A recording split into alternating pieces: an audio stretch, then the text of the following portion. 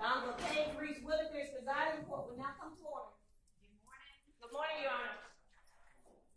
Honor. Do we have the rest of the attorneys in the conference room, or do we know? Ah, okay. There's one for everybody. That works. All right, Ms. Love, what do we know about witnesses for today? So, Judge, we have Mr. Sprinkle. We will be presenting an order or a motion for an order, a proposed order for the court to hear from the staff at Grady about Mr. Zachary. We don't know how the court will handle that, but we'll move. Okay. Because we don't yet have his stat. We have word from the sheriff's office about his status, but the captain was speaking to a charge nurse, and looking at what was available, it was not evident to the person I was speaking with what was keeping him. So I will be attempting to have his treating physician, perhaps, if we can get that done, address the matter and whether or not he's able to safely either come testify or be released. The reason I say that is that when he first was taken into custody, he was taken down to Grady and released. And when he was set, it was in 2 days' time, and then he was set to come here, obviously, but then he was taken back right before, and they kept him because of that. So given the set of circumstances that we have, we'll be asking the court to seek from Grady itself, if they will apprise the court, his status and his availability, his tentative release date. And I won't speak more on it. I'll just present a motion to the court regarding that, and the court can decide what the court wants to do. All right, I'm not quite following why we need a court order for that if his attorney who is representing him is okay with the doctor in the hospital providing information, which so far they have them. True, and so it would be a matter of, I guess, a Zoom call or something, but I want the treating physician, to directly relate to the court what his current status is in terms of releasability and ability and an impact on coming to testify. All right. Good morning, Mr. Scheib. Do you have anything to add to this? I spoke to him twice yesterday. Last time was 5:15 yesterday. He told me he's got two medical scenarios. One, he's got real low blood pressure. Hang on. Can y'all all hear him, or come on up to the mic if you don't mind? And when you're saying you spoke with him, do you mean Mr. Zachary or Mr. Zachary's doctor? I spoke to Mr. Zachary about 5:15. Okay. And he says they had planned on releasing him, but he said they checked his blood pressure and it's low. They have to get it up. Okay. The second thing is he has a problem with a certain blood count. I don't even know what that is. I mean, and he started explaining it, but as a layman, I wouldn't know. But he said those are the two things that are holding him right now. And then once he's released, but I don't know when that's going to be. So because I'll just stand on what I just said. And before I do anything with his doctor, if the doctor comes to or is able to reach out to us, I'll have Mr. Scheib notified and brought in and deal with that then. The doctor's not going to speak to you without his permission and me being there. But from what I gather, talking to the other doctor initially, his situation is tenuous. It goes back and forth. His stress level, and I've done a bunch of research on it, and it's his situation. Like, he's had 3 blood transfusions in the last month and a half, complete blood transfusions. Right, because sickle cell anemia is a blood disease. So. It's messed up. He's in the family's. He's been in intensive care. So, and that was indicated by the DA. They put him in jail. He had a crisis. They took him to Grady. it stabilized. They took him back to the jail. He had another crisis. They took him back to Grady, and that's where he's been. So, and then if he comes here, what I would like is us, and it's within your discretion, and to have a hearing and let him testify, and let the DA ask him questions about what he knows, and see how he stands up under that. And We're not going to do that. I mean, we're just going to have him testify. We're in the middle of the trial, so there's no point in doing a pre-hearing about that. to see if he survives it or he has another crisis. But if that, Regardless, we'll do that in the trial itself. There's no point doing it twice. well, just to see how, okay, and see what his testimony would be, because he's indicated. That's not how trials Because work. he's real sick, and if we have a problem here, I don't think you'd want to have it from the jury. But, you know, I'll put it on the record, and whatever you decide to do, obviously we'll go along with it. Okay. Yeah. So you just keep me, I have 2 cases upstairs. I plan on being here for a while. Okay. And Your Honor, I know Yes.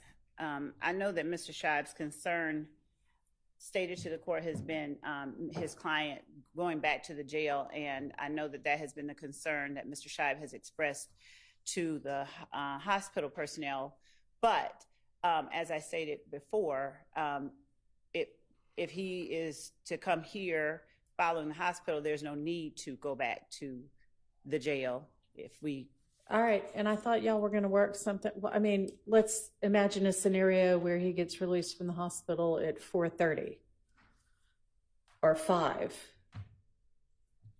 Then what happens? I thought the 2 of you were going to work out some kind of other arrangement where he is kept in custody, considering the issues about whether he's going to appear voluntarily or not, but not in the jail. That has been dealt with, and that has been. That's what we want.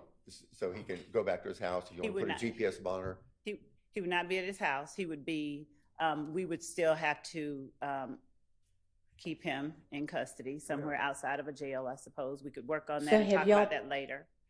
Because Well, I don't know about working on it and talking about it later, because it sounds like whatever, this is a fluid situation, and the kind of release, nobody seems to know when that's going to occur.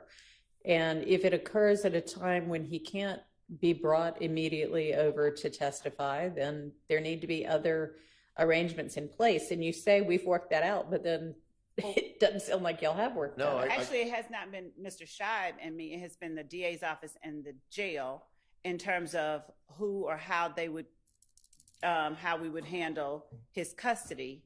And if he's released back to the jail, that seems like the kind of thing that, I don't know, a judge's signature needs to be upon. We have not yet.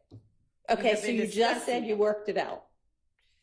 I'm saying that there have been discussions. Mm-hmm. I will leave it at that, and I will present to the court whatever the result of those, I believe the conclusion of those discussions are, before he is released from the hospital. It's real simple for me.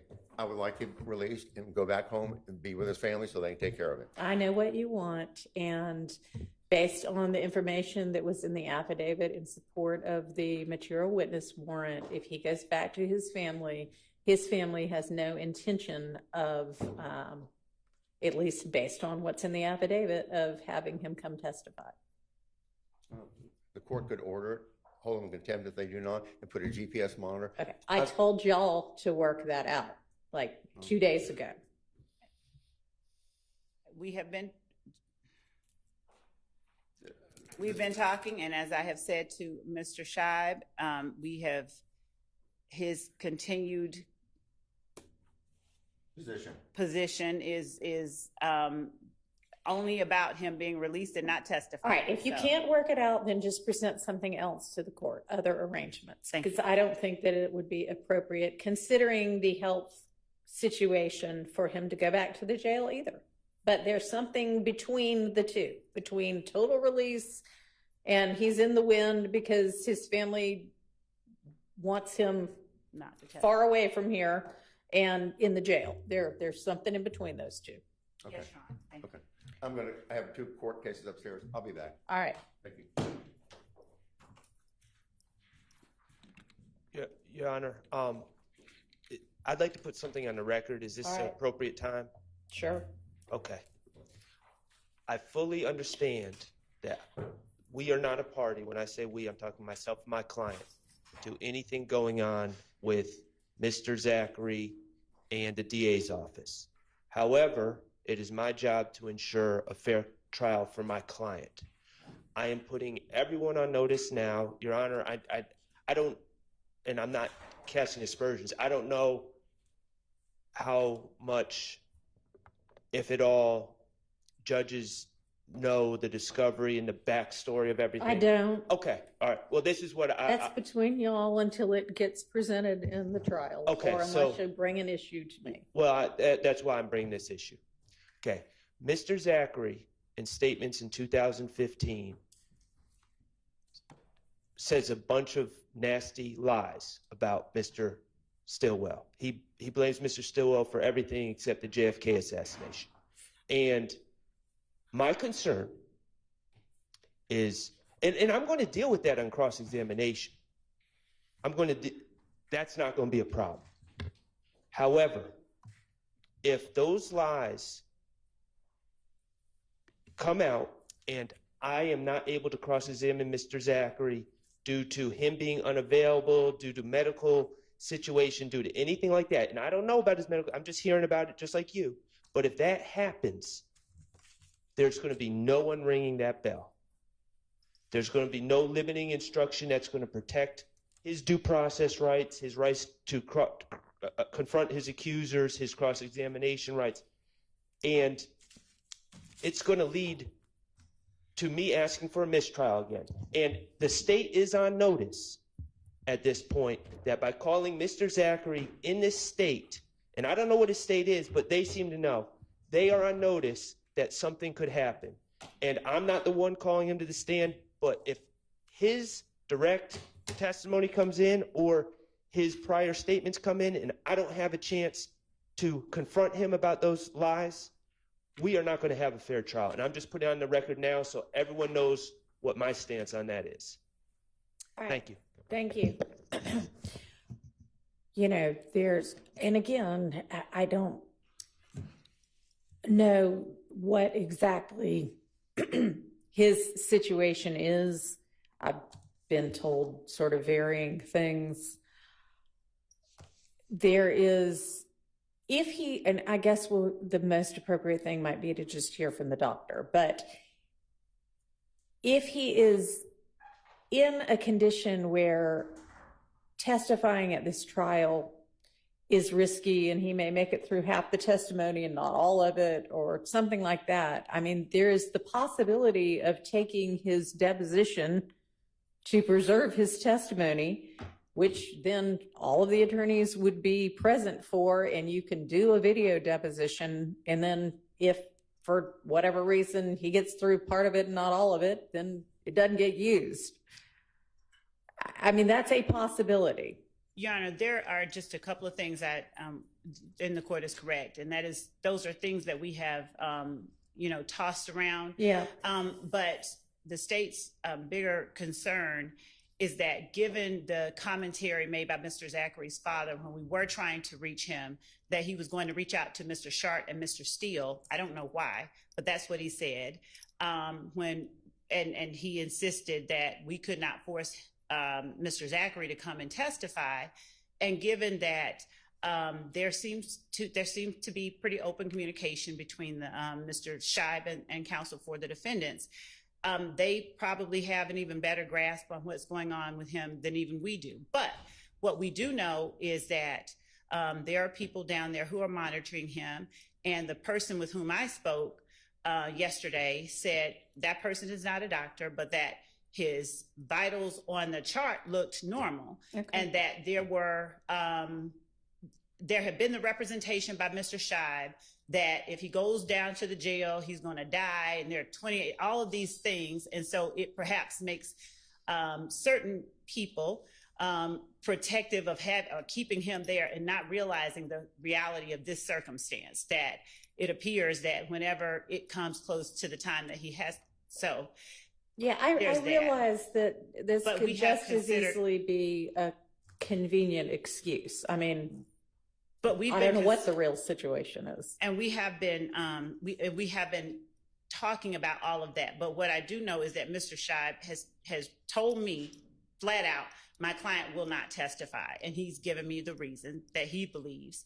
And like I said, I'll just leave it at that. And it's not the reason that he just represented. Okay. So, well, I have also not been presented with any sort of an immunity order. And that was something. We have that. Okay. And it's the same, it's just a standard motion under the statute and a proposed order and an agreement for Mr. Scheib and his client to sign. So, and again, okay, so have the terms been worked out between of the order, whatever the conditions and things like that? Did you and Mr. Scheib work that out? No, Judge, what we did was track the language of the statute. It literally says that he cannot be, nothing that he the step to which he is. All right, so you have not talked to Mr. Scheib, and Mr. Scheib has not talked to you since yesterday afternoon when y'all said you were gonna. We've about terms. We have been drafting it. We have not talked. Okay, so how about talk to him when he gets back, because he had a couple of other courtrooms to go handle matters in and he was coming back after that, and talk to him before you present anything to me. Oh, okay. But Your Honor, I would also say that and I will do as the court has instructed, period. That's a full stop. The statute. I love when attorneys say, I'll follow your orders, as if you have a choice. I mean, I guess you have a choice. I could hold you in contempt. But okay, thank you. I appreciate that. Have happened, and I don't mean to be or sound contemptuous. What I'm saying, Your Honor, is I don't want the rest of what I'm saying to be interpreted as if I'm going to do something else than what the court has instructed. All that I am saying, or all that I was saying, was that the 245507 has specific language, and it instructs that the court knows that statute. So we are going to follow that statute, and we will talk to Mr. Scheib about what that means. And I don't know if there's something else that he intends to or wants, but whatever that is, we will discuss it with him. But the statute itself is pretty clear, and so we will do as I said, as the court instructs. Okay.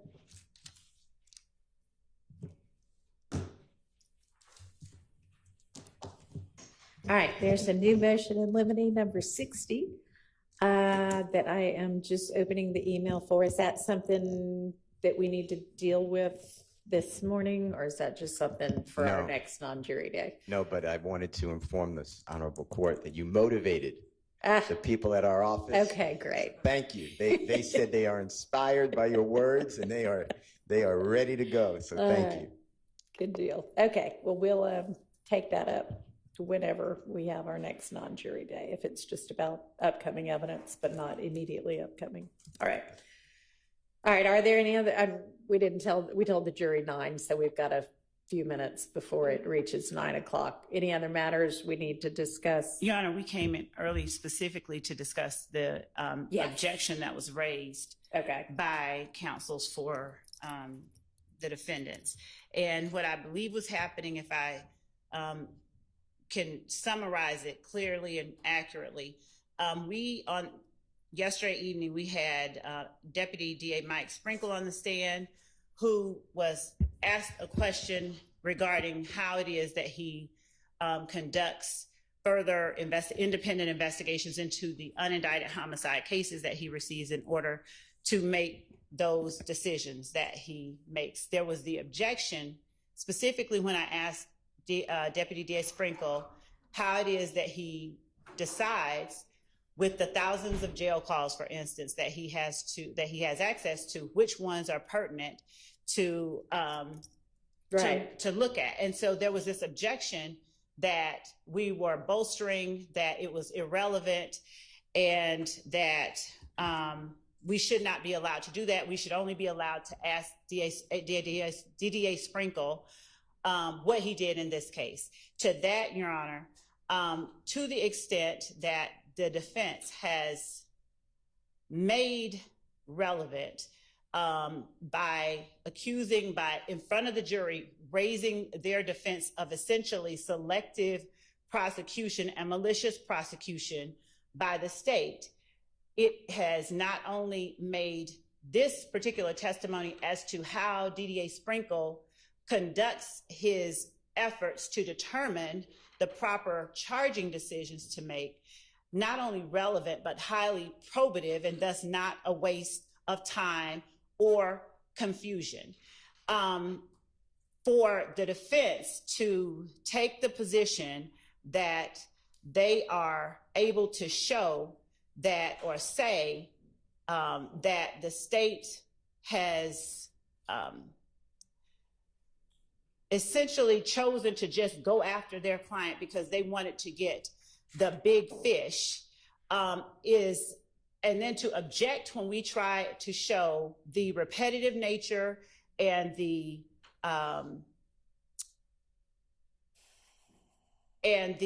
consistent method by which DDA Sprinkle conducts his procedures.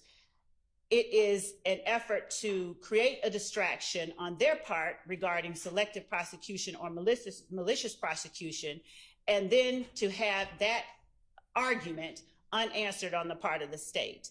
And that is, it goes against 24-1-1,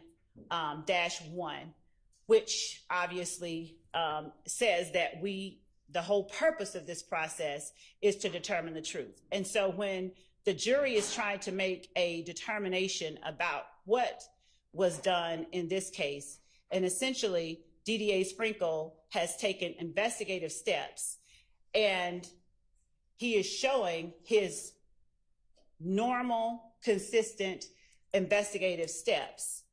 And for the defense to try and limit that showing to the jury, it's an effort to hide very relevant facts from the jury.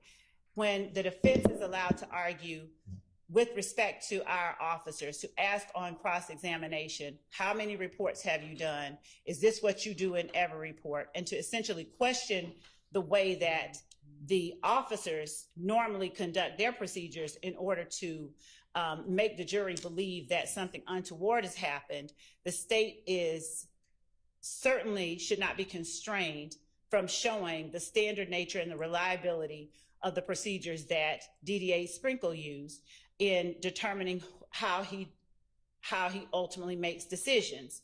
So how the phone calls are obtained is just one thing that makes it credible. It shows that it is a part of his routine policies and procedures, and it is not distracting. It is in fact clarifying. And again, under 24-1-1, the state is or should be entitled to present its evidence that what the defense has now put before the jury by way of argument and cross-examination is very relevant. Their entire position is antagonistic to 24-1-1. And even if someone feels they've got a constitutional right to confuse, that's not what our rules of evidence require. And we would ask that the court allow us to continue the line of questioning that we have begun. We have said that we would make it targeted. We are not attempting to get information that is not pertinent in this case before the jury. And we are attempting to give the jury all of the information that they need in order to make proper decisions based on whole truths in this case. Thank you for allowing me to say that. All right, thank you. Do you have any case law you wanted the court to consider? Well, as to bolstering, Your Honor, that is what the defense has argued is happening. That has been the basis for their objection.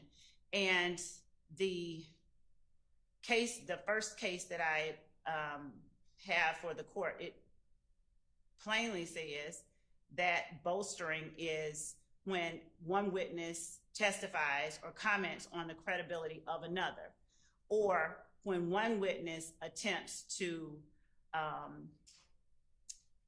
after the credibility of something has been attacked, another witness, before it's time to do so, attempts to bolster the credibility of that other thing that has been attacked. So in this case, this is simply the state showing DDA Sprinkle's policies, his practice, how standard his policies or procedures are in investigating and in making decisions in the cases that he gets, and his experience and the number of times that he has done it and how he has done it and why he does what he does is very relevant for the jury to decide how to assess the testimony that he gives in terms of what he did.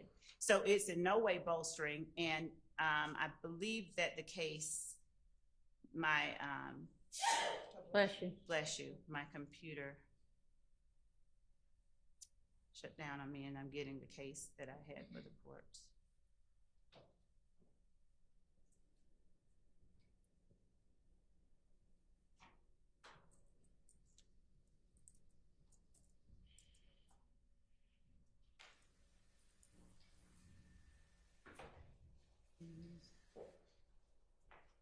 Okay, Brown versus State plainly says, when a witness's statement does not directly address the credibility of another witness, there is no improper bolstering.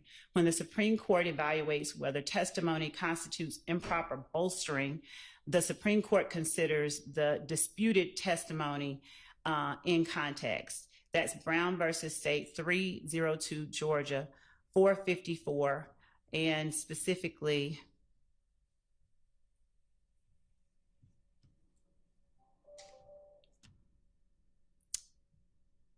it references 24-6-620 and points out that it says the credibility of the witness shall be a matter to be determined by the trier of fact. And under that statute, a witness can never bolster the credibility of another witness as to whether the witness is telling the truth. Credibility of the witness is within the province of the jury. And when the witness's statement does not directly address the credibility of another witness, there is no improper bolstering. So in our case, there is no such thing being done. In fact, the opposite is being done when with the lead detective and in the Donovan Thomas murder and with the lead detective in every other case that we have presented to the jury, the defense has constantly and consistently attempted to show to the jury that either there is a malicious or selective or somehow improper or irregular effort to target their clients. To show the absence of those very things with a witness is nothing but to have the witness show, how he is qualified to make the determinations or to do what he did, even when he is a lay witness. All right. Any argument from defense counsel? Good morning again, Your Honor. Good morning. Good morning. Everyone. Your Honor, prosecutor just stated that there was an objection when Mr. Sprinkle was going through jail calls in which are pertinent, and I believe that we can just get there. OCGA 24-1-1 talks about the mission of a case, and here the mission of a criminal case is whether the state of Georgia proves to the jury beyond a reasonable doubt the guilt of one or more of these accused. That's it. It's not about Mr. Sprinkle's work. And he can say, I have found this jail call, and if the court admits it, they can play it. But him going through, this is what I do, and I have grand jury power, and I don't always follow the police, and I don't indict other people in other cases at times that the police think should be indicted. Is really no play here to that mission. The prosecution's attack or statement or justification maybe would be the right word that, I'll just say me, but have raised the defense that the police targeted Mr. Williams. I stand by that. It came out in evidence. Just for instance, when this honorable court was here, it came out in other factions of the case before this honorable court graced the bench in this case. But Mr. Copeland's statement, which was admitted over objection on June 10th, 2015, he's with prosecutors, not prosecutors, police officers. And they specifically say, we don't want Shannon. He's a little fish. We want a big fish. And it comes out, I want Thug. I want to know where his money's from. This was embedded in the case by the prosecution, and Mr. Copeland testified, I knew who they wanted. And he said, whether it's believed or not is up to, obviously, the trier of fact. But Mr. Copeland said, I knew that I can get out of that interrogation room by finessing against Mr. Williams, and I lied. That's, short, that's a fair amount. But I was going through this last night and this morning, Your Honor, and if the district attorneys who's testifying, and he's an honorable man, if he's allowed to say what his conduct was, why he did this, why he didn't do certain things. They asked yesterday, or the court may have said, yeah, but you attacked why some people were indicted and some people weren't indicted. I believe that came from this honorable court. Then I would like to have, I believe that's a waiver of work product. I mean, we're getting very close to strategy, and they're revealing, they being the DA's office through this witness, may be revealing to an adversary, which waives attorney work product, what they did and why they did it. And if that's true, I just know myself, and God willing, follow the law. I'm going to serve a subpoena. It'll be met with a quash, I'm sure, and you're going to have to go through all of the in-camera inspection of all emails, text messages, memos from meetings. I'm going to put Paul Howard on my witness list because this case had been languishing before indictment for approximately 7 years. And I don't see why we're doing that, because it could extend the trial, which is fine, but it really is going to be met by a blizzard of people reading all, if you allow it, of the state's inner workings. So then we can confront Mr. Sprinkle. Well, you made this decision. I want to understand why you did this decision. Because this memo says this. For instance, there's no wiretap on Mr. Williams' telephone. There's a wiretap order that was given to us, a proposed order, in discovery. It was never given, I could tell, to a court. Well, I find that interesting, but it's not in evidence. I wasn't going to ask about it, but if his strategies are coming in, he will be asked. Now, I'm confident, knowing the Honorable District Attorney elected Willis, she has control of this case. I just know that from dealings with her and in the past and on this case. So she will be added to the witness list, because it's really not Mike Sprinkle's call who to indict.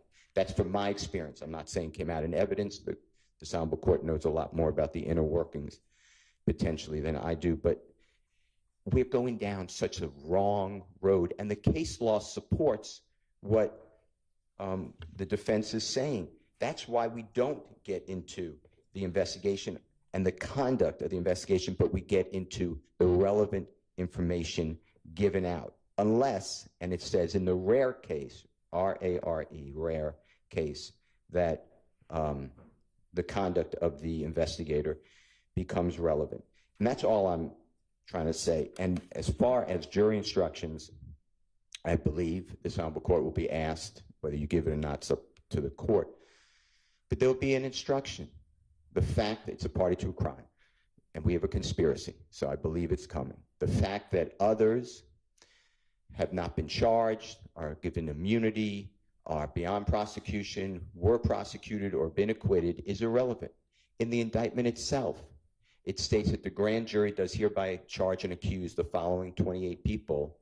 And then it says, and there are others known and unknown who are co-conspirators. So there's no issue on who did you charge. Those are specific strategic decisions made by the Honorable Fonnie Willis et al., her office. So I am going to object to DA Sprinkle. I do believe that the state of Georgia was attempting to, probably did, say what a great job they do by reviewing all these cases and not letting an indictment go out, which may be true. That's how it should be. That's what we demand of our prosecutors, but it doesn't really come into this case. So I stand on our objections for the cases I gave last night.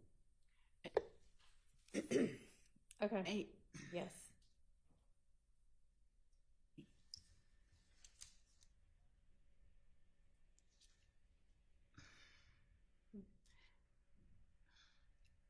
Your Honor, I was just going to point out again that the way that the questions have been tailored have been in order for the jury to be allowed to see what experience Mr. Sprinkle has, what his standard operating procedure is, and to show the method and procedure by which he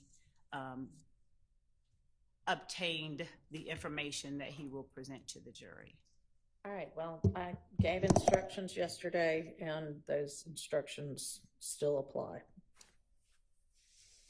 So, are we ready? I know the jury's ready.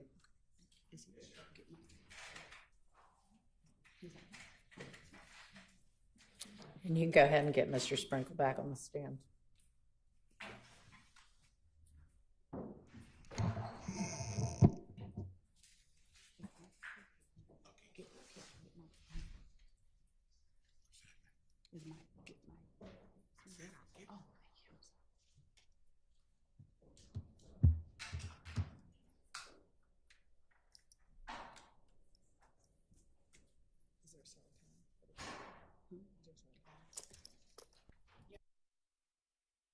Can we get a Zoom link to send to Grady?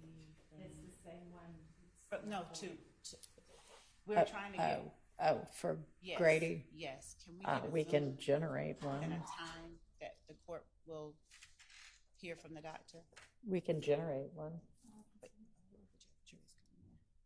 Not, I mean, wouldn't it just be this? Can't we just?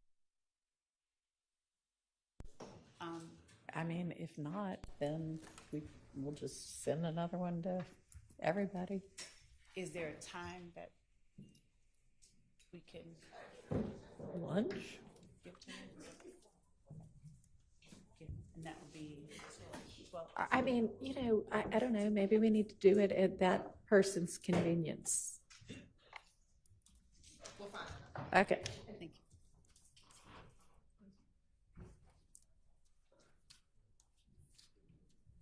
You can go ahead and get Mr. Sprinkle in. Thank you.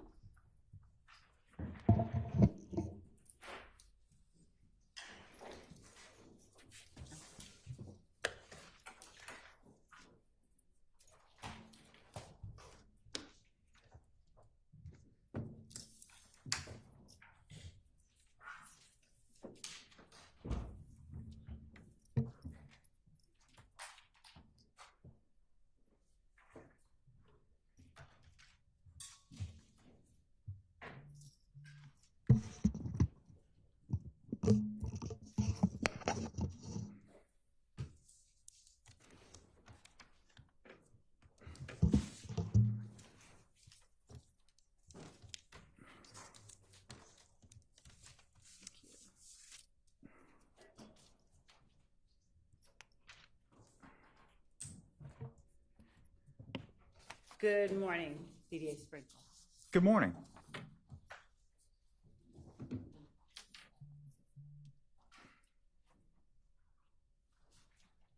When we broke on yesterday, I believe that the last question that I asked you was how it was that you went about targeting what phone numbers, for instance, to listen to when you are investigating or conducting an independent investigation of unindicted cases that you receive from law enforcement. Would you explain to the jury how you go about doing that? Well, I think he already answered that question yesterday. I think that there was the objective at the end of the day. So I think that was, he had not completed his response. my understanding is that he did, and so I'm going to object on asked and answered. Your Honor, Sustained. Mr. Sprinkle, where is it that you get the information from regarding what numbers to look for in Securus as you began to look into how to make your decisions in investigating independently cases that you receive? Well, there's a few areas. The first is looking at the numbers that the inmate called and running each number individually to see which numbers the inmate actually called versus which numbers another inmate called using that inmate's pen. That's the primary way. And if you slow down just a little bit. All right. Go ahead. But the other way is I would, if I had, for example, from intelligence that's gathered during the investigation, for example, if cell phone records were obtained by the investigator or by me, however they were obtained, I'll go through, for one of the parties involved in the case, I'll go through them and I'll generate a list of phone numbers from those phone records. And what I'm trying to do there is run every phone number that occurs in a party of interest phone records through the jail call system. Because I'm not oftentimes just looking for phone calls from people that have been actually charged with the crime. I'm also looking for phone calls from people that may know something about the crime, and that those phone calls are placed to those people in close temporal proximity to the homicide or event that I'm interested in. And how, when you speak about the fact that there are some calls that are made off pin and some calls that are not, how do you determine when a call is made by a person that you are actually seeking to gain information from? There's a number of factors that go into that. One of the most basic and easiest to explain would be I just recognize the voice. If we're talking about the inmate, like if I want to verify that it is in fact an inmate that I'm interested in that's placing the call, then I just develop a familiarity with their voice through various means. Wherever I can find a known exemplar of their voice, then I listen to that and I learn their accent and the tone and tenor of their voice. And that based on a few other things, like, for example, how often the inmate customarily calls this number. If I know that that number belongs to somebody that's a close family member or friend of the inmate, then that's another thing that is kind of an indicia of reliability that is, in fact, the inmate that's calling that number. But I think the primary thing is just knowing their voice. Is it a common practice to, once you have done these things that you've described for the jury, for you to then talk to people that have not been identified? I couldn't hear what you said because y'all were both saying something at the same time. Objection, what? Leading, Your Honor. Overruled. Is it a common practice for you, once you have done all these things that you have described for the jury, for you to talk to people or endeavor to talk to people that have not previously been a part of the case file? Yes. Now, when you do that, is that something you do alone, or do you do it with the lead detective or your investigator, or a combination? A combination. Okay. How often is it that you have actually found people that you had not previously identified as a part of the case file, that were people you sought to obtain information from to further investigate a case? I'm going to object as to relevance, Your Honor.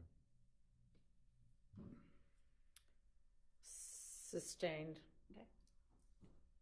When you actually do locate a person and go and talk to them, do you put that in some kind of memorandum or recording that you preserve to provide to the defense?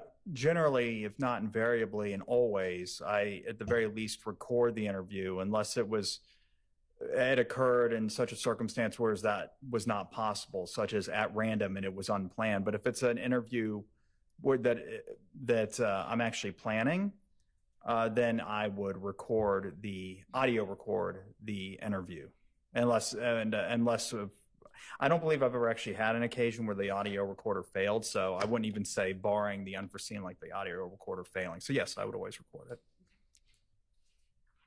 And do you also provide supplements to the case file that you receive from the police? Yeah, not in every case, but particularly if it was a case in which I did a lot of extra investigation, then I would write a supplement usually.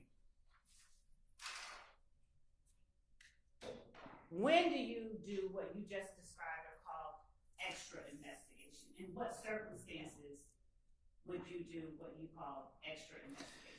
Well, if it was and you can explain to the jury. In my estimation, if the case needed more investigation, if it needed extra investigation, if after reviewing the case file, I found that the evidence was lacking and that it wouldn't be appropriate to present the case to a grand jury, let alone take it to trial, then I will conduct a quote unquote extra investigation, as I called it, hoping to find more evidence to make the case better or otherwise dispose of the case appropriately. Now, let me ask you this. What about people that have already been interviewed by law enforcement? Do you ever go out and interview those persons after receiving a case file? Your Honor, I'm going to object again as to relevance. Let's go ahead and move on to more targeted questions, please. When you receive a statement of a purported witness in a case, do you take the statement given to you in the case file as all that witness has to say, or do you ever endeavor to go speak with them yourself? Sustained.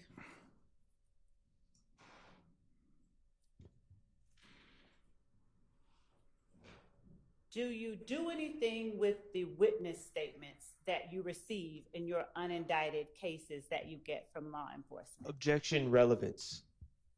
Your Honor, that goes directly to his practice, his way of conducting investigations into the cases that he then makes other decisions for, and it goes to how it allows the jury to gauge his practice, his Counsel approach, please.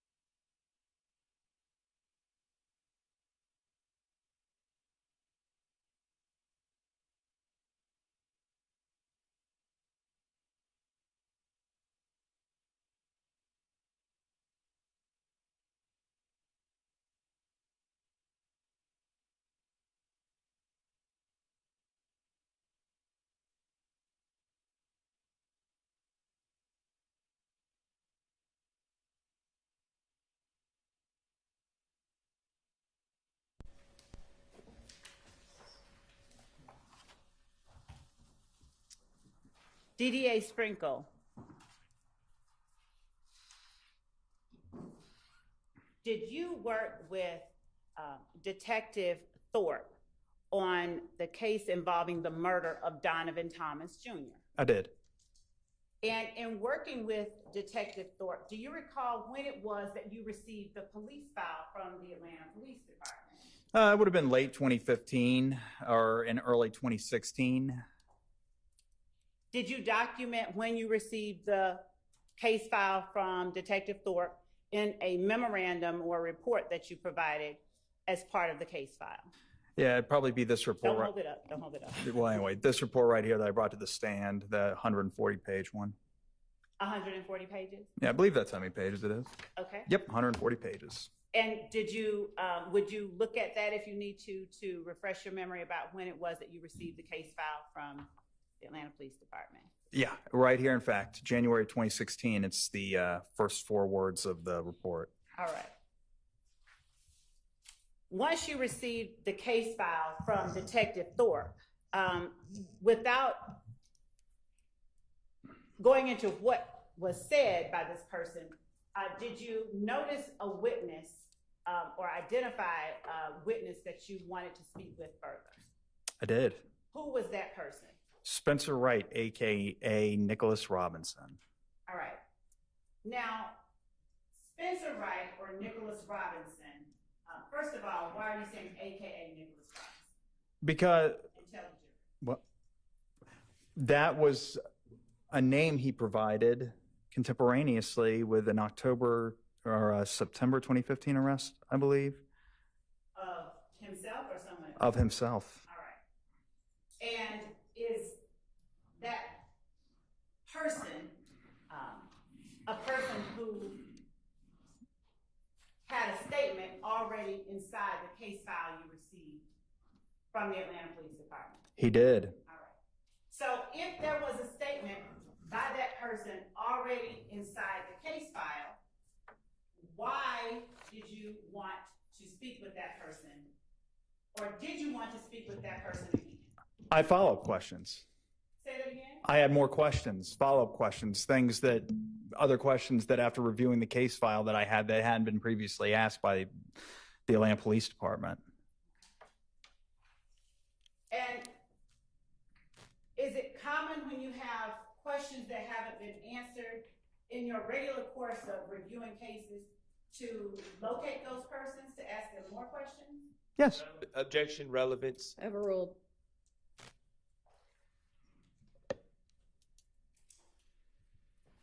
How did you locate Spencer Robinson, aka Nicholas Wright? Spencer Wright was Spencer Wright, aka Nicholas Wright. Spencer Wright was an inmate at the Atlanta City Jail, located next door to the public safety headquarters at 226 Peachtree Street, which is like 2 blocks away. How did you find out that that's where he was? Well, I don't recall exactly. I knew that that's where they housed him after he was arrested in October of 2015. Somebody told me, I'm sure, that that's where he was, or my investigator found that's where he was. At any rate, that's where he was when I wanted to interview him. Now, at the time that you received the case file from Detective Thorpe, had there been arrest warrants taken out for individuals? Yes. Who were the arrest warrants taken out for at the time that you received the case file? Kenneth Copeland, Antonio Sledge, Demiki Garlington, and Shannon Jackson. Shannon Jackson, does he have any other name? Shannon Stillwell.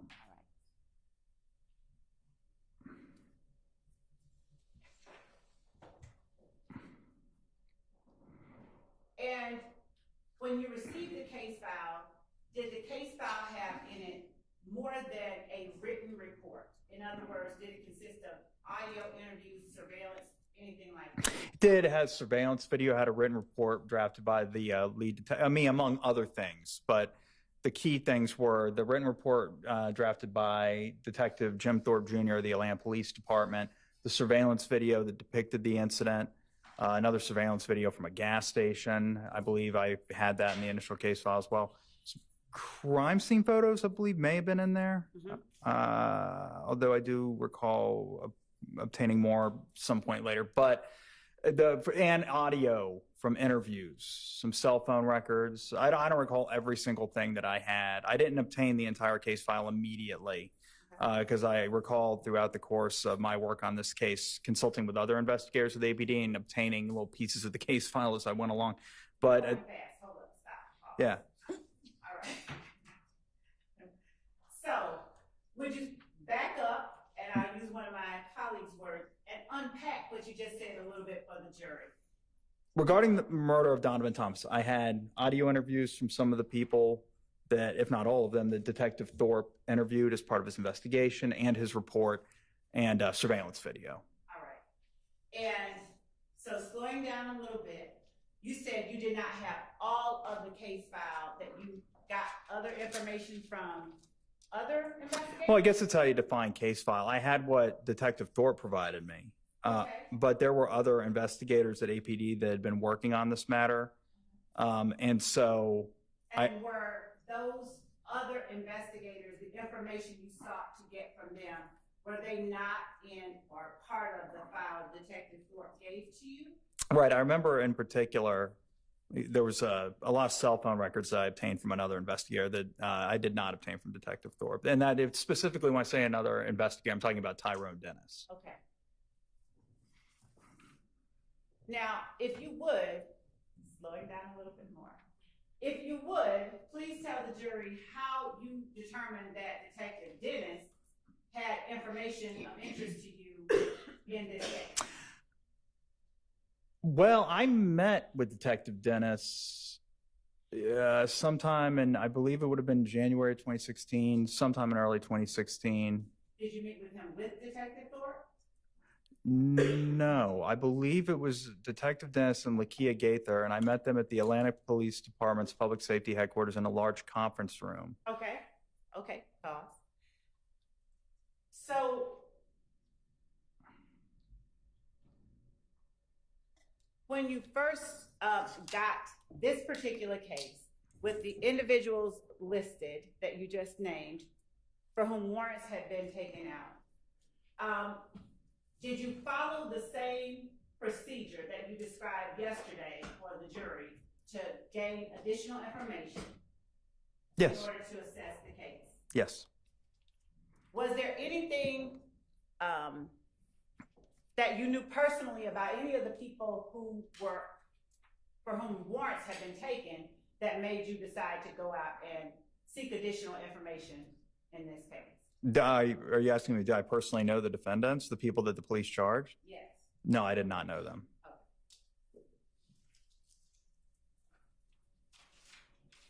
Did you have, did you know when you got the case file when it was that Detective Thorpe had talked to Spencer Wright? It would have been in October of 2015 on the night of his arrest.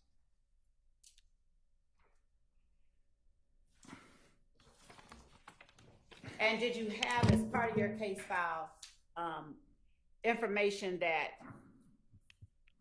immediately after talking to Spencer Wright or Nicholas Robinson, that Detective Thorpe took out the warrants for the persons you just named? So Spencer Wright was arrested on October 19th, 2015, the same being the night that Detective Thorpe, among others, interviewed him. And the warrants, and please correct me if I'm wrong, but I don't think I am, were taken out October 20th, 2015. For the four defendants that I referenced earlier for the murder charges. Where did you have surveillance video from in the file that Detective Thorpe gave you? So there was from what I recall, 2 surveillance cameras mounted on the barbershop located at 330 McDaniel Street. And then you went about maybe 100, maybe not even 100 yards away. There's a gravel lot and then a street. There's a Texaco station, McDaniel and Northside Drive. And I had surveillance images from that station. Were you personally familiar with that location? Have you gone out and personally seen it? Yes, I've been to that location before, yes. After you got Detective Thorpe's file, did you find yourself out there again, or did you go use what you had to make any kind of determinations Yeah, I drove by there a couple of times, a few times, as I looked over the case just to get the lay of the land, because you can only see so much from Google Earth. All right, so backing up, when you say you drove by there a couple of times, did you just like drive down the street, or did you stop? What did you do? I drove down the street, I would stop, and I would just take a look at the lot just to get a kind of, rather than the 2D perspective that you would get on, like I said, Google Earth. I wanted to just kind of see where all the buildings were situated and that kind of thing. I mean, I didn't get out and like linger around, get out of my car and like linger around or anything like that. I didn't really see any reason to do that. But yeah, I did like survey the crime scene. Why did you do that? Why did you go out there if you already had the surveillance footage? Again, just to, because it's one thing to look at a scene on a screen, where you can get some three-dimensional perspective from the images. It's quite another to actually be at the scene and not be staring at it in 2 dimensions from a computer screen. You know, you get to see, you know, where somebody's view would be obstructed depending on where they were standing and that kind of thing. Okay. Is that the only thing that you get of value by going out to a scene after you get a police file? Like Yeah. Where somebody's view would be obstructed. You're allowed to tell the jury what value you gained from going out to the scene. Well, I mean, it's just important to see where the crime actually occurred. Sometimes, particularly if it's like in an apartment complex, you know, going out to the scene, you can do a witness canvas, start knocking on doors. Did you do that? Have you done that? I have. I didn't do it in this case because this occurred on a public thoroughfare. Okay. But yeah, anywhere where there's a homicide, where there's a lot of people, like pretty much an apartment complex or a neighborhood, I found that can be beneficial. All right. Did you also mention Google Earth earlier? I did. Why did you mention Google Earth? Well, Google Earth,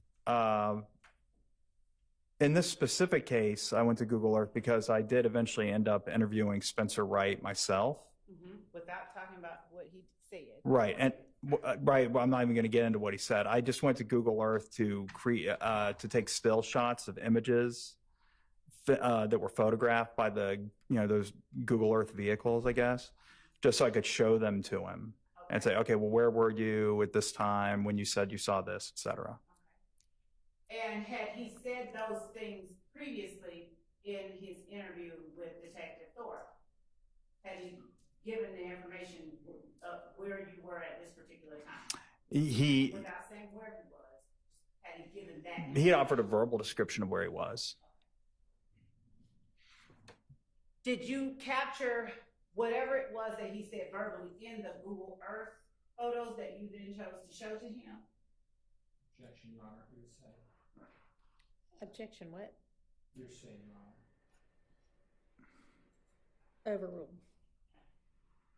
After listening to Detective Thorpe's interview with Spencer Wright, did you attempt to find on Google Earth where it was that he was located? I did.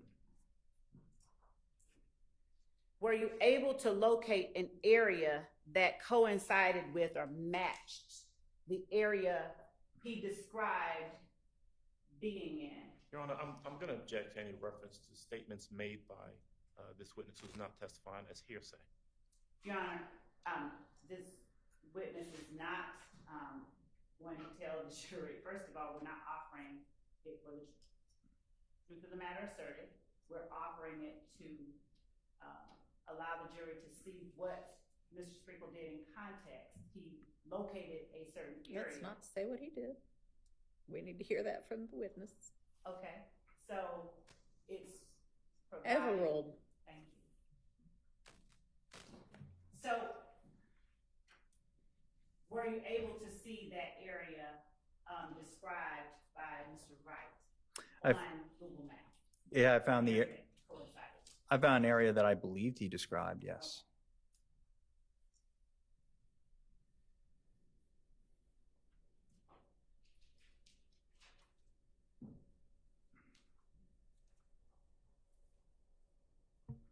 Why were you looking for the area where Mr. Wright described? Well, specifically, because the area that I believe you described was also captured by the surveillance camera that captured the incident. Okay. So if Mr. Wright was where I believed he was based on what he said, then it would be in the surveillance footage. I would see him, or a human-like figure. Given the clarity of the surveillance footage, it wouldn't have been sufficient to actually make out his face, but I would have at least expected to see that. Did you see Mr. Wright or a human-like figure in that area you were looking at on the surveillance footage? I did not.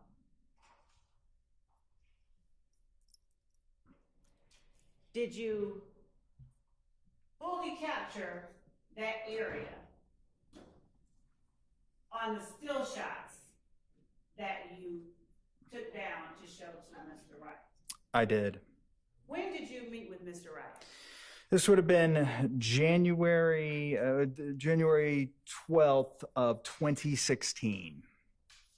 Where did you meet with Mr. Wright? The Atlanta City Jail. Now, was Mr. Wright being held on felony or misdemeanor charges? It's a probation violation on a felony case.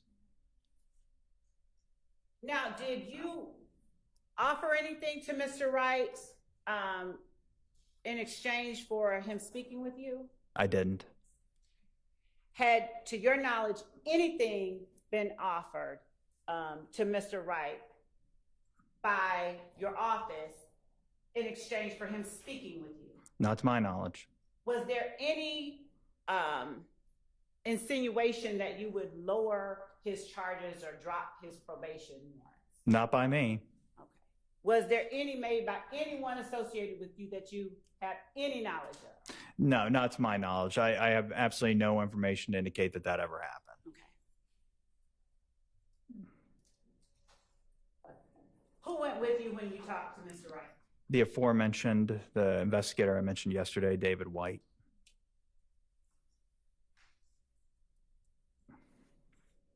How long, do you remember how long you met with Mr. Wright? Probably maybe like an hour. I audio recorded it, so however long the audio recording is how long I met with him. Well, in relevant part. And I audio recorded the entire thing. It would probably 45 minutes to an hour and a half, I would expect, somewhere in there. Did you video record it as well? I did not. In fact, I brought a voice recorder no, I just brought a pocket voice recorder. Now, why weren't you in an interview room video recording you all's interaction? It was actually in a pod, like an inmate dorm at the Atlanta City Jail where Investigator White and I interviewed him. And there's like a little, like a break-off room to the side of the pod, and we just met him in there. There was a table and chairs in there, and we just talked to him. And were any other inmates around while you talked to him? Present? Well, they weren't in the room with us.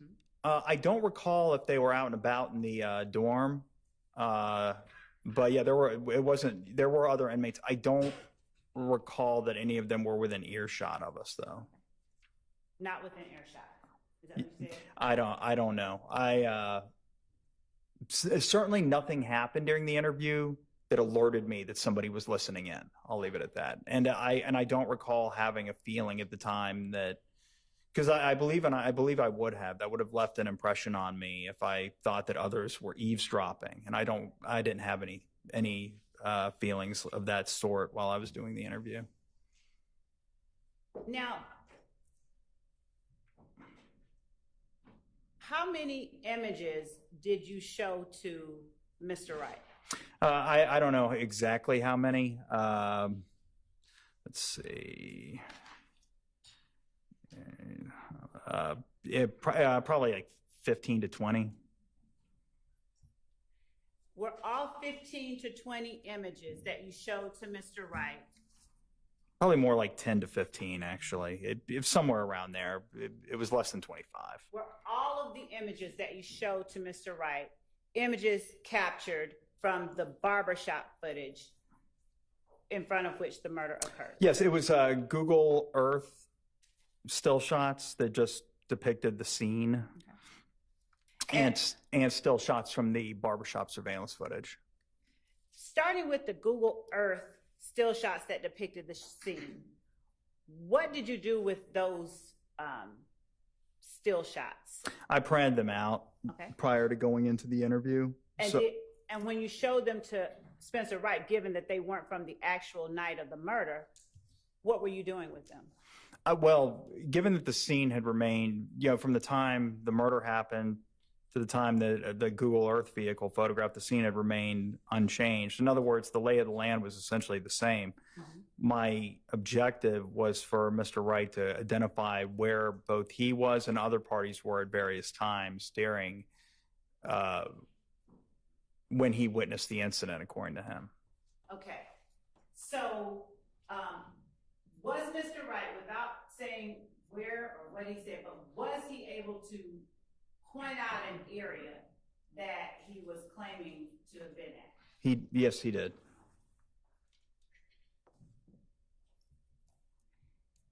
And was that area also captured in the surveillance footage from the barbershop? It was.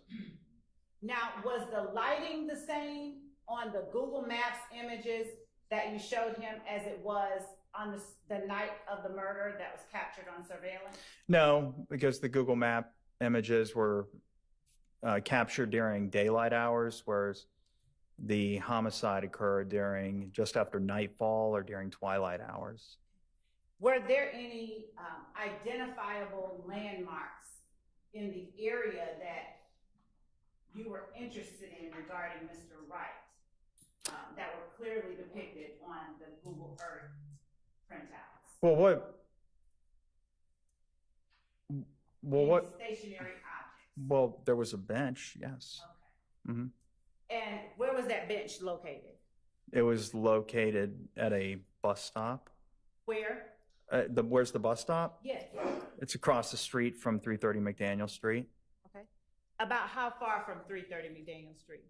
However wide the street is, I don't know, 30 yards, 40 yards. Okay. Because it wasn't like directly across the street. I mean, it was sufficient that it was captured within the surveillance footage, but it was kind of, I guess it depends on how you define across. It was definitely across the street, but if we're going through the front door of the barbershop, it wasn't directly across the street from the front door. It's kind of like diagonal. Diagonal? Yeah. Mm-hmm. All right. Is that bench visible on the surveillance footage? It is. Were you interested in looking at a particular time on the surveillance footage after listening to Mr. Wright's interview and speaking with him yourself? I was. And what particular time were you interested in looking at? Well, time is in a constant here because there's the time that I believe the incident happened, and then there's the timestamp on the video, which differed. Okay. And so let's start with the time that the incident happened. If it's different than the time on the video, how do you go about finding what time to look at? Well, I'm watching the video. If you, in this case, you have a surveillance video, and the incident of which we're speaking is prominently featured when you watch that video. So I could just watch the video and wait for that incident to occur, and that's when I knew that the portion of the video that I was viewing was relevant insofar as it depicted the incident, regardless of the timestamp emblazoned thereon.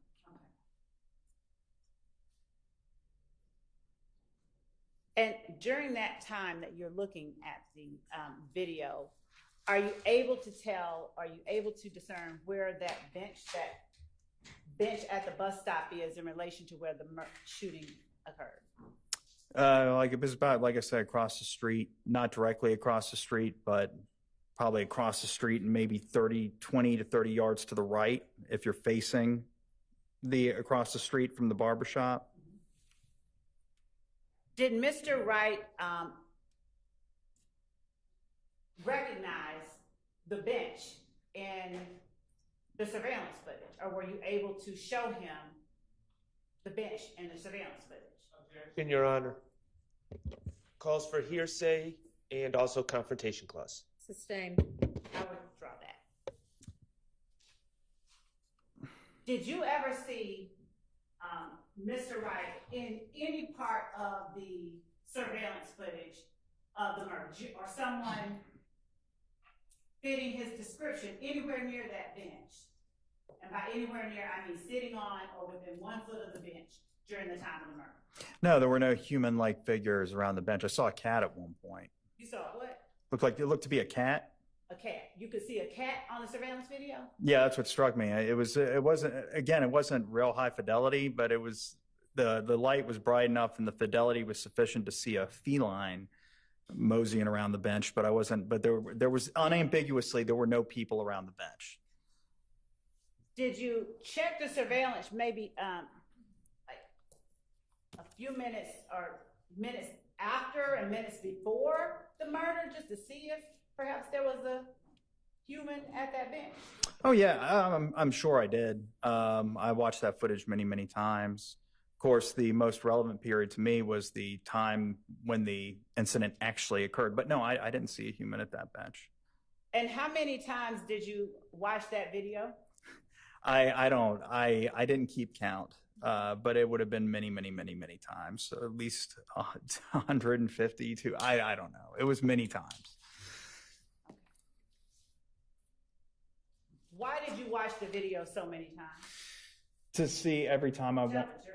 every time I watched, I was hoping to see something maybe I hadn't noticed before, the way the light bounces off one of the vehicles, because that was a big part for me. I wanted to figure out what sort of vehicles we were dealing with here. I actually had the video enhanced at one point because like I said, the video wasn't very high quality. So yeah, I had to kind of try to fill in the blanks myself. That's why I viewed it so many times. And also just, I always would hope, a lot of times it would probably just be in futility, but I would always hope to see something I hadn't seen before. Now, when you said you had the video enhanced, would you tell the jury what you mean? I mean, when you say enhanced, what did you do? I sent it off to private corporate companies or individual. There were two. It was Target, like the retail store.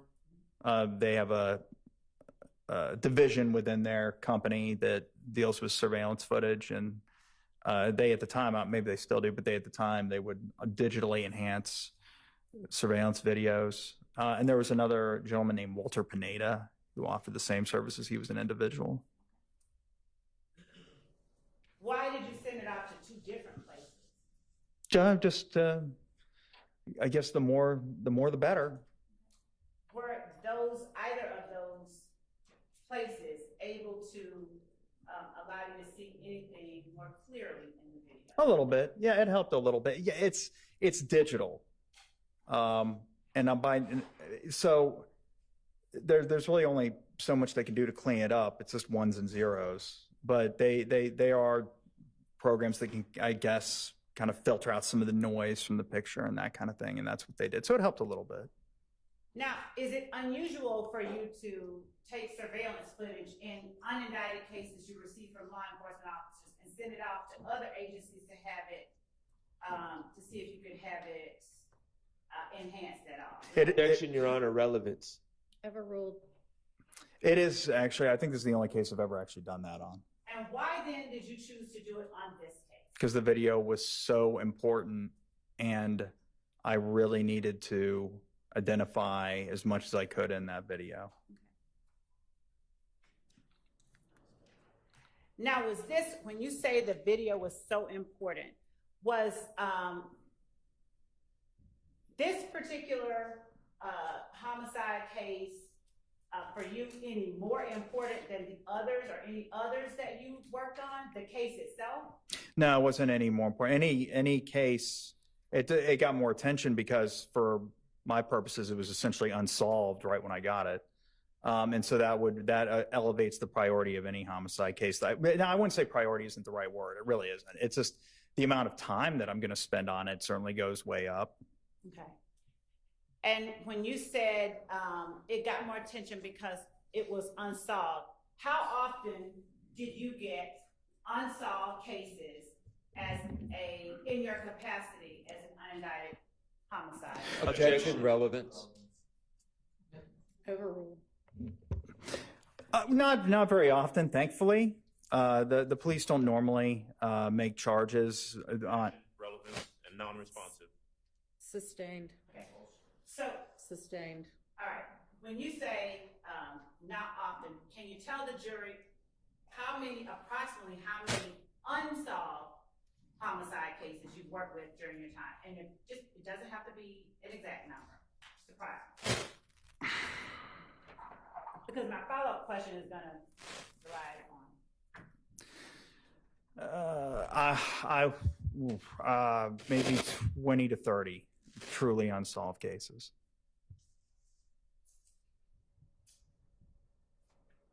In those other 20 to 30 cases, did you perform acts or investigations in the same manner that you performed your investigation or further investigation of this particular case? I did.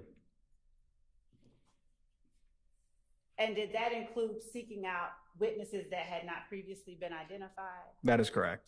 Did that also include finding jail calls It that did. had not been identified? It did. Did it include going out to scenes? It did. Did it include interviewing people who had already been interviewed? It did. And with those other cases, did you include, as part of the case file, recordings that you conducted, recordings of persons that you conducted interviews with? Yes. And did you include any cell phone data, jail calls, social media, things of that nature that you found during your independent investigation of the case? I did.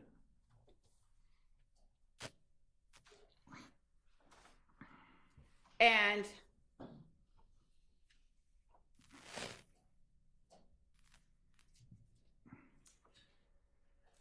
after you got the video enhanced of the barbershop, did you review any other, or I should say, did you review any other video besides the barbershop video? I did. There was that video from the Texaco station. I reviewed that. The video from the Texaco station, were you familiar with how to work that system when you first got it? Well, I didn't, when you say system, I didn't receive the original recording apparatus. Okay. But the software, yes. Yes, I mean, I figured it out and was able to view the video. When you first got that video, was the timestamp on that video the same? In other words, was the time on that video the same or different than the time on the barbershop video? From what I recall, the barbershop surveillance video is considerably more accurate than the video the Texaco station video is considerably more accurate than the barbershop video, if not entirely accurate. Okay. So if it was different, how were you able to look at the Texaco video and determine anything as it relates to what was happening in the barbershop? So the frames there are certain parts of the frames that overlapped. So in other words, so you had a camera at the barbershop that was capturing the street, and then you had a camera mounted over at the Texaco that was also capturing that same street, and the two cameras were capturing part of the same part of the street. So if I saw something happening in one frame, I could just marry it up to from the image caught by the other camera. And if I had, for example, and that's how I would be able to tell. So in other words, I wasn't using the timestamp, particularly in the barbershop, since the timestamp was wonky. But even if the timestamp looks correct, it could still be a few seconds off, you know. So I was mostly things that were constants to me were like vehicles driving by the scene or when gunshots ring out. You know, I would look for that. So so on the Texaco footage, I don't recall exactly. There was a blue car that came into the gas station. There was something that was captured on both cameras that I was able to use as a marking point to sync up the two pieces of footage. Okay. When you were reviewing the Texaco footage, did you only look at the time frame that you thought that the murder occurred? No, I particularly as I continued my review, I looked at probably like 30 or 40 minutes before the murder occurred. I looked at the entire piece of footage.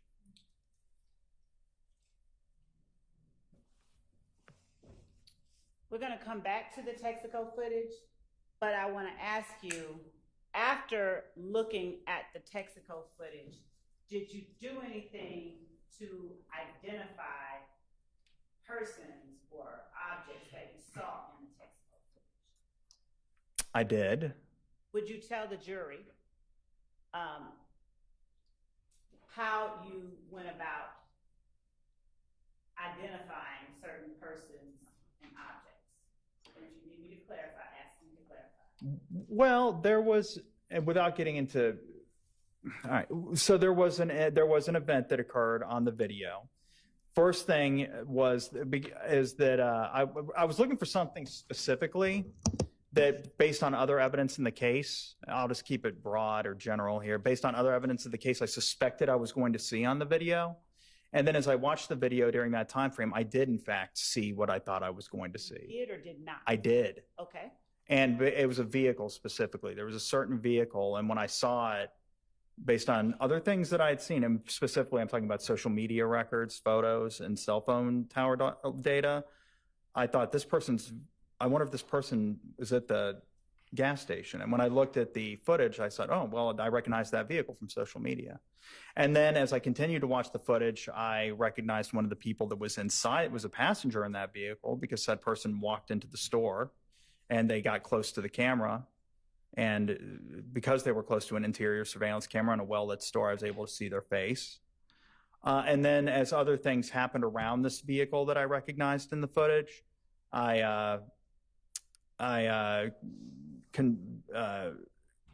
complete investigative tasks to figure out who the other people were. I already knew who one of the people was, the person that was driving the vehicle, or I had a strong suspicion as to who was driving the vehicle I was looking for based on cell phone records and social media photos and videos. So I already knew right when I saw it. I had a pretty good idea. I knew for a fact who one of the person was, and the person that was driving the vehicle, I had a pretty good idea who it was. All right, let's unpack a little bit of that. Now, what vehicle were you looking for? It was a 2002 Pontiac Bonneville. What color? Gray. Why were you looking for, better yet, did you have a particular reason for seeking out that vehicle? Your Honor, calls for hearsay. I haven't asked him what anybody said. I don't know what the answer's going to be, but it potentially could. Let me tighten it up then. Was there a particular person of interest to you based on what you had learned during your investigation up to that point? Objection, called for hearsay. Sustained. Were you looking for any particular gray Pontiac Bonneville? There was one particular gray Pontiac Bonneville that I was interested in, yes. All right. And who did that Pontiac Bonneville belong to? Either belonged to or is associated with a man named Javoris Bradford. Is there a nickname for Javoris Bradford? Tuda, Tuda. All right. Now, did you attempt to locate any social media footage that related to Javoris Bradford or Tuda? I did. Would you please turn to the jury and tell the jury how you went about locating social media accounts associated with Javoris Bradford or Tuda? Well, I just searched for him probably on Facebook first, because particularly back then it was easier. And I either found him or a family member on Facebook, and then browsing the family member's profile. And this may not be exactly how I did it, because I don't recall exactly how I found Mr. Bradford's Instagram page.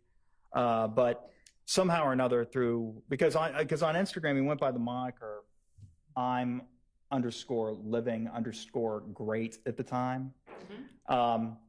And so basically on probably starting at Facebook, finding family members, fanning out, and then on finding him on Facebook, finding maybe where he screenshot an Instagram page and pasted it to his Facebook. That would be how I would have found his Instagram page somehow. And then, and like I said, his Instagram name was I'm_living_great.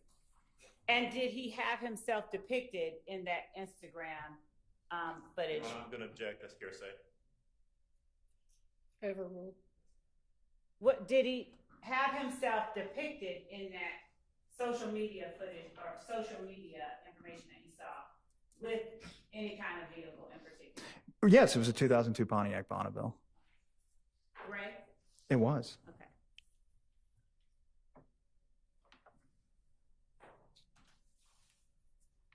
Did you ever discern or gain a number for Tuda? Did you ever learn of a phone number for Tuda?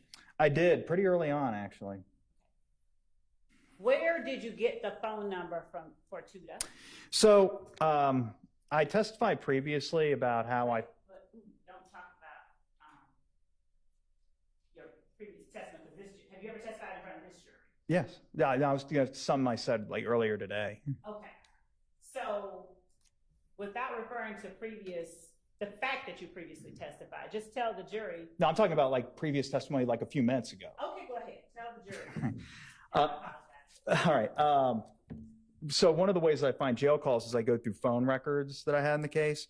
And in this case, I had some phone records. All right. And I don't recall whose phone records it was exactly. But I just started running numbers that appeared in the phone records, whether they be numbers that were called by the handset, the records of which I was reviewing, or numbers that called that handset. It didn't matter to me, just whatever. I was running them through the jail call database. And one of those, because like I said, I was trying to get intel. It wasn't just, obviously on the night of the shooting, the murder, yeah, I mean, I would expect that the people that committed weren't in the Fulton County Jail, so I obviously wasn't looking for inmates to be saying that they did it. Okay. But I was trying to get for intel from people that maybe were being called from inmates. And one of those numbers was 404-957-8008. And I'm flipping through these discs to make sure, to refresh my recollection. Okay.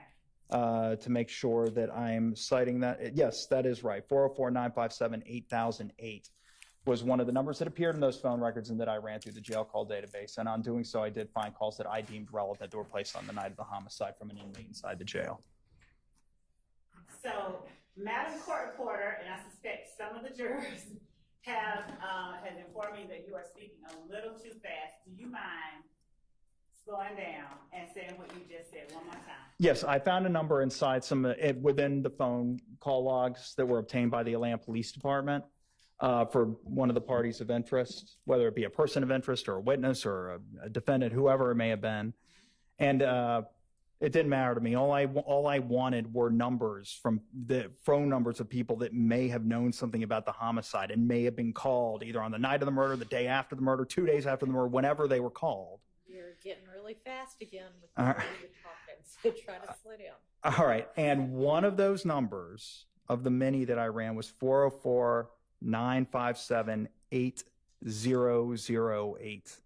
I ran it through the jail call database, and I found that there were 2 calls I was able to retrieve anyway. I think at least 2 that were placed to that number on the night of the murder from an inmate inside the Fulton County Jail, and they were placed after the 8:00 p.m. hour. Okay. I think they're maybe between 8 and 9 p.m. that evening. Now, why did that particular piece of information have any value to your investigation? What piece of information exactly? That there were 2 calls made to that number by an inmate at the jail on the night of the murder, around 8, or at the time you specified. Well, I listened to the calls, and it sounded to me like they were talking about the homicide. All right. So, were you able to identify who it was that was inside the jail that was making the call to that number? I did. How did you identify who it was inside the jail making the call to 404-957-8008? Well, I believe, would you like me to say the name? Well, number one, I would at some point, but hold on before you do. And let me ask you this. If you need to refresh your memory with any part of your report, would you just alert us that you're doing so and go ahead and read whatever you need to read? Okay. Do you need to refresh your memory at all? No. Okay. How did you learn the name of the person inside the jail? It was placed from the account of the inmate. Okay. And how were you able to determine that the person's whose name was on the account is the actual person who's making the call? Well, I gained familiarity with his voice by listening to other phone calls that the inmate made to persons that were well known to him. And then I later confirmed it by just like listening to the call with the inmate. Okay. He affirmed it. All right. So tell the jury who it was that was inside the jail. Martinez Arnold. And does Martinez Arnold, to your knowledge, go by any other name? Duke. All right. At the time that Martinez Arnold was inside the jail, and what date was that you are talking about? January? It was January 10th, the phone call. It was January 10th, 2015. During that time, do you have any information about what color Mr. Martinez Arnold's hair may have been? At the time that he placed the phone call? No, around the time of early 2015. Do you know whether or not, if you don't, that's fine. Do you know anything about the color of his hair? No. All right.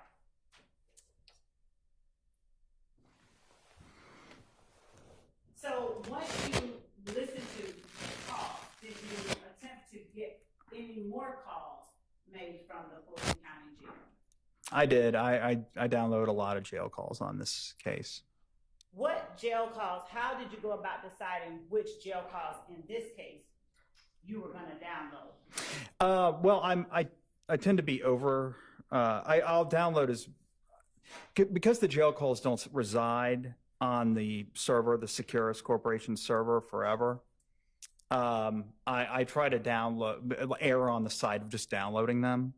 So as I ran those numbers through the Fulton County Jails database, any calls that came back on the numbers from this phone, like the phone records, I just download them.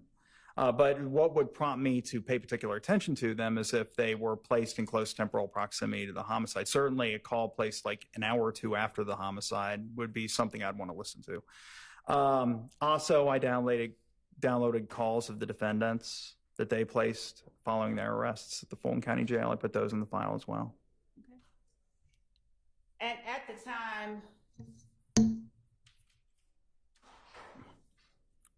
that you were looking for the phone number and confirming, you picked up something in front of you.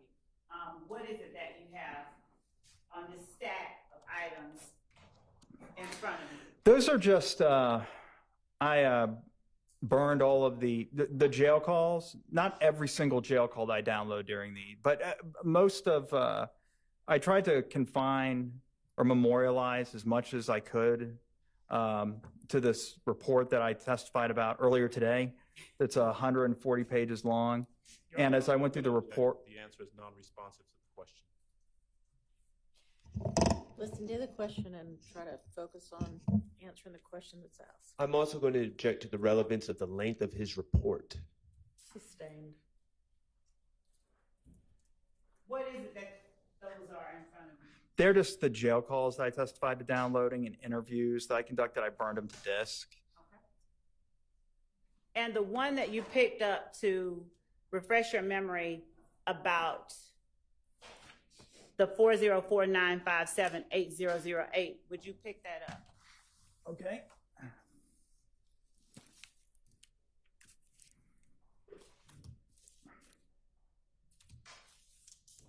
Here we go.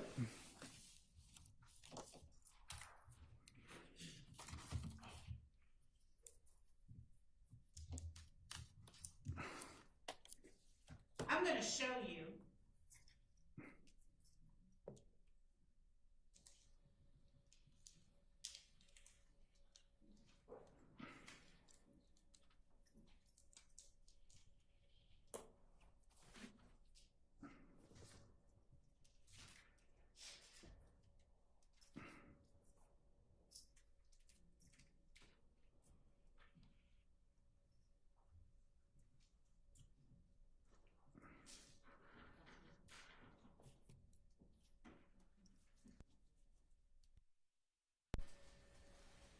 have now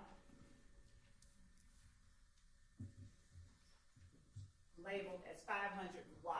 Is that the disc that you just handled? Yes, this is a disc that I created yesterday. Okay. That's my handwriting, and in fact, I signed the disc, my signature. Okay. This is a disc that contains the jail calls to 404-957-8008 that I downloaded. Now, when you said that you downloaded it yesterday, do you keep all of the jail calls that you download in a particular case somewhere where you can later copy it to a disk, or what They're on a server. My case file, all the case files are on a server. They're all digital. They're just stored on a computer. Okay.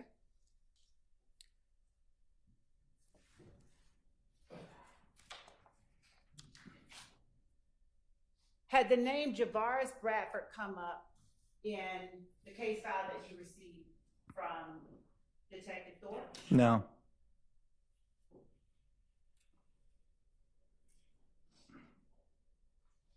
And do you recall approximately how long after you received the case file from Detective Thorpe that you became interested in the name Javaris Bradford? It would have been on or around January 10th, 2016, when I found the jail calls that are on State's Exhibit 5004.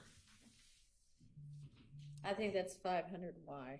Oh, 500Y, excuse me. All right. Thank you, Judge. I'm sorry, I'm sorry. Terrible handwriting.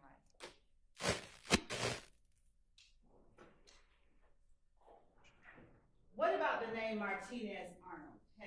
Did you know about that name? Was that name in Detective Thorpe's case file that he gave to you? That I don't recall. I don't know that I don't recall if he was in the case file or not. Let me ask a better question. At the time you received the case file from Detective Thorpe, was the name Martinez Arnold of any interest to you in this investigation? I don't recall. Did you note anywhere in your report whether or not it was? I'm sure I referenced him in my report insofar as he was the inmate that placed the call that became of interest to me. But as far, I'll just say this: he was in jail on the night of the murder. Okay.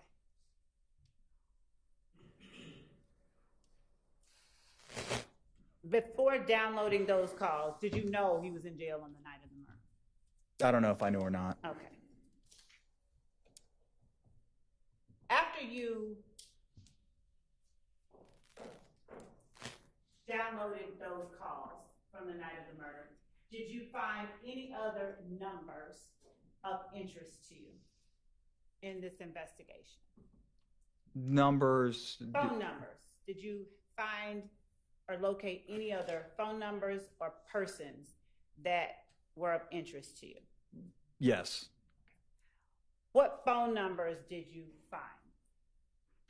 Well, yeah, I get there was a number. There was a lot of. I mean, I remember doing quite a few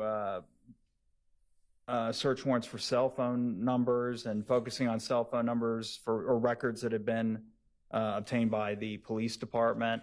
Okay. So going back to the way you described obtaining information to conduct more investigations, did you follow the practice that you ordinarily follow in terms of search warrants to get more information, to gather or follow up on information you learn? Yes. All right.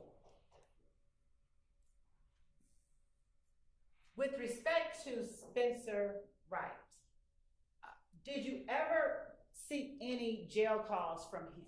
I did. All right. Now, where did you look to find jail calls from? For Spencer Wright? Yes. Well, I wasn't able to look for the jail calls myself for him. They were on a different system because he was at the Atlanta City Jail, so I reached out to someone there and asked them to pull them for me. So thank you for clarifying that. Is reaching out to someone at a different facility with access to calls you don't have access to something that you did only in this case, or is that a practice that you follow to get information. No, I've done that on other cases. That's not uncommon. And if you slow down and speak into the mic and to the jury, say that again. Yeah, yes, I've reached out to other facilities, jails and prisons, correctional facilities in the past to obtain calls, recorded calls placed by the inmates that I don't have direct access by way of a login and password at some website. Okay. And so when you reached out to the Atlanta City Jail, what information were you trying to get if you didn't know or have Spencer Wright's jail calls or phone number? What were you trying to get? I just wanted to see what Spencer Wright, I wanted to hear, I should say, what Spencer Wright was saying to people after his arrest in October of 2015. And did you ask for a specific time frame of calls or just all the calls? What did you ask? From what I recall, I asked for all the calls that had been made from his account since his the beginning of his incarceration at the Atlanta City Jail. And then I believe I also had a few phone numbers that I wanted to run, that I asked them to run queries specifically in the event that he utilized another inmate's account to call that number. So that's interesting. So when you say in the event he utilized another inmate's phone number, where did you get the phone numbers that you wanted them to run to see if he was using another inmate's phone number? That I don't remember. All right. It probably just phone numbers that they're probably just it may have been the same phone numbers that I ran through the Fulton County jail database. Not knowing who Mr. Wright knew or he didn't know, I'm sure I just thought, just out of curiosity, run all these numbers. Maybe I had a phone number for a family member that I found. Did you follow the same procedure you used in all of your other unindicted homicides? I did. In terms of running those numbers? I did. All right. Did you have jail calls, since this was 2016 that you're looking for these, did you have jail calls for Spencer Wright that went back into 2015? I believe so. Yes, I did. And did you find a phone number? And if you don't recall, let me know and I'll refer you to your report. And I can actually, so that it is preserved for the record. Just label this.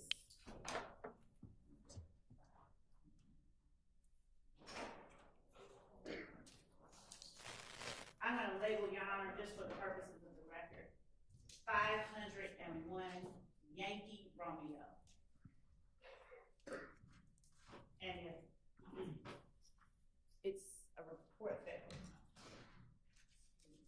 report that we have previously provided to counsel for this defense. If either of them need to look at it, it's here.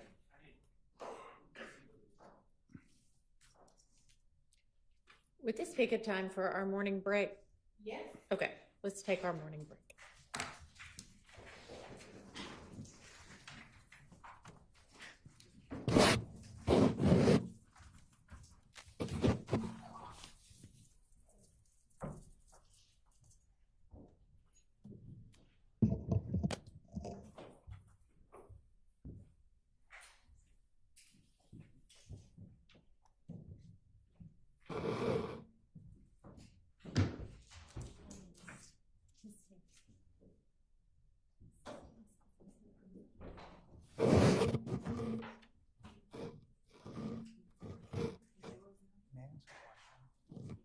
Pull my report on this computer right here so I can do more searches. Might go a lot.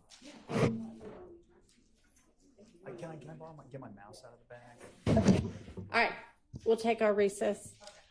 Miss Love, I've seen Mr. Scheid back, so now might be a good, he's not in the courtroom right now, but he's stepped in a couple of times, so that you might want to see if you can grab him. Okay. And then, Your Honor, when we come back, can I just have a brief moment? Hang on, because This is off the record. I don't need it. Can, we were trying to adjust something. Is it something we can do once we come back? All right, let's do that. Go ahead.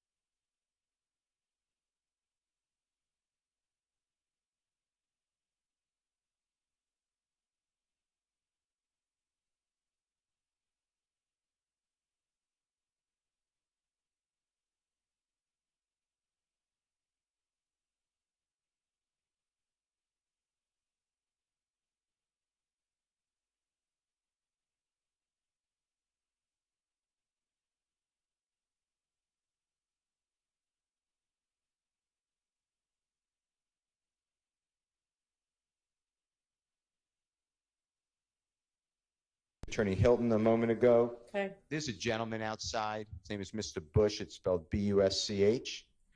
And he mentioned to me that he drove to your courthouse. He did not take his medication. He has a spinal issue. He's on prescription medication. Okay. He was subpoenaed last night by the DA's office, told to be here at 9.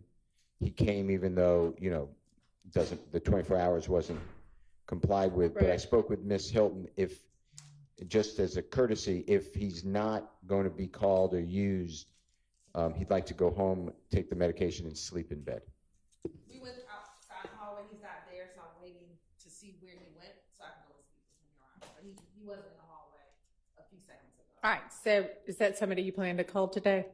We'll probably be able to release him, so that's why I want to talk to him to see where he is, and if he's in that condition, we will probably release him. Okay. For today. All right. Anything else? I guess we need Ms. Love back for the witness testimony. Yes. So do you want to, and is Mr. Sprinkle available still? Okay.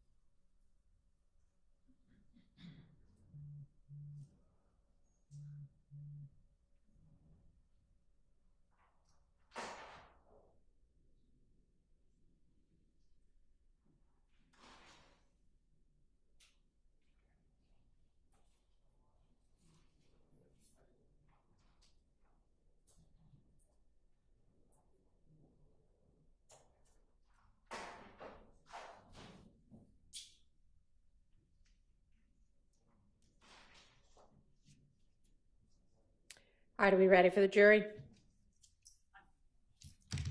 Yes. Okay, thank you. Yes? Yes, Your Honor. Okay.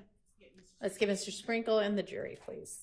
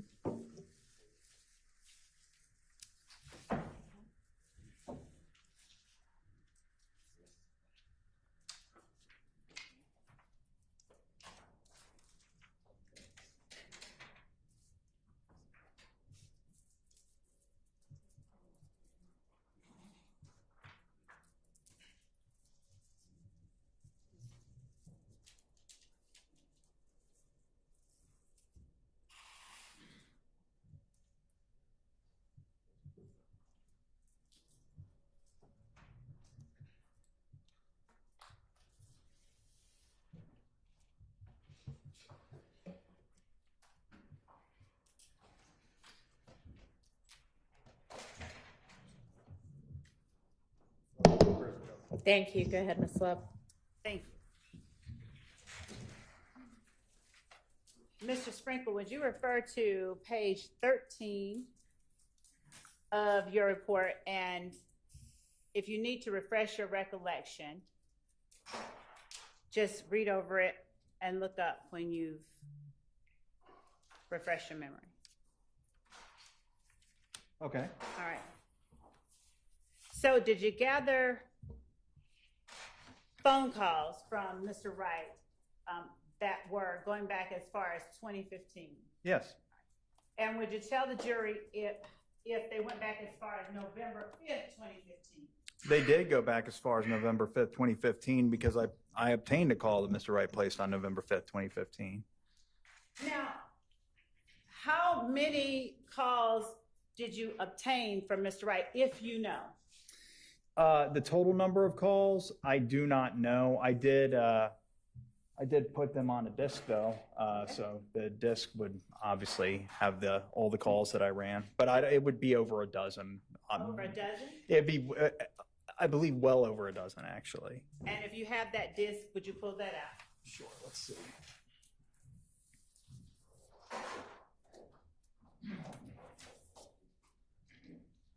Here we go, right here.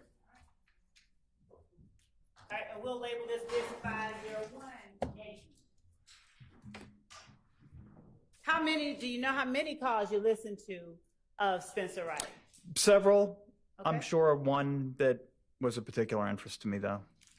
And was that the first call that you listened to, or did you have to listen to more than one before you got to that call?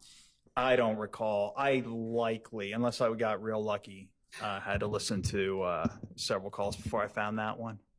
Now, tell the jury, without detailing the content of the call itself, what date the call was that you found. November 5th, 2015. And what number was the call made to? 404-406-7784. And is 501 Yankee the disc that you just gave to me that you said you downloaded the calls Yes, this made is by Spencer Wright? Yes, this is the disc that contains the calls that I requested from the Atlantic City Jail, the jail calls, the recorded calls placed from either Mr. Wright or numbers that of which I was curious. After you listened to the call, did you say what time that call was made on November 5th, 2015? 1:28 p.m.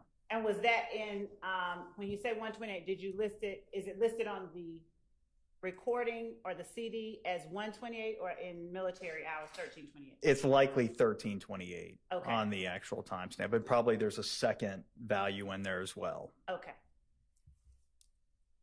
And was the call between, were you able to tell if it was Mr. Wright on the call? I was able to tell, yes. And was Mr. Wright speaking with a man or a woman? He's speaking with a man. All right.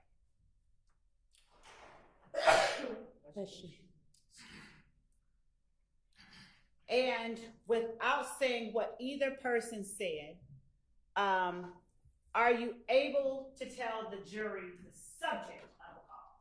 The subject of the call was calls for hearsay. Overruled. the subject of the call was Mr. Wright talking about what he. Well, Don't let's, say what he was talking about. Don't say, don't, without saying what anyone said. Let me be more specific. Was the sorry, that was me.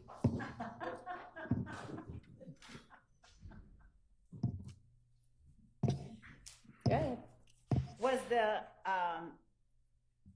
subject of the call Mr. Wright's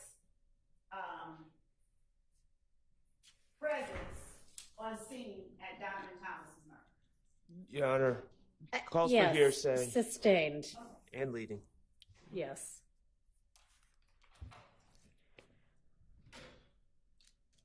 Your Honor, Yes. so I'll ask this question, and if it's an objection, but did they talk about Don Nutt in the call? Objection, Your Honor. hearsay. Sustained. All right. Your Honor, given that I'm not asking him anything for which I'm offering the truth of the matter asserted, and it's a subject. I don't think that it's hearsay. Okay, well, appreciate that you don't think so. Okay. So I'm gonna take that as you're not gonna reconsider. Correct. All right.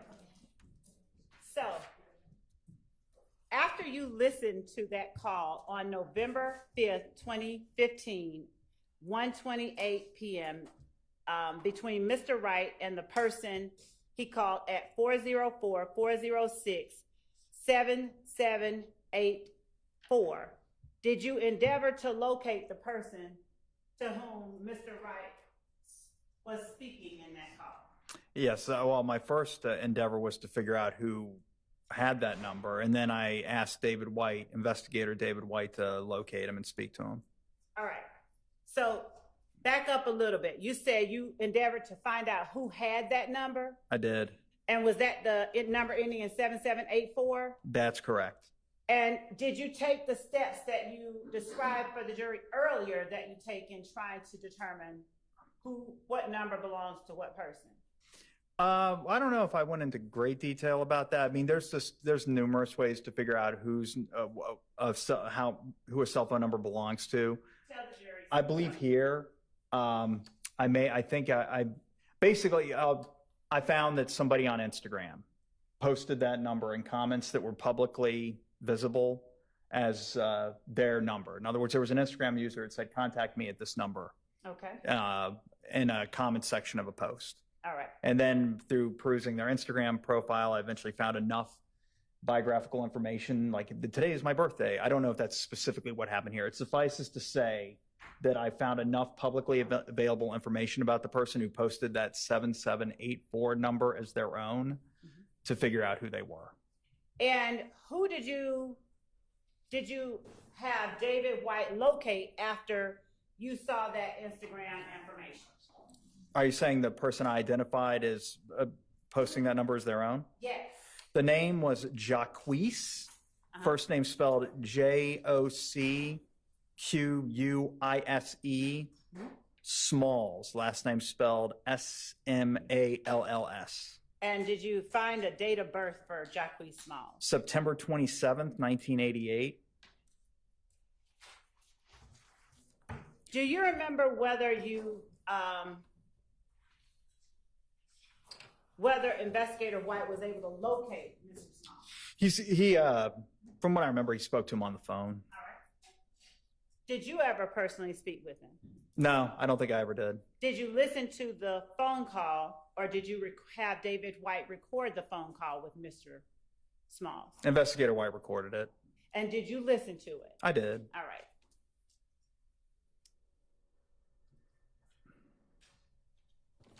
Can I interrupt you just for a minute and have counsel come up to the bench? It doesn't have anything to do with what you're doing right now.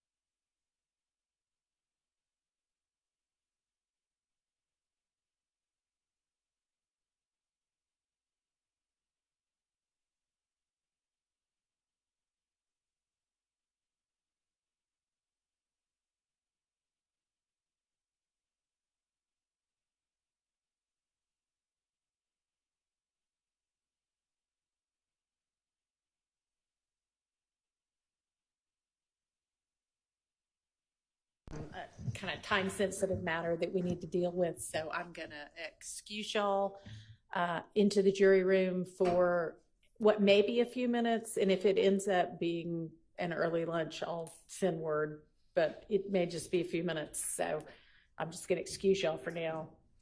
Thank you.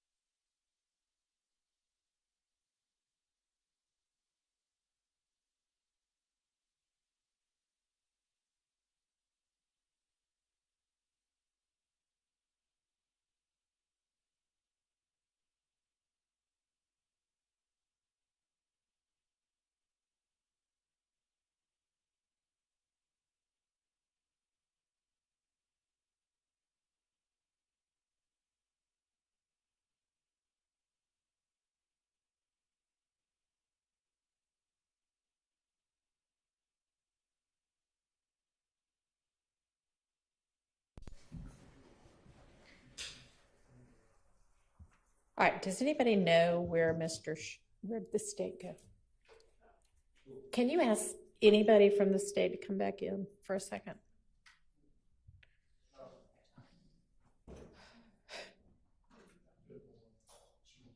Hey, just any of you. I just, so one thing we need to do is locate Mr. Scheib, and I don't know that we have his direct number, but I'm sure somebody does. He's out in the hallway right now. That's Okay. what we were doing. Great. All right, so y'all need to get something together. Yes. And it sounds like within the hour, Mr. Zachary will be over here. And I Yes, don't and we know would- if you want to, you had mentioned earlier having a doctor talk to the court or something. I don't know if that's something you still want to do or. No, not Okay. considering that he's being released. It was for the purpose of discerning. Whether he could be. Yes. Okay. All right. So I don't know can we leave to Miss Hilton or another member of your team to get all of that in place and continue with this witness right now? Or Yes, she is doing that, and whatever the court instructs regarding that. I know you wanted to hear from Mr. Scheib. I didn't know if you wanted to hear from him before.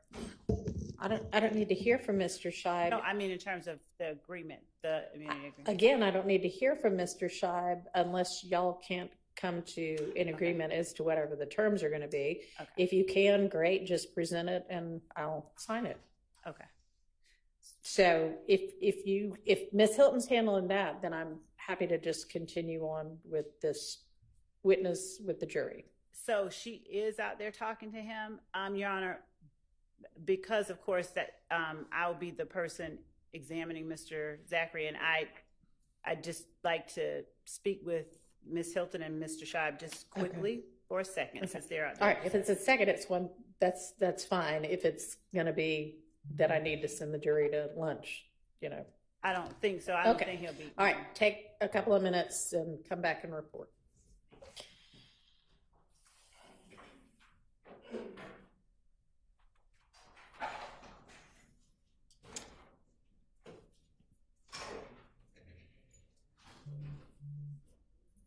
And I know we just took a break, but if anybody needs to run to the restroom, you're welcome to right now.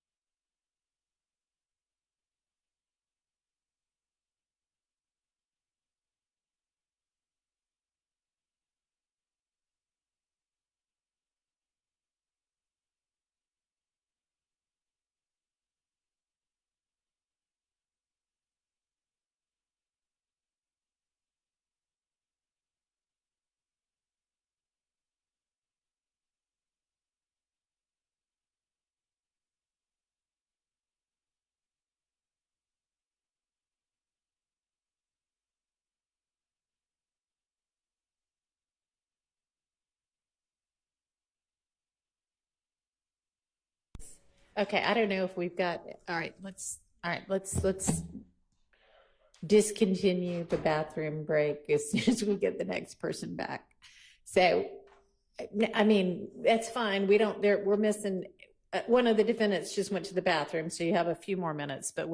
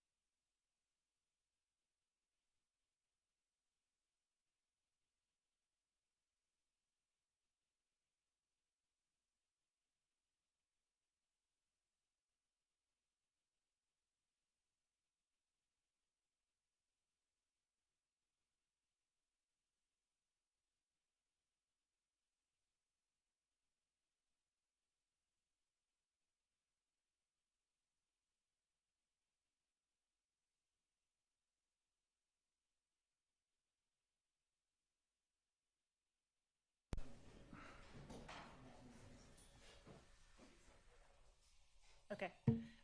Your Honor, so Mr.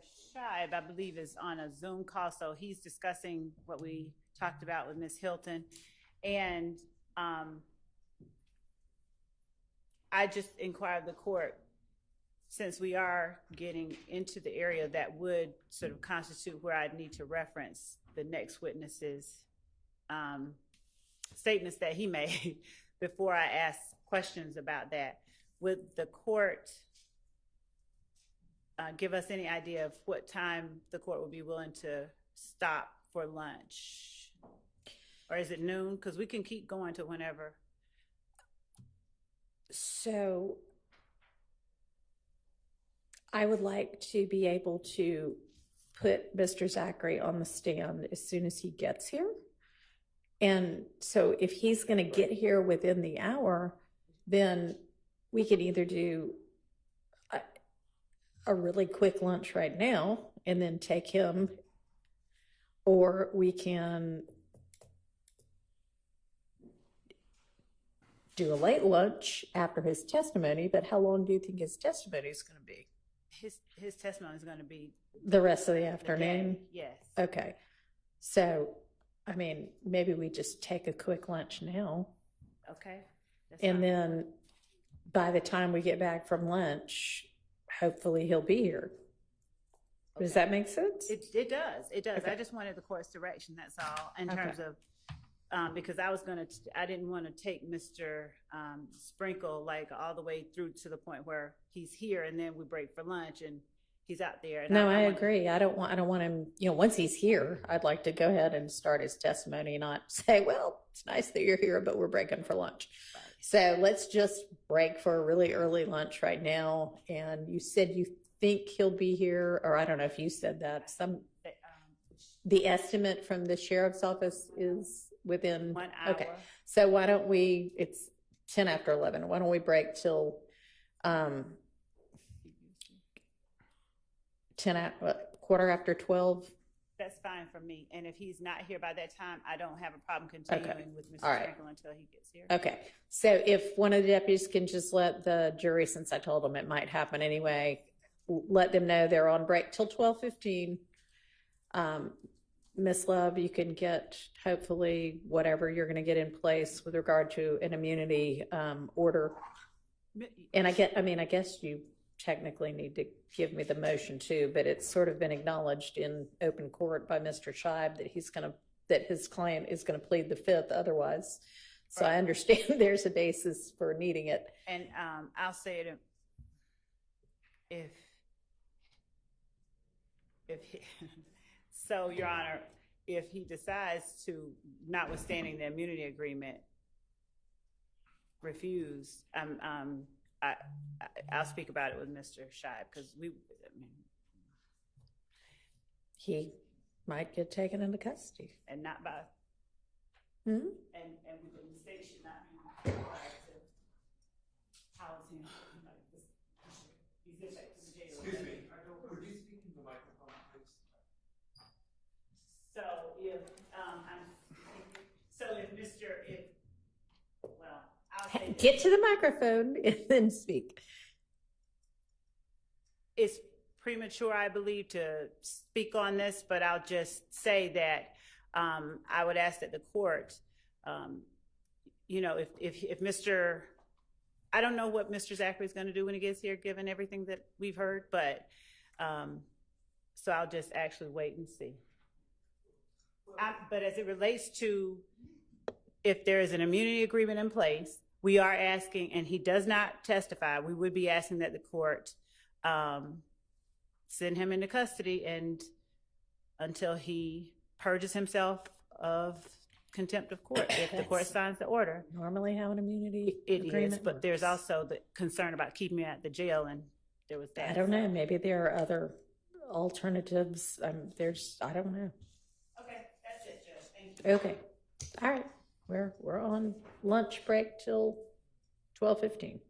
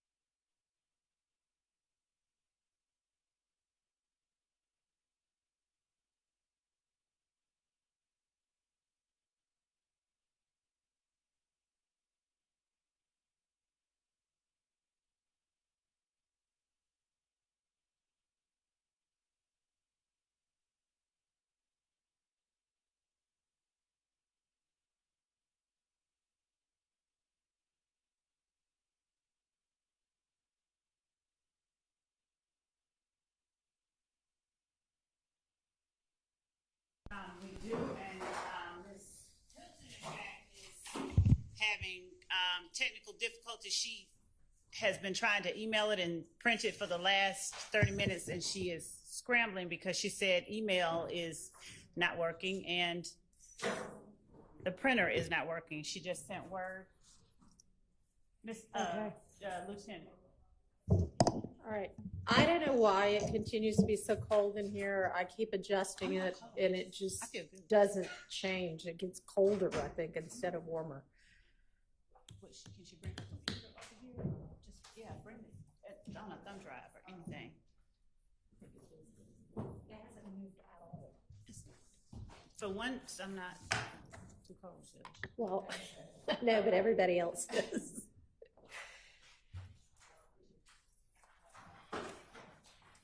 I just asked her to bring it over on a thumb drive because if we can't print and we can't email for whatever reason from her computer, will the court look at it, and if the court can print it or someone here can print it, then we can have that. She can do that. That's fine. So this is something that Mr. Scheib has seen and approved of? It is, but what we're sending to the court also is the motion and the. Okay.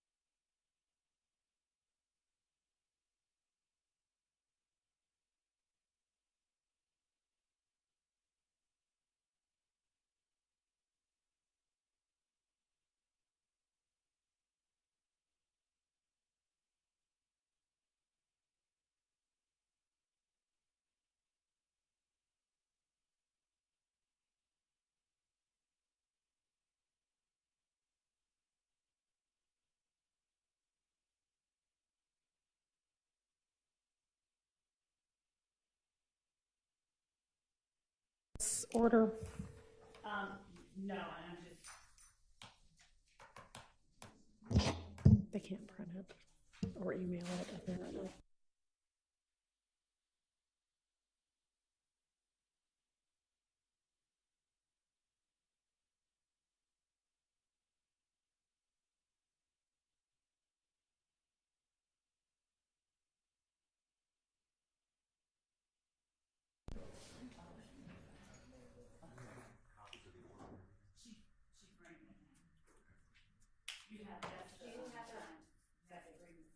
Do you have it electronically on?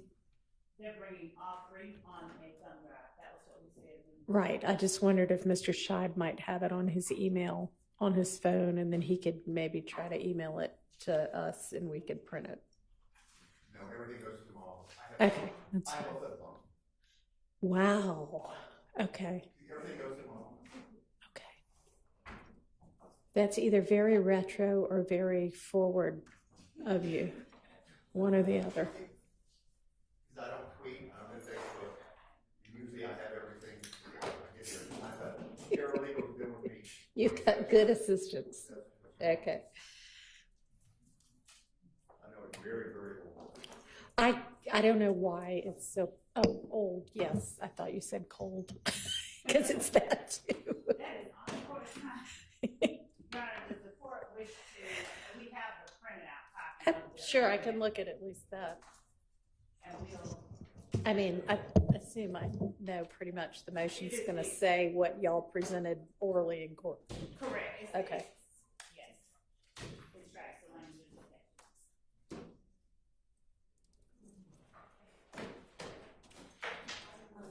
I've been trying to get some help from my reading on it.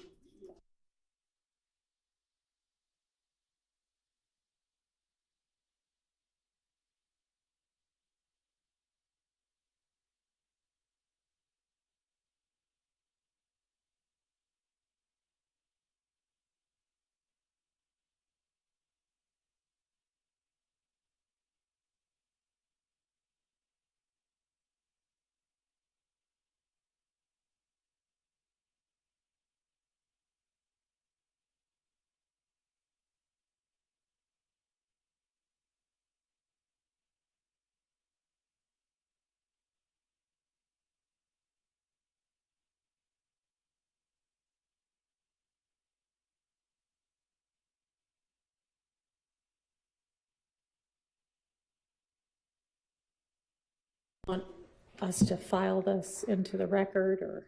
We're gonna actually ask that the, order in motion and the agreement be put under seal. We don't mind, copy to counsel for in this, but.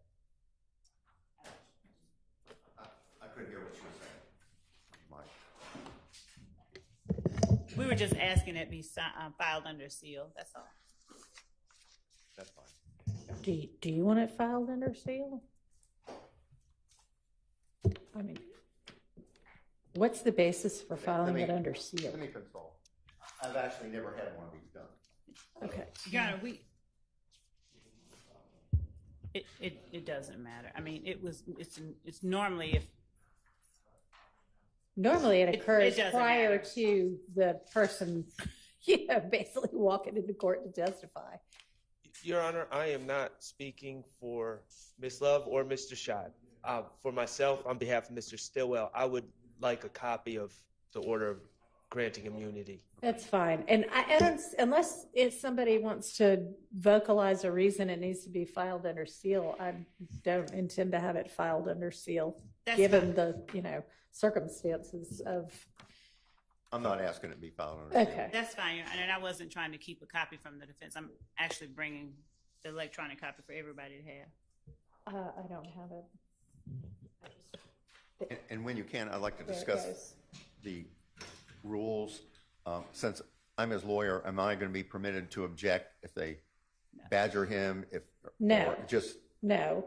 Is he You're gonna- here so that if he wants to consult with you, okay? And I was going to ask that but if yeah, he wants to consult with I me. mean, you're not a party to the case, Well, so you don't. and get I to just wanted to make those sure I was kind of clear on that. objections. Okay. And then, but he can consult with me anytime if he wants to stop and talk. To me. Yes.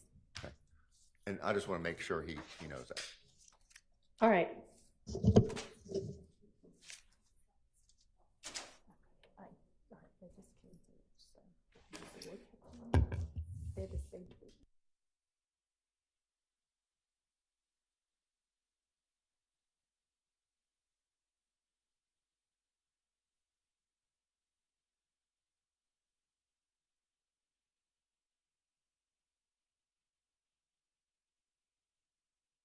Came through. Oh, okay.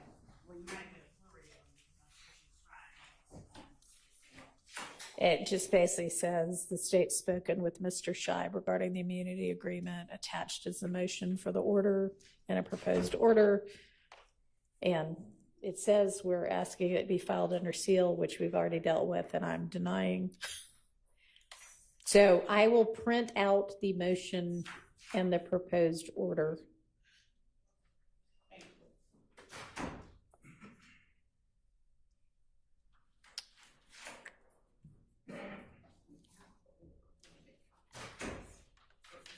I don't know if, is that the order? I hadn't even opened that one up.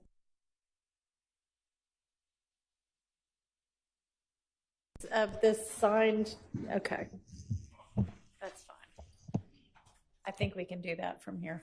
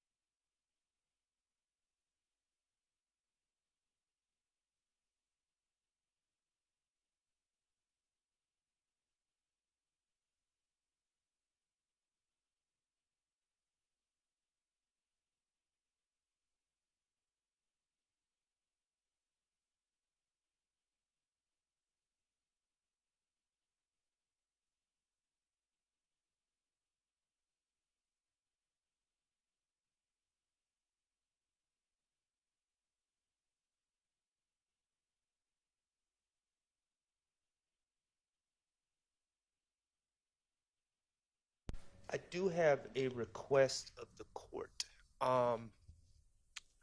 Contrary to insinuations that have been made today, I have no idea what's about to happen. However, if Mr. Zachary is not going to answer any questions, which strikes me as a possibility, I think we should determine what Mr. Zachary is going to do in his condition and everything else before the jury comes out. What do you mean? What do you mean?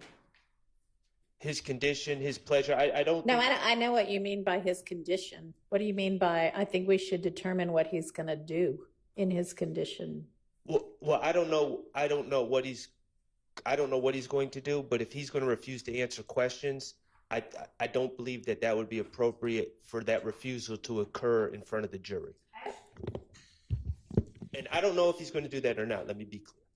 Your Honor, actually what is, and we had this happen with another witness, and what has been, I know that what is the case law is that if the state has the opportunity to sit there and ask questions while a person continues to plead the fifth, it's not a pleading of the fifth and that causes a mistrial. It's if the state is allowed to put testimony in essence in front of the jury in the form of leading questions while a person continues to plead the fifth, and the defense does not have an opportunity to properly question or elicit any answers from that person, that's when the problem arises, not when the words "I plead the fifth" come out of their mouth. So we would ask that Mr. Zachary be allowed to be brought in just like any other witness, not be pre-questioned, and that the state be allowed to begin its examination. All right. Mr. Scheib, you've just recently talked to your client, and you have, I presume, discussed with him the immunity agreement that you all have entered into. Is that correct, generally? All right. And so in the course of that, you would have talked to him about the fact that once an immunity agreement is in place, the pleading the fifth assertion is not basically applicable anymore. And does he understand that at this point, if he says, I plead the fifth, that he may get taken to jail and held until he decides to testify? Okay. And has he given you any indication that once brought out to testify, he is nonetheless going to still plead the fifth? He's not going to plead the fifth, but just Your Honor, I object to Mr. Scheib. All right. I object to Mr. Scheib putting on the record representation about what his client is going to say. I would ask that the court allow the state to question the witness and under oath, and it be brought out then. Go ahead, Mr. Scheib. That's fine. Just also questioning, or they may do on cross, that he's under, he's been taking narcotics, so that's in his system. So something else everybody's going to have to deal with. Okay. So you know. Well, I appreciate Mr. Scheib saying that. Having to deal with someone on narcotics that's going to claim to not remember anything is quite honestly ridiculous. If he's going to testify, he needs to testify. If he's not, and just going to say, I don't recall anything, then we're not going to be able to cross-examine him. If he's going to say, oh, I'm too high to answer questions, that's not effective opportunity to confront a witness. And so I don't know what's going on here. I don't know what any of this is, but if we're going to call a witness to the stand, he needs to be able to answer questions. If he can't, then I'm not able to cross-examine him. So, Ms. Love, I know that we all discussed earlier the possibility of you needing to have a doctor come give us some information about what Your Honor, impact anything in his system might have. no, actually, Your Honor, what I had asked the court to do was to get or meet with the doctor and find out his status and his ability to actually be released and come down. This was done without. Okay, and just to be clear, that never happened. Okay, so that's not confusing on the record, because we found out before you ever even were able to set anything like that up that he was about to be released and on his way over here, right? That was what I was attempting to say a bit too slowly. So yes, Judge, I don't think that there's any need to talk to a doctor because he was released. Okay, so before all of that happened. If he comes out and he says, I am high as a kite, I'm on whoever knows what, and, beats me, I'm just loopy, that may or may not be true, right? I mean, I don't know what he's actually on. I don't know what his condition actually is. I don't know if he is on something, what impact that might have on his ability to testify. And I am not necessarily going to take his word for whether he is in a mental state to be able to testify.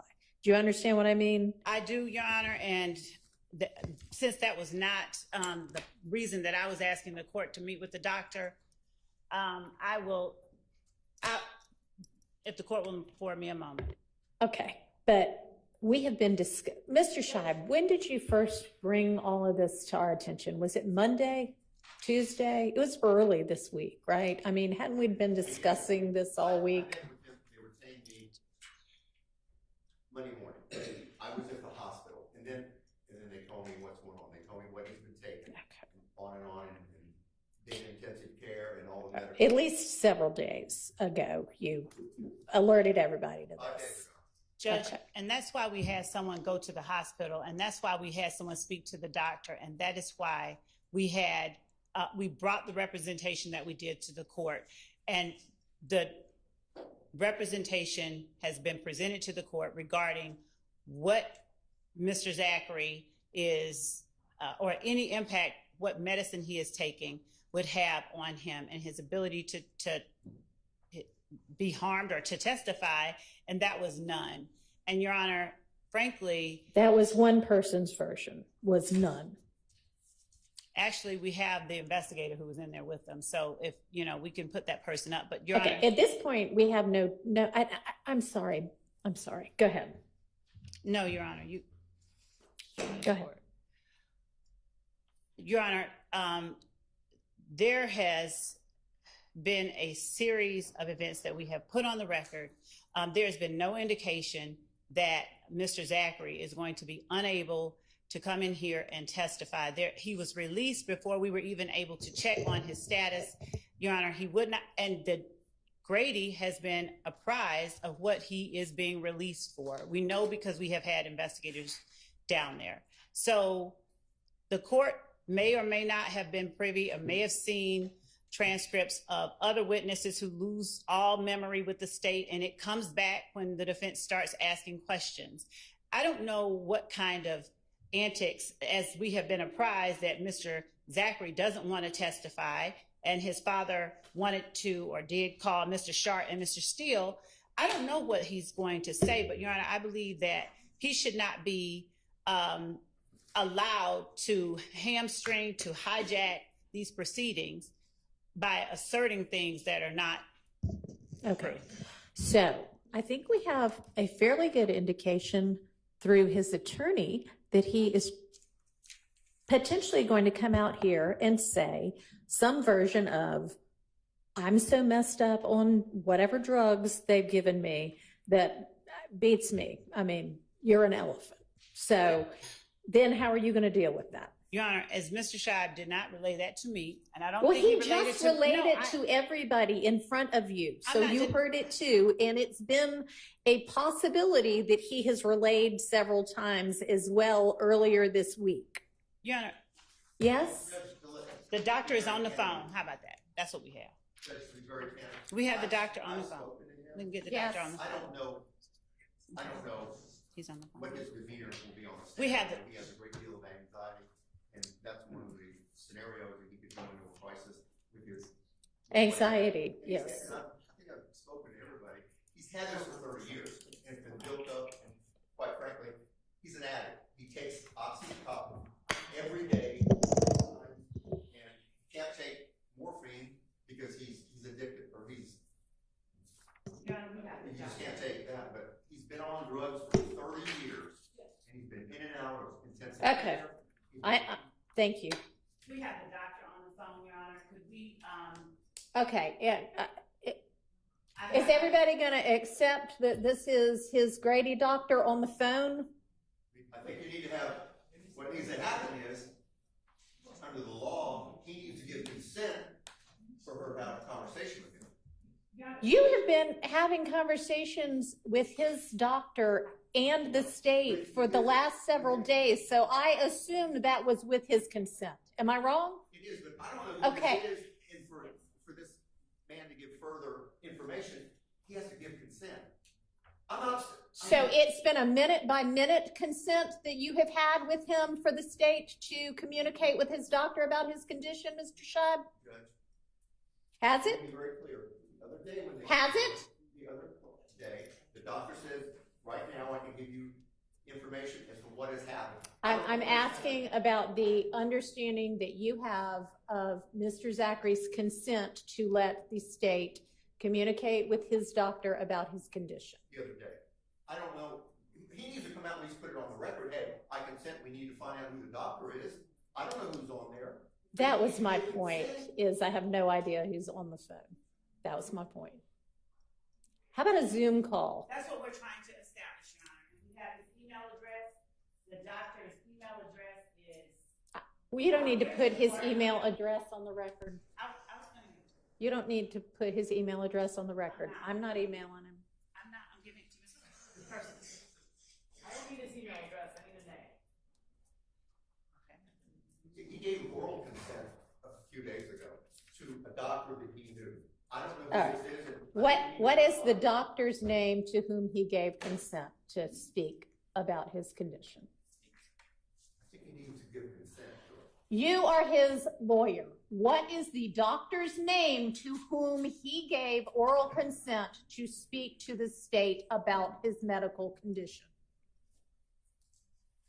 I think they had the doctor on the phone. I think the doctor that I spoke to.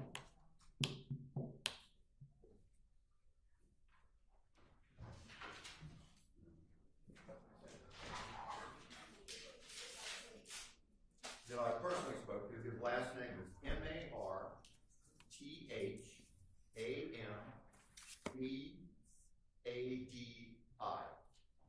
That's who I spoke to, face to face.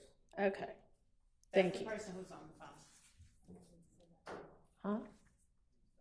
Huh? Okay. Well, until he is in person on, Waiting for the, virtually in person on Zoom, that everybody can be a part of. And I would ask Your my Honor, could we client not to have brought out, this- so he's Can we not have this televised? I need y'all to not talk at the same time. I cannot pay attention to both of you at the same time. Okay? Hang on, Mr. Schott. What are you asking? That this doctor's conversation and communication not be televised. Let me ask Mr. Scheib, because he's representing Mr. Zachary's interests with regard to this. And I do think that it would be appropriate, if requested, to not have this televised, because we're talking about somebody's personal medical information. Okay. Y'all need to not record this. So is the doctor joining us by Zoom? Yes. Okay.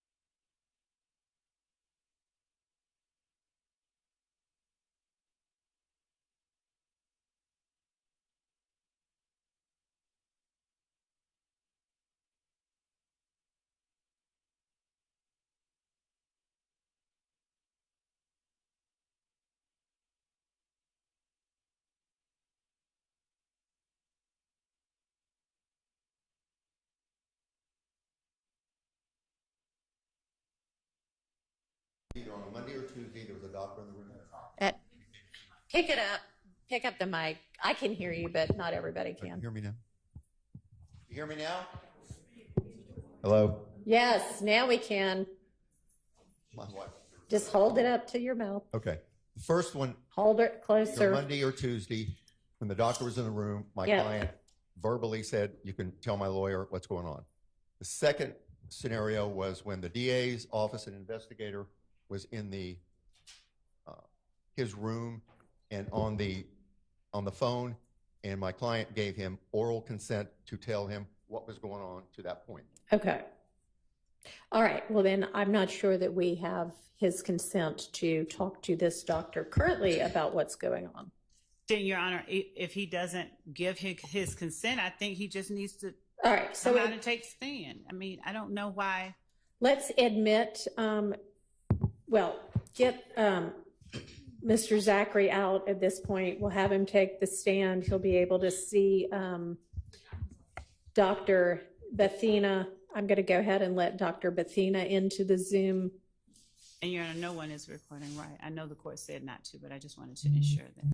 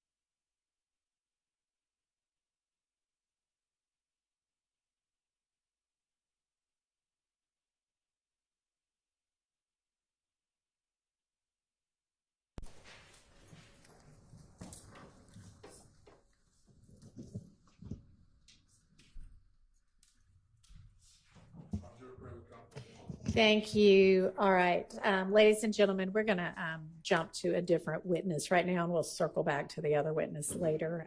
Mr. Zachary, can you please stand and be sworn?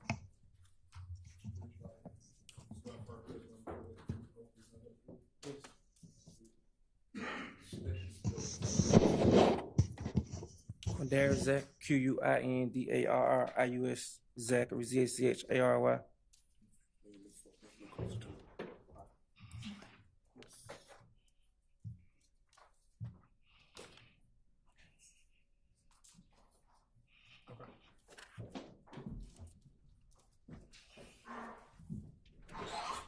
Good afternoon, Mr. Zachary. How are you? Mr. Zachary, hello. I gotta speak back. Yes, you're gonna have to answer questions. You said question, not speak back, but hey, how you doing? Okay. Mr. Zachary, would you please tell the jury how old you are? 31. All right. And where did you grow up? Atlanta. What part of Atlanta, Mr. Zachary? Cleveland Avenue. Where'd you go to school? Cleveland Avenue Elementary. And middle school? Crawford Long. Did you graduate? No. What was the highest grade you completed? 8th. 7-1 on. Mr. Zachary, do you know any of the persons in the courtroom today? Nah. None of them? Nope. All right. Mr. Zachary, let me ask you this. Do you know Shannon Stillwell? Yeah. Do you not see him in the courtroom today? I can't see. I just got to the hospital. You know that.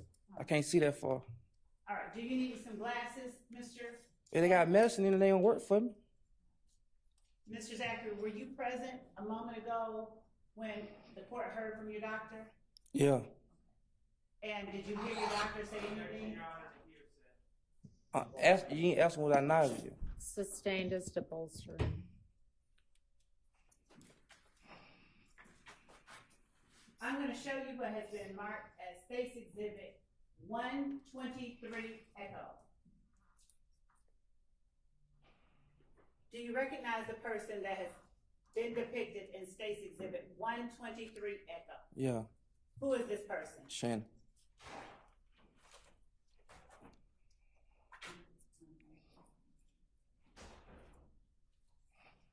And I'm going to play you what has been already admitted as 123 Echo.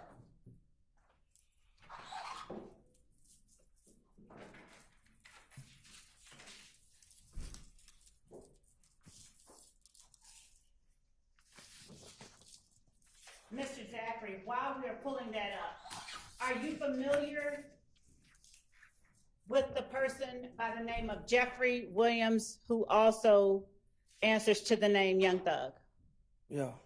How long have you known him? 15 years. 15 years? Yeah. Do you consider him your friend? Yeah, all right. All right.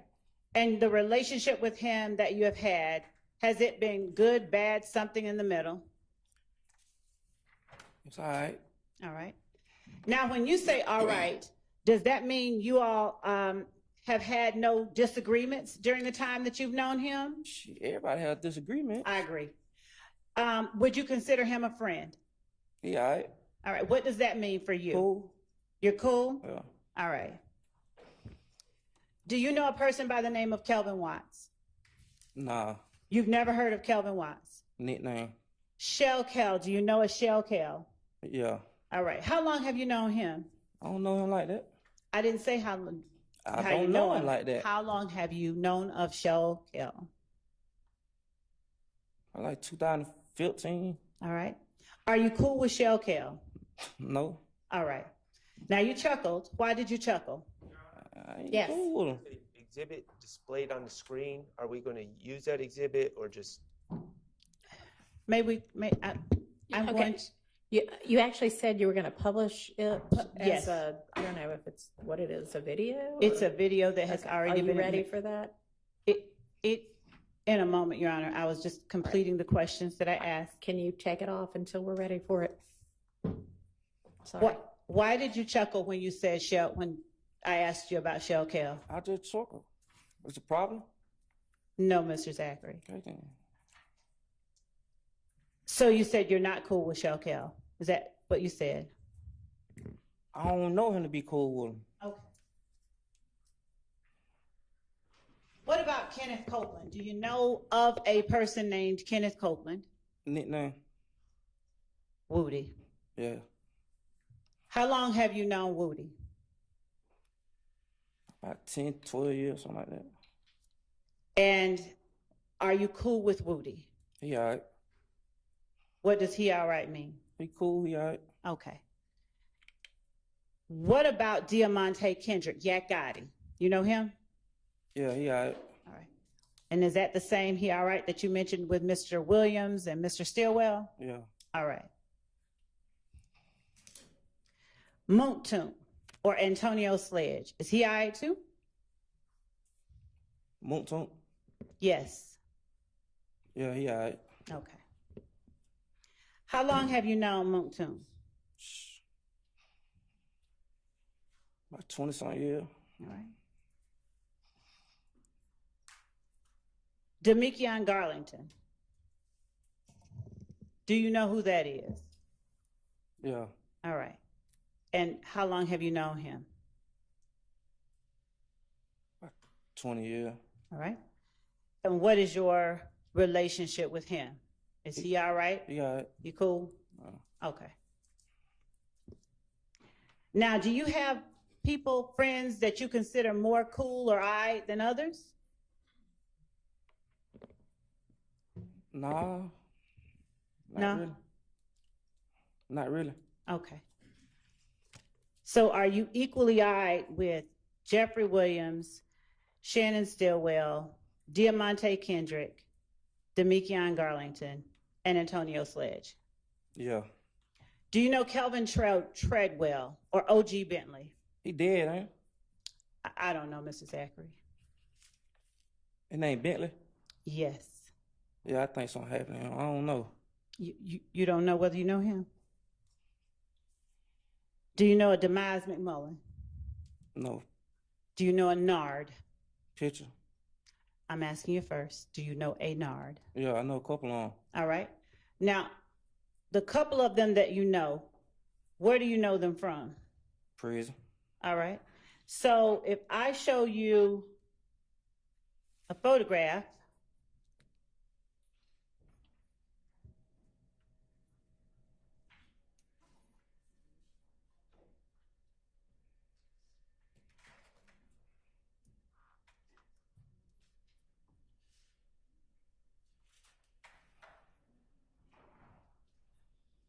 that I will mark 503 Yankee, can you tell the jury whether this picture that I'm holding in front of you depicts Nard?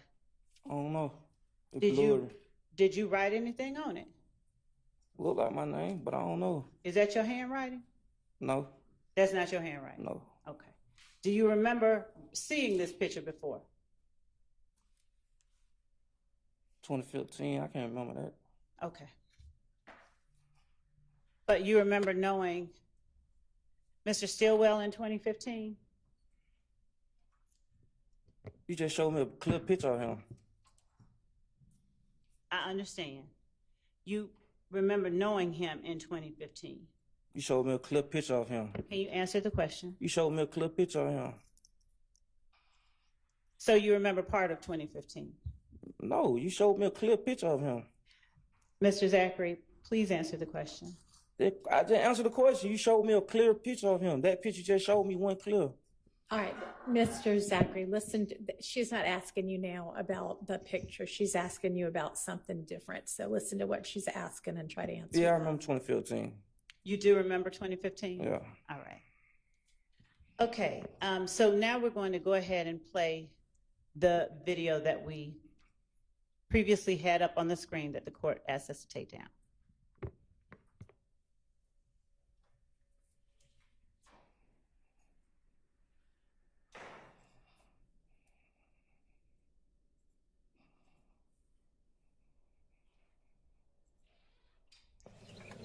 that same shit that got Big and Tupac killed, little fuck, nigga. Pussy ass nigga, get your bitch ass killed. YSL for life. Yeah, Can't come that level. Hey, gang, you bring your pussy out down here, you gonna see me. I'm at your fucking neck. Fuck anybody. Mr. Zachary, did you see yourself in that video? Yes, And where were you seated in that video? in the back. All right. And were you behind Mr. Stillwell? Yeah. All right. Did you hear what you said? What I said? Did you hear what you said? No. All right. Can we play that again?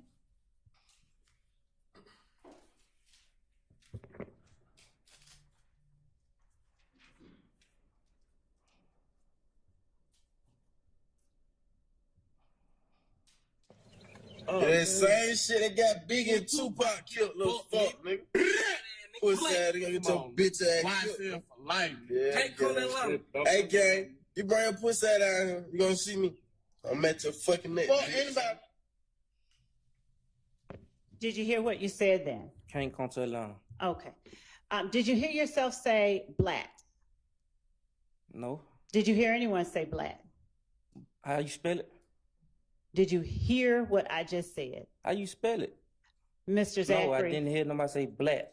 what did you hear being said that sounded like black, if anything? Well, when y'all played the video on my trial, y'all say we said black, B-L-A-C-K. So that's what I'm gonna go with. That what We're y'all not said we talking said. about anything but here today. Do you understand that, Mr. Zachary? We said black, What is that? How do you spell it? B-L-A-C-K. Okay, so now are you saying that what is being said is B-L-A-C-K? That's what y'all told me it said. Okay, Mr. Zachary, I don't want to know what anyone told you. I want to know what your understanding of what is That's being my said. understanding, yes. That is B-L-A-C-K. Yes. Okay. Have you ever heard B-L-A-T-T? No. Okay. Have you ever heard S-L-A-T-T? I heard of, yeah. Okay. Ever used it? No, Ever been around anybody that used it? probably. I don't remember. Do you remember how they used it if you heard them? No? Okay. I'm going to now show you, actually, could you tell the jury all the people that were displayed in that video you just saw? Do you need to see it again? I just saw me and Shannon. Okay, did you see it? You didn't see a third person in there? I Could you saw a play- third person, but I don't know who that is. Do you remember when that video was taken? 2015. All right. Do you remember where you were when it was taken? In the car. Where? What city? Atlanta. All right. And do you know what it is that you all were talking about? Say something about game or something. Mm-hmm. Yeah. What about game? I just heard her say game. Can't come to Atlanta, something like that. Okay. And so did you hear yourself or anyone say YSL for life? I heard it, but I don't know who said it. Okay. Did you ask anyone on the video what that means, what you're talking about? What do you mean? I'm asking you if at any time in that car you said, what do you mean YSL for life? No. Okay. I probably was high. I probably ain't paying attention that time. Did you hear yourself talking? Yeah. Okay. Did you sound high to yourself? What? Did you sound high? I'm saying the video I probably was. We made the video. All right, Mr. Zachary. I'm going to show you what has been marked as an admitted, and this is a screenshot, Your Honor, as State's Exhibit 441 Yankee.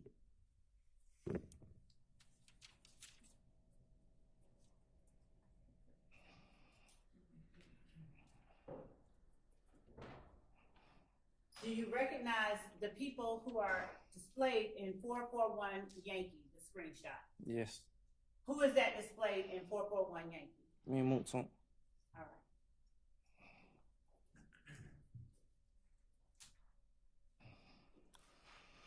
Little strip ass nigga. We ain't really going back to no nigga. You little bitch ass nigga. I know who you hate. I'm everywhere. Yeah, fuck you nigga, Kel. Whoever else, nigga. Well, nigga. Nigga. Whoa. They said they ain't really going back. Did you hear what was being said in the video? Yes. Now, who is the Kel that is being referred to?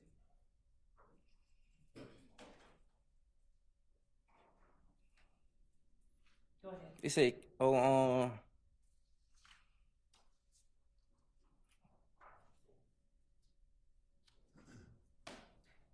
I don't remember. Do you remember the Kel you told the jury you were not cool with a few minutes ago? Yeah, Is that the same Kel or a different? probably was. Probably was what? Probably was him. I don't remember. Do you remember making that video? Yes. When did you make it? Well, like 2014, 2015, something like that. Would it have been the latter part of 2014? Yes. All right.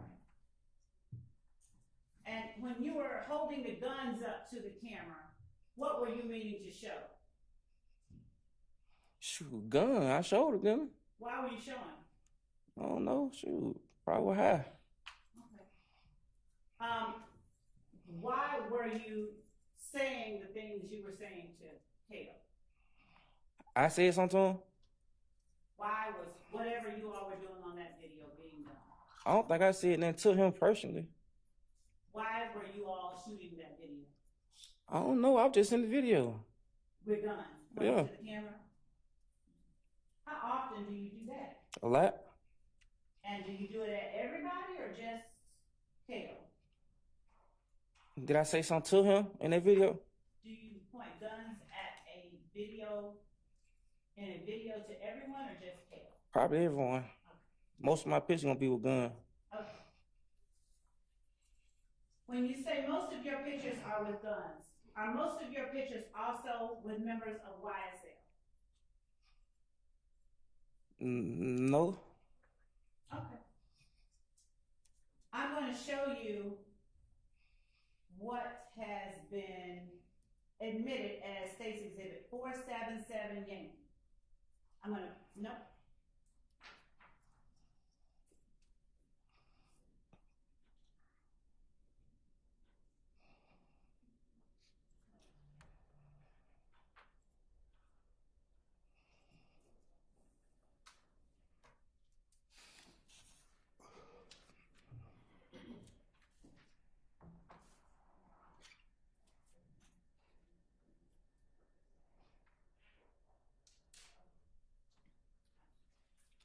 I'm going to show you what has been marked, my apologies, as 477 Yankee. Would you take a look at 477 Yankee? Yes, I see it. All right. Can you see, without telling the jury out loud, the name at the top? YSL D. Oh. Okay. And can you see the caption at the bottom? Don't read it out loud at all. Yes. Okay. Do you recognize this post? Yes. All right. And how do you recognize this post? Where was it made? A little like club. And where was this post placed on social media? Look like Instagram. Was it your Instagram account? Yeah. Is it a fair and accurate copy of the post on your Instagram account? Yes. State tenders 477 Yankee. It's admitted. We're gonna permission to publish. You may. Thank you.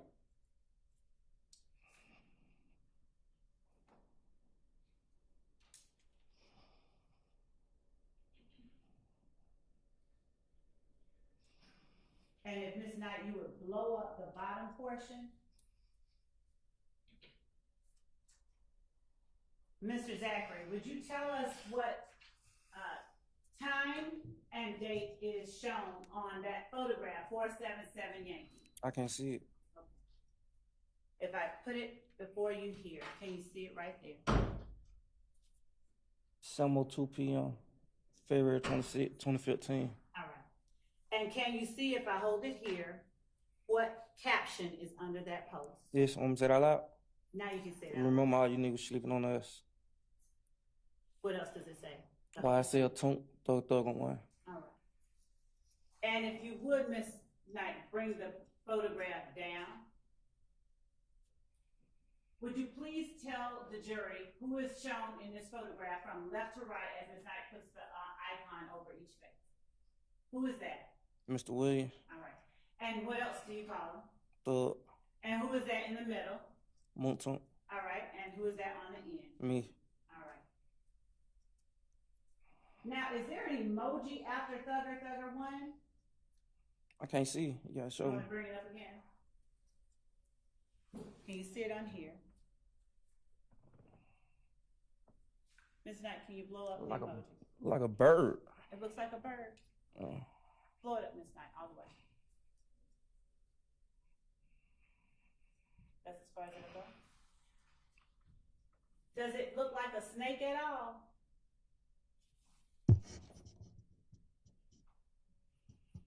No, I look like a little green rubbery ducky. Okay. Do you typically use green rubbery duckies? I use green anything. What's special about green to you? Cause I drink green lean. Okay. Do you use other green emojis? Hearts. All right. And do you use red emoji? Shoot, everybody use the red heart. Do you, why didn't you answer the same way about everybody uses green hearts? You said, why I use them? You ain't ask me about nobody else. All right. So do you use red hearts? Yes. All right. Do you use any other emojis like that in your posts? I use every emoji on the emoji app. Now,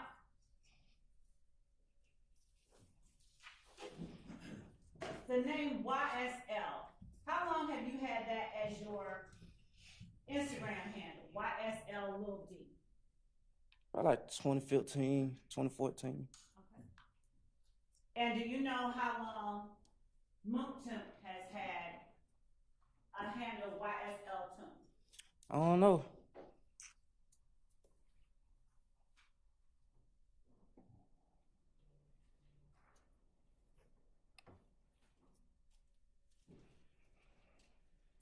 When you first started using YSL Lil D, what did you mean for it to represent?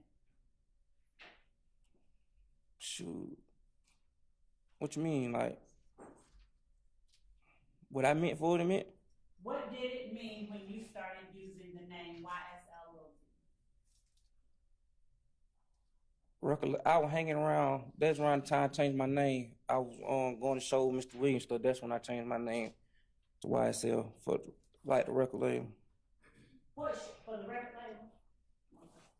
What shows were you going to Mr. Williams? A lot of them. A lot of them.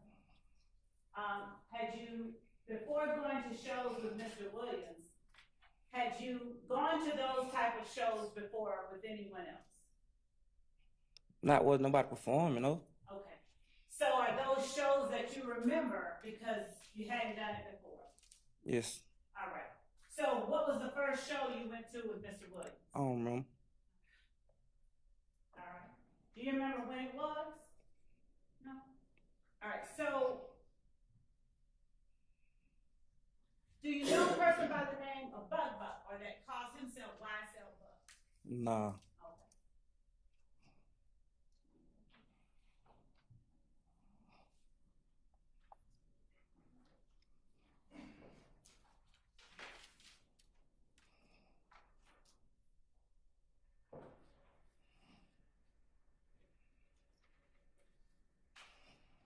I'm going to ask you, have you ever made a post, I just bought some new guns and got rid of some friends, you don't want to live my life, under the name YSL Lil D? I don't know. That's a fool. I don't know. I don't remember. You said that's a what one? A fool one? What does that mean? I don't remember. What is did you say fool? Yeah. Caption. Like, I probably would have said something like that. Okay. What would it have meant if you had said something like that? Exactly what he said. Explain further. Exactly what he said. All right. And when you say exactly what it said, what does getting some new guns and getting rid of some friends have to do with one another? Shoot, I don't know. I probably heard it in the song. What song? I said I probably heard it in the song. Okay. Now, do you remember when you got your first gun? Probably like 14.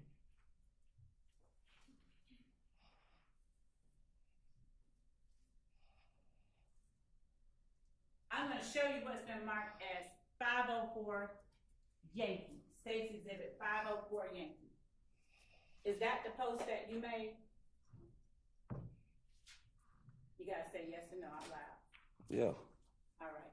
Do you remember when you made it? I don't even remember that picture. But you remember the post? It's on my page. Okay.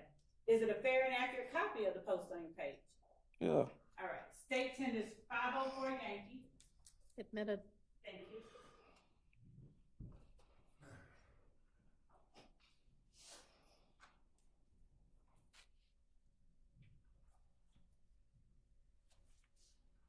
Mr. Zachary, have you ever heard of of a group called 30D?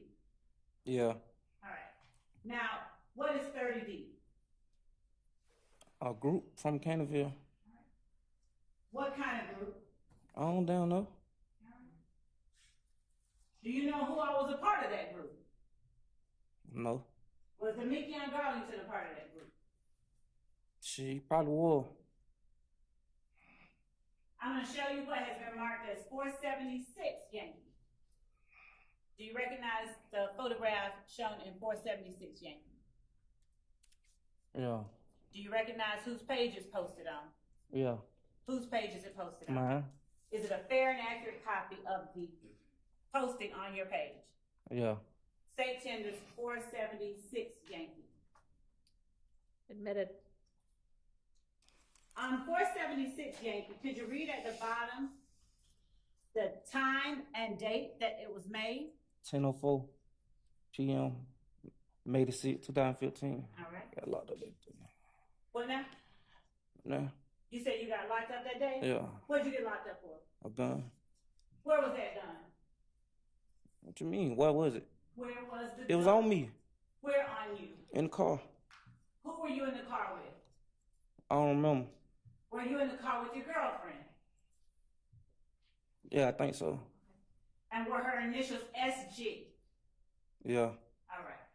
How long had you dated SG at that time? I don't remember. What kind of gun did you have? I don't even remember. I just know I had a gun. Do you know how many guns you bought over the years? I don't know. Where were you when you got locked up? On Cleveland. Do you remember where on Cleveland? At the BP. All right. Is it the BP at 151 Cleveland Avenue? I don't know the address.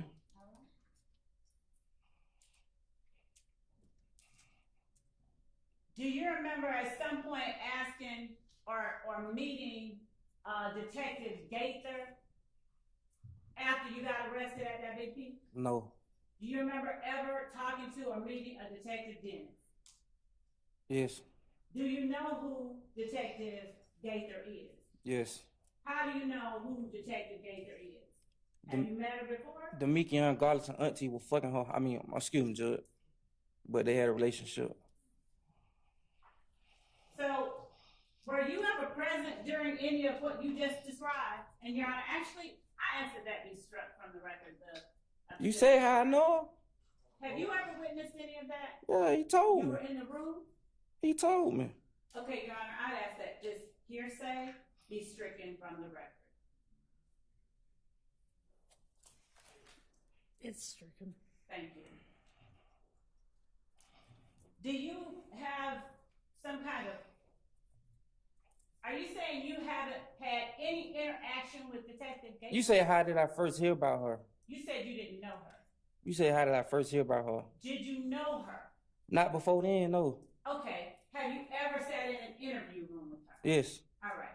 And have you sat in an interview room with Detective Dennis? Yes. Have you sat in an interview room with Detective Dennis and Detective Gates? Yes. Do you know how many times you sat in a room with Detective Dennis and Detective Gates? Not that many. Was it after you got arrested with that gun on Cleveland Avenue? No, it was not. Was it before? No, it was way after. Oh, okay, so it was way after. Okay. Was it in 2015? Yes. Was it in August of 2015? Yes. Did you ask to speak with Detective Gaither and or Detective Dennis? No. What the hell? Call 911 saying you speak to the police? Were you incarcerated in August of 2015? Yes. Were you in jail when you asked or when you spoke with them?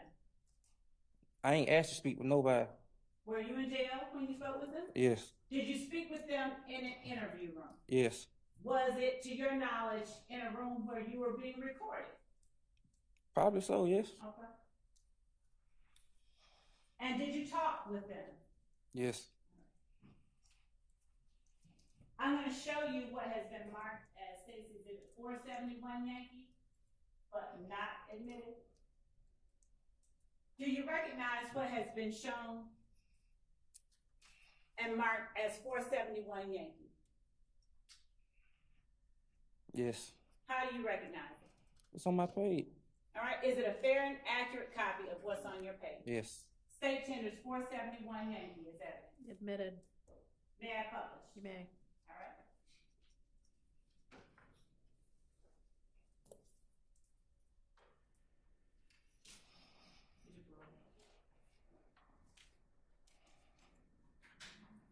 Who is shown in 471 Yankee? Me and Mikion. All right.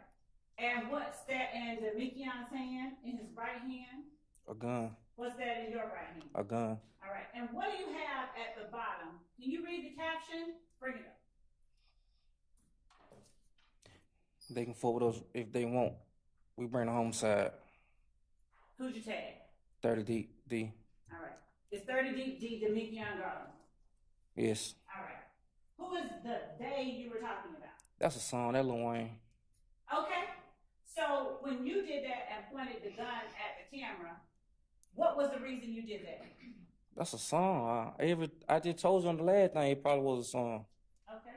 What was the name of that song? For whatever they want, we bring the homicide. Word to my mama told her to get it, not the game. It's like coming out of a What's coma. the name of the song? That's right. I don't know the name. That Lil Wayne song though. Okay. And so when you pointed that at the camera, you didn't mean for it to display anything. You just wanted to put the song up there. Most of my pictures gonna be with songs. Okay.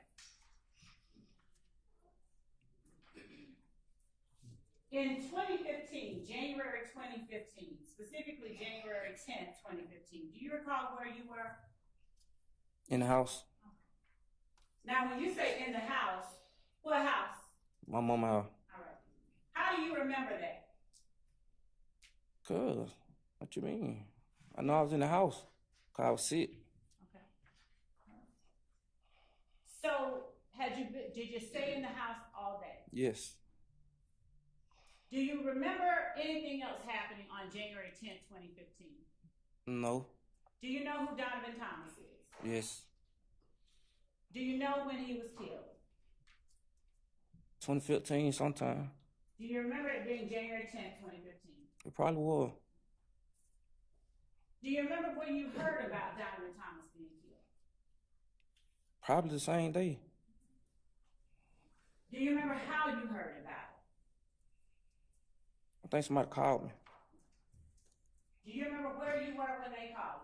I was at home. I just told you that. Do you remember who it was that called you? Probably Moonson.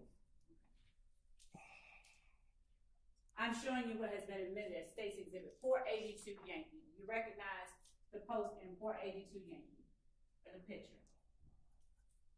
Yes. All right. And who is depicted in that picture? Me, Shannon, and Yet. Okay. And what date was that post made? March 8th, 2015. All right. And whose page was it made on? OG, almost go boo. Who is that? I don't know. Now, is this a fair and accurate depiction of the way you, Shannon, and Yak looked in this photograph at the time it was taken? I guess. Oh, what you mean? Is this a fair and accurate copy of the Yeah. picture? All right. State tenders 482 Yankee. It's admitted without objection. Do you remember what time it was when you learned Donovan Thomas had been killed? Probably around the time he got killed. And what time do you remember that being? I don't remember. And you still don't remember who it was that called you? I told you probably Moonton. You said probably, not it was Newton. Probably him, probably. I don't. Probably. What happened after you got the call? I went back to sleep. For how long? Rest of the night? Did you go anywhere after that? No. What'd you do the next day? I don't remember the next day. I think we went somewhere, went out of town or something. And who is we?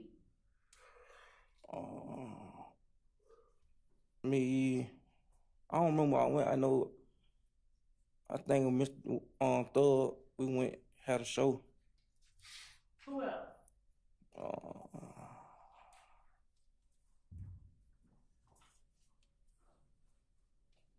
Shoot, it was a couple of us. Okay. Did Shannon go? Yeah, I think he went. Did Yak go? 9 times 10, he went, yeah. Did Woody go? I don't remember where Woody went. Probably so. I think he came probably a few days later or something. Did Moonton go? No. What show was it? I don't know, some show in Florida. Now, at the time, were you performing in that show? No. Did you have were you employed by anyone who performed in the show? No, but I used to help out. Help out who? Like with the clothes and stuff. Help out who? The record label. Mr. Williams. Okay. And how did you help out with the clothes and stuff? Selling the clothes. And what kind of clothes would you sell? Stoner t-shirt, stuff like that. Did you ever sell free Roscoe gear? You know, I was locked up and Roscoe got locked up. I'm a silly t-shirt. Okay. But do you know about free Roscoe gear? No. Other than stoner gear, have you ever sold any other kind of gear? I think some, I don't remember. I just know whatever t-shirt they had. Do you ever sell anything with slime on it? No. Have you ever used slime in the context of this record label? No. Have you ever used slime in any other context? Have I used it? Yes, you. Probably so. And how are you using it? I don't remember. Have you ever heard Shannon use it? No. Have you ever heard Thug use it? I think in the song, yeah. Have you ever heard Yak use it?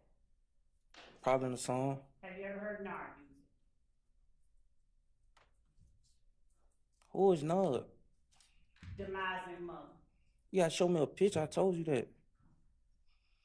Do you know a person by the name of Justin Cobb who also answers to the name Doo-Wop? You gotta show me a picture. Is that a no or a yes? You gotta show me a picture. I told you that. Okay, so right now you don't know until you Right now, I don't know until I see a picture. Okay.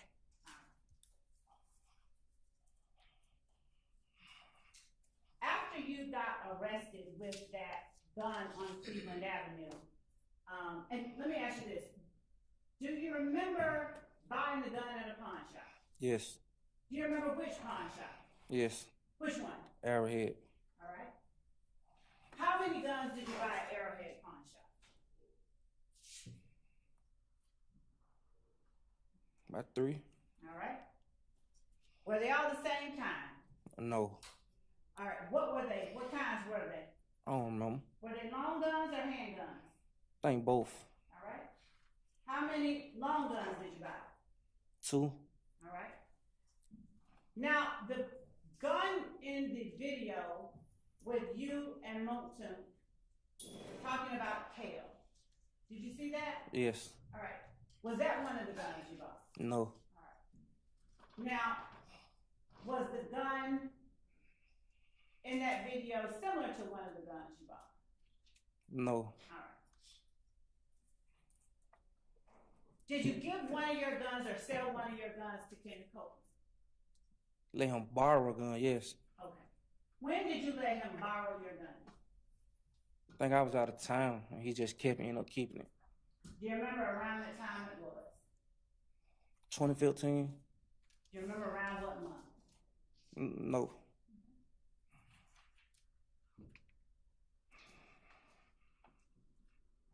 When you spoke with Detectives Gaither and Dennis, was it always at the same place? What you mean always at the same place? Was it always at the same place, at the Atlanta Police I Headquarters? only spoke with them probably 1 or 2 times. I ain't no always at no same place. No, For those 1 or 2 times, was it at the same place? I think so. Did you ever speak with them, either Detective Gaither or Detective Dennis, individually outside of that place? No. All right. And did you ever individually reach out to either one of them outside of that place? No. Okay.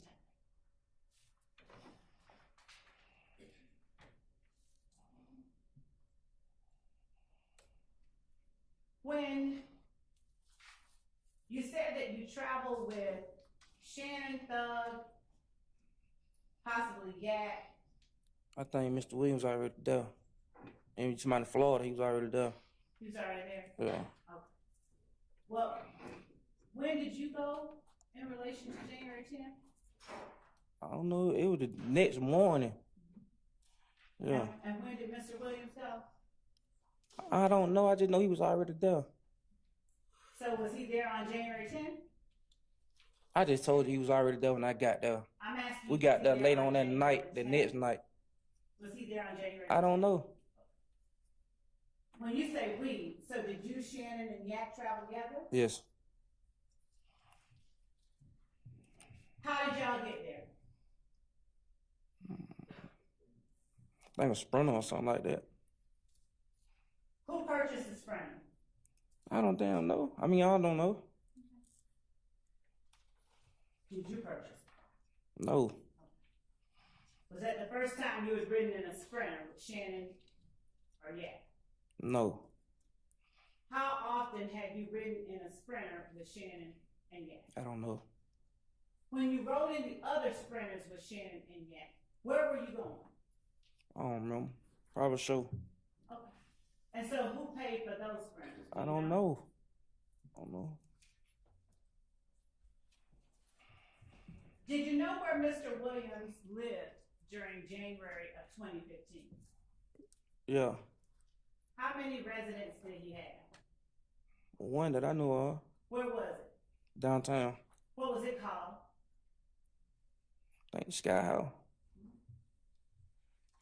What kind of place was it? An apartment, a condo, a standalone house, or something else? Condo. All right.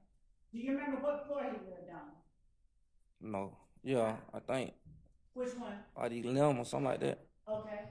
Do you know who else, if anyone lived with him? Lived with him? Yes.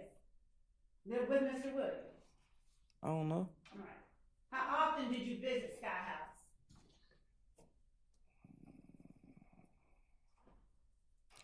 A lot. When did you first start visiting Sky House? Probably when he first got it. I don't Which know. was when? I don't know. Was it in 2014? Yes. Was it an early part of 2014 or the latter? I don't remember. When you say you went a lot, would that mean more or less than 5 times a week? Probably more. Would it mean more or less than 10 times a week? Nah, I ain't went no 10 times a week. So between 5 and 10 times a week you visit? Yeah. Now, when you went, how did you get there? Did you drive? Did you walk? How'd you get there?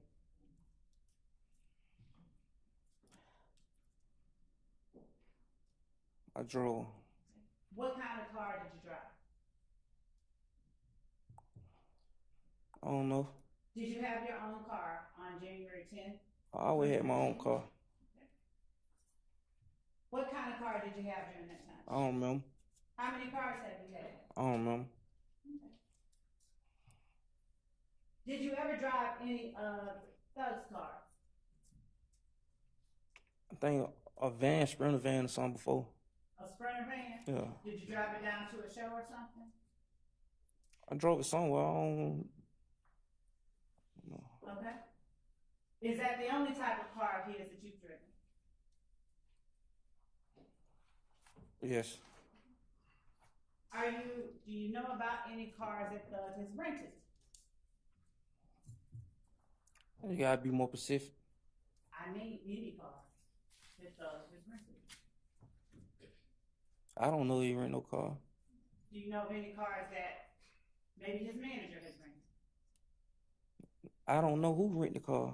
He probably had. I don't saw what rentals, but I ain't know just no rental. Okay. So what rentals have you seen with Thugs? I think a vet. A vet? Yeah. What kind of vet? A vet. A Corvette. What color do you remember? Gray, I think. Do you remember what year it was that you saw that Corvette? I think 2014. The latter? 2015. One on. So late 2014 or early 2015? Yes. Did you see any other cars that Thug rented or of Thugs that were rentals after the vet? I don't know if he rented them. That's not what I asked. Did you see any other rentals of Thugs, regardless of who rented them for him? I don't know if it was his. I just Okay. know somebody told me. Did you ever ride in a car you believe to have been rented by Thugs men? I rode in a car with Woody. When? January the 9th, I think. Okay. I never saw Mr. Williams in the car. I don't know if it was rental or not. So if you said you don't know what now? If it was his rental or not. If that's what you're trying to put it as. Just asking a question. What time of day or night did you ride in a car with Woody? I don't remember the time. It was How- nighttime. It was nighttime? How did you know it was, why did you bring that up in terms when I asked you about Thugs run? Because I know you're trying to get it. Why do you know what I'm trying to get at? How many people you don't sit up and ask these same questions? Have you been sitting here watching people testify? No. Then why are you asking me that question? What kind of car was it that you rode in with Woody on January the 9th at night? It was a car, photo car. What now? It was a car. Was it a vet? No, it was a photo car. A four-door car? Yeah. Was it a silver four-door car? I think like dark gray or something like that. I don't remember. Was it an Infinity four-door car? Yes, I think so. Was it an Infinity Q50? Yes, All right. I think so. Now, where did you ride with Woody in this car? We went to put up on some females. Where? Would you? You was just, it in the I city said, of well, Atlanta? yeah, Atlanta. What part of Atlanta? Shoot. The west side. The west side? Yeah. And when you say the west side, can you tell the jury, please, what streets or areas you mean?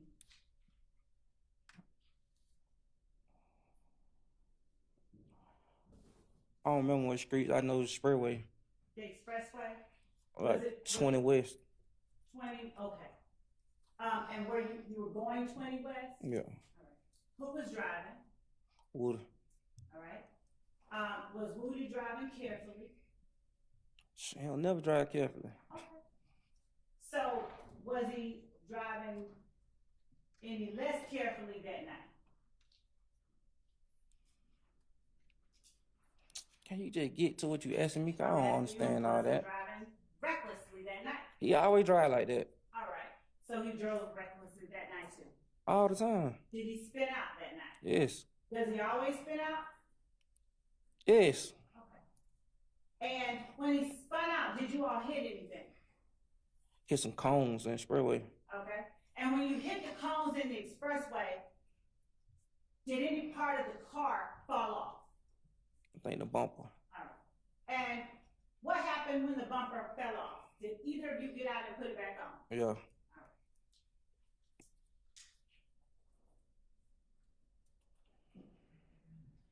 Now,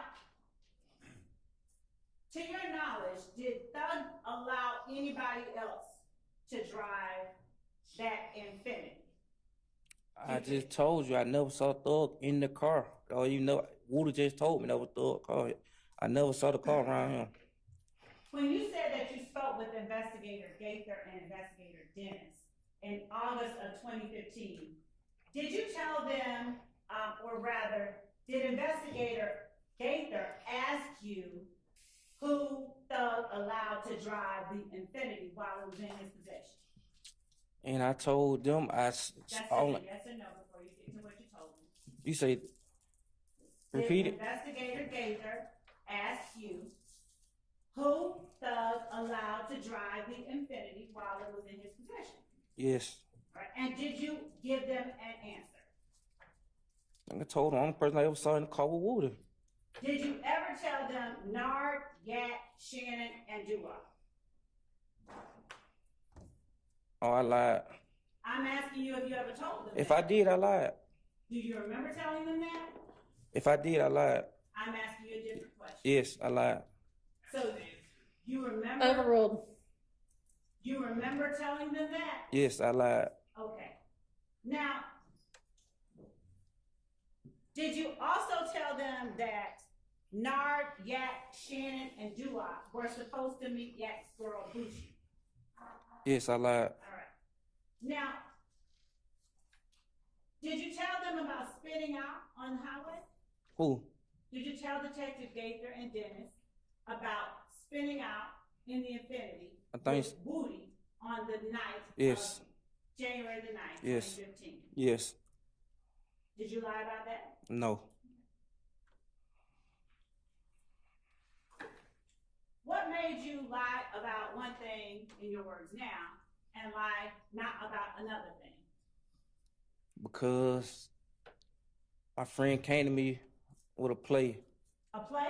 Yeah. Who was your friend? Garlington. Garland. Now, how long did you tell me you had known Garlington? Over about 20 years. And what month and year did he come to you with a play?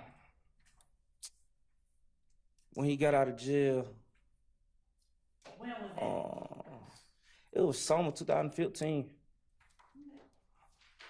Do you remember what month? Nah.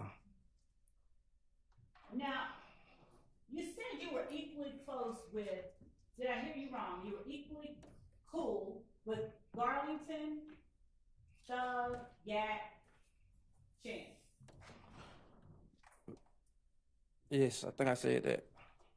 Is that not the case anymore? What do you mean? Overruled. I think that's a misstatement. I think he was asked right now, and he said equally cool, but Miss Love is posing it as back in 2015, so I think we need clarity on that. Okay, can you please make sure that your question is clear? Yes. Okay, thank you. You're welcome. Back in 2015, August 2015, were you equally cool with Demekion Garlington, Shannon Stillwell, Diamante Kendrick, and Justin Cobb? No. Who were you the coolest with? Garlington. Were you cooler with Kenneth Copeland or Shannon Stillwell? Copeland. Okay. And when you say that you were cooler with Copeland than Shannon, which one had you known longer? Copeland. All right. And which one had you hung out with the most? Copeland. All right. How often did you hang out with Shannon? Not often. How often did you hang out with Yak? Not often. How often did you hang out with Duop? Not often. All right. Now, where were you when Demekion came to you with the play? I had just picked him up. We probably gonna Cleveland. Okay. So was this before May 6th or May 7th of 2015? I think it was after. It was after? When after? It gotta be the summer sometime. I don't know. Before after May probably. It had to be after May because I was locked up in May. And probably before I got locked up in August, I don't know. Did you get out between May and August? Yeah, I just said I got out. When'd you get out? Like May the 20th or something. Okay. And when you picked him up, Garlington that is, how did you pick him up? On my bike. Okay, what kind of bike? On BMX. All right. And where'd y'all go? The park. All right. And what time of day or night was it? Day. Early morning? Late afternoon? Probably evening. Evening time? Okay. Who else was around? Just me and him. Okay. In August of 2015, do you know how many shows you had gone to with Doug? A lot. Had he paid your way to any of those shows? What you mean pay my? Had he paid for you to go down to any of those shows? How you got to pay to get in your own show? That don't make sense. You got to pay to travel, don't you? I mean, no. Sometimes Moncton or drive his car. You know, it depends on whoever driving. Okay, but like in January of 2015, Moontook didn't go, so did Thug pay? I don't know who paid. I didn't know I rode. Okay.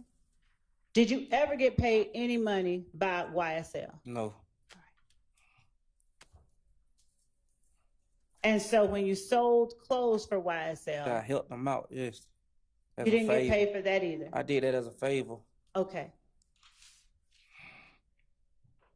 Did you ever receive any free entry to Thug shows? I'm pretty sure if it's your show, whoever get in free, whoever come with you get in free. That might be so, but I'm asking you if you got in free to Thug shows. I don't know. I just went. Did you pay anything out your pocket? No. Okay. So in August of 2015, were you more cool or less cool with Thug than you were any of the other people that I named? I ain't never said nothing to y'all about Thug.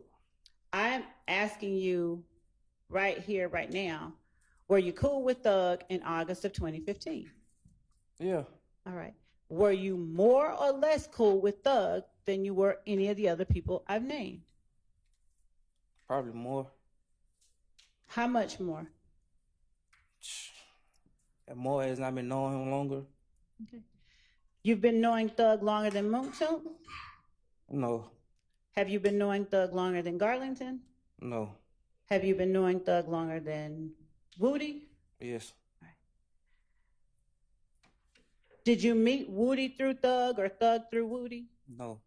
How much longer had you been knowing Thug than Woody? Probably about 4 or 5 years. Right.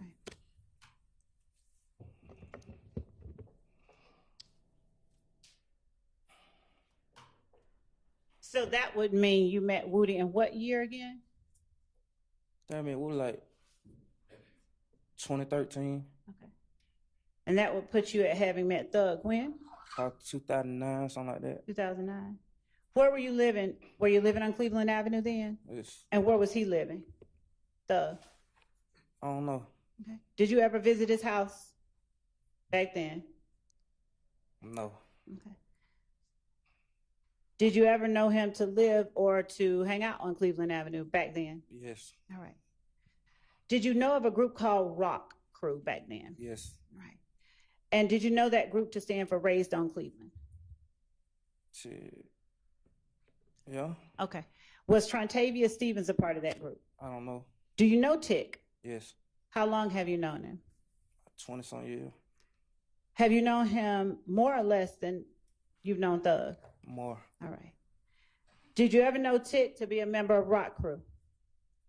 Yes. All right.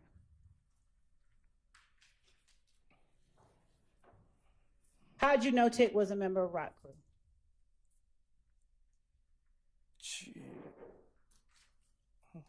I don't know. Well, why did you tell this jury that he was a member of Rock Crew? I just thought he was. Shit, if he went, my bad. Okay. Everybody just used to hang around. What did everybody hang around doing? At the park, What park? Cleveland Avenue. All right. Was Quentin Porter a part of Rock Crew? Yes. When did you first hear about the group Rock Crew? I don't know. Did you know about it in 2009? Yes. 2012? Yes. All right. Did it still exist in 2015? Yes. All right. And was Tick still a member? I don't know. You just said you wasn't no member, so I don't know. Then how do you know it still I existed? just say I assumed because everybody was hanging around. Who all was hanging around? Shit, a lot of people. Everybody, Cleveland Avenue. Everybody. Name 2 or 3 of the people. Junebug, Larry, and Mike. Okay. None of the ones we named earlier. They not from Cleveland. Okay. You're from Cleveland. Were you a member of Rock Crew? I'm not from Cleveland. Where are you from? Capitol Home. Okay. Now,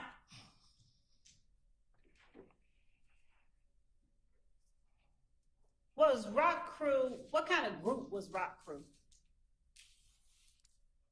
A R&B group. A R&B group? Yeah. What kind of music, what kind of songs did they put out? A lot. Okay, which ones? I don't remember that joint 13 years ago. Who were the artists in Rock Crew? Quinn Porter.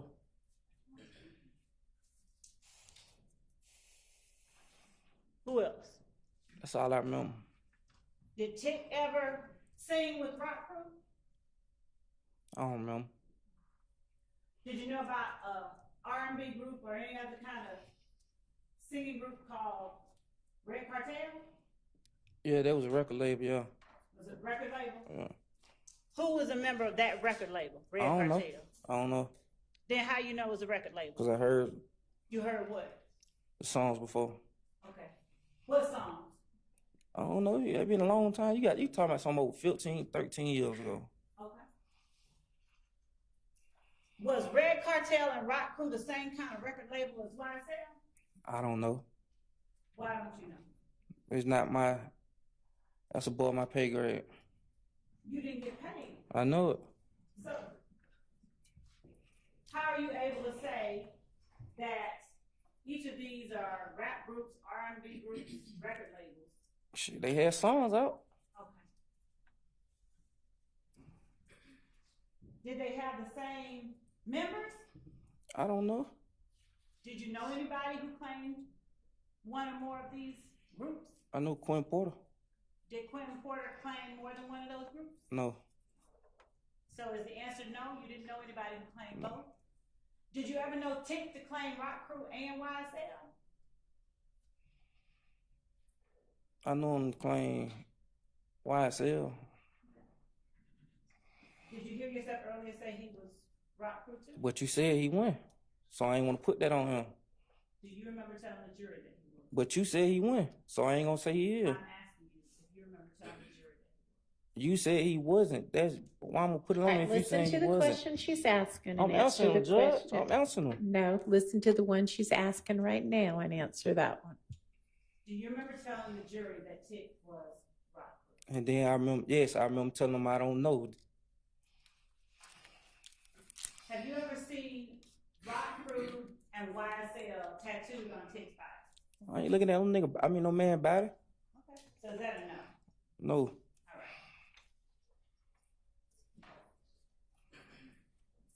Did you know about Donovan Thomas being associated with any groups? No. I don't know if he, what you mean associated? What that mean? A part of, hang out with, a member of?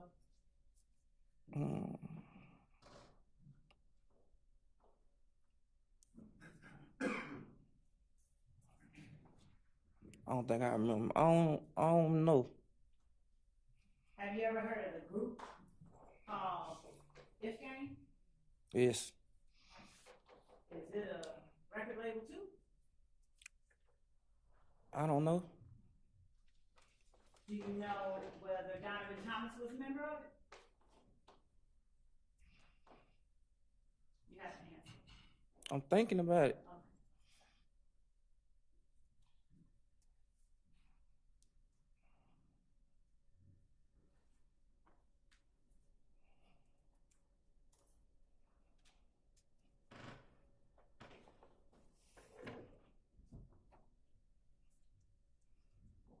I don't know.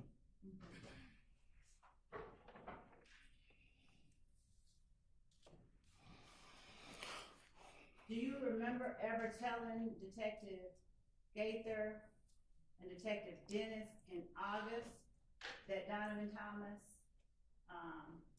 was a member of the gang? I lied.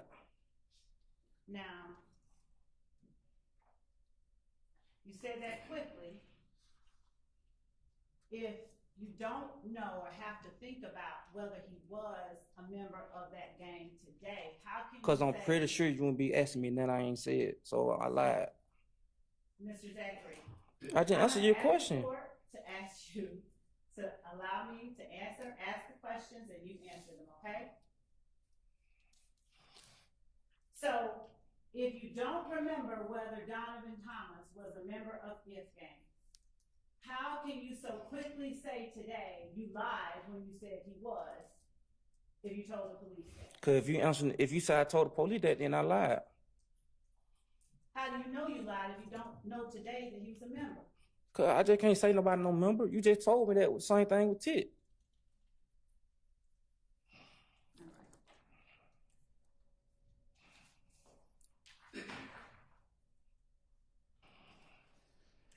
Bentley, did you know Bentley having a spot on Cleveland, on Oak Drive? Yes. And where on Oak Drive was that? I don't know. I just know it was on Oak. How often, if at all, did you go there? Every day.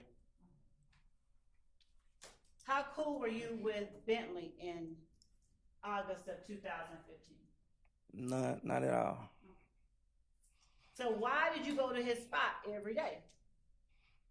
Because it wasn't necessarily a spot. Everybody just be on his street. I'm sorry, what? It wasn't necessarily his spot. Everybody just be on a certain street. Okay, so you did not go to his spot on Oak Drive every day? I ain't go like in. Everybody used to be outside. Okay. Who is everybody? The whole Mr. Cleveland Avenue. Were there any people who weren't YSL that were out there? I don't know who YSL that was out there. You didn't see any people who were YSL who were out there? No. Do you know whether Duop was YSL? Who is Doo-Wop? You gotta show me a picture. You said you're gonna show me a picture. Do you know whether Yak is YSL?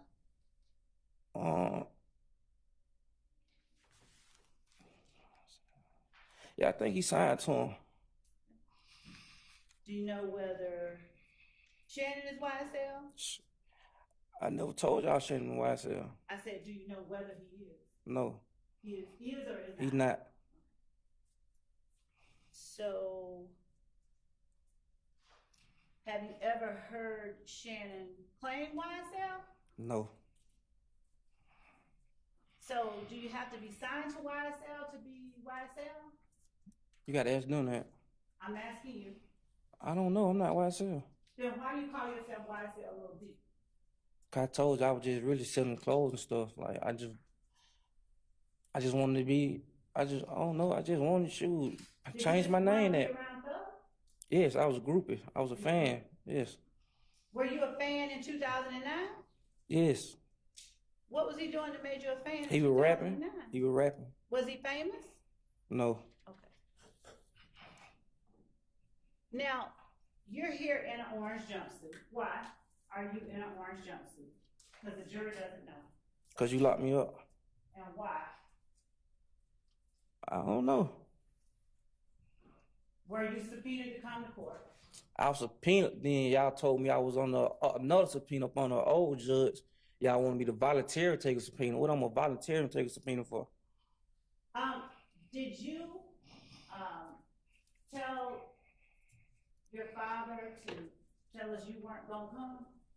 My father, he grown man. He tell you what he want to tell you. I ain't telling that. Were you with him when he said you weren't gonna come? No. Do you know whether he, offered to call anybody? You want to get my dad up here? I wanna talk to you. Okay. I know you want to get him up here. Why? You know why. Why? You know why. Tell the jury why. You know why. So you're not gonna tell the jury. Was your father with you when you talked to Gaither and Dennis in August 2015? No. Did you live with your father in August 2015? No. Who did you live with in August 2015?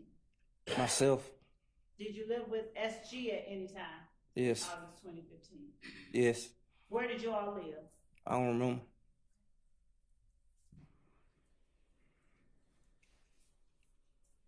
You said that you were closest with Moonton, or you were coolest with Moonton. All right. Were you coolest with Moonton in April 2015? April. Yes. And were you cooler with Moonton than you were, say, Shannon? Yes. Now, in April 2015, were you also cooler with Demekion? Yes. April 28th, 2015. Do you remember being with those people? Yes. Where? Don't we caught our case? We was in the car together. What kind of car? I don't remember what kind of car. What did you have in the car? A gun.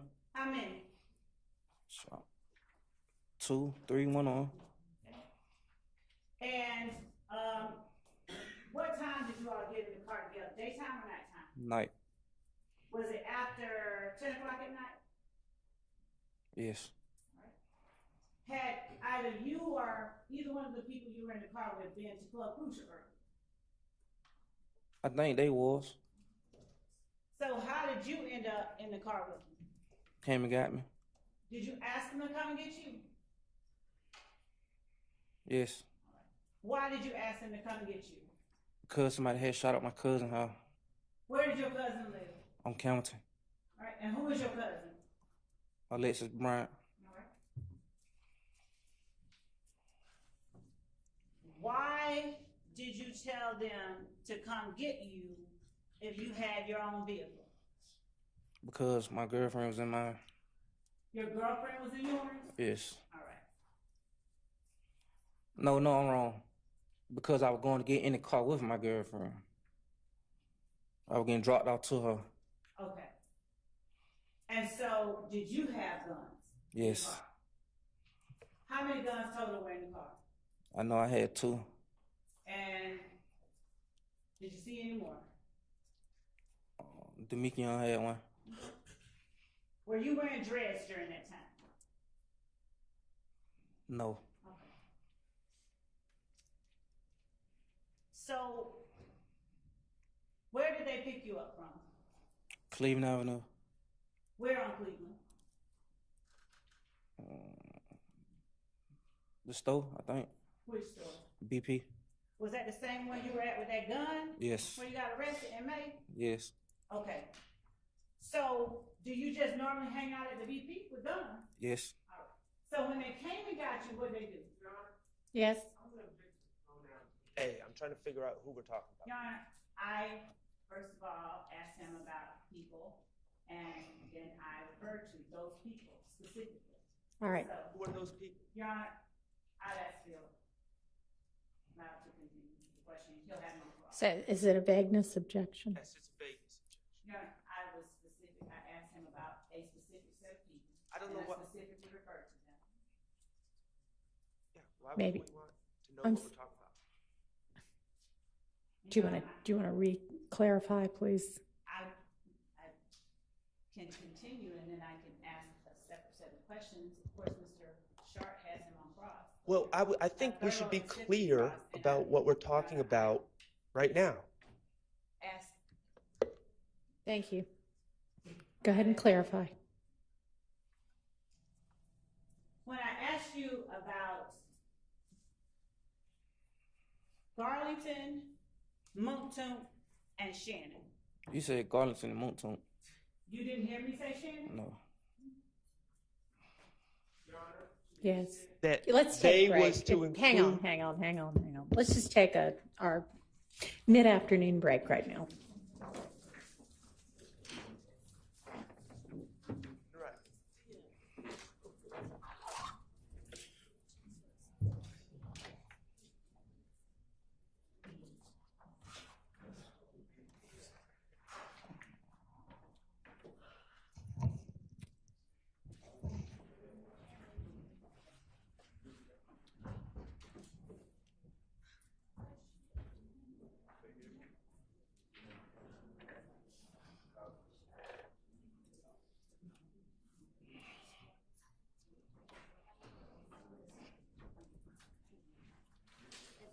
All right, can you excuse the witness to where?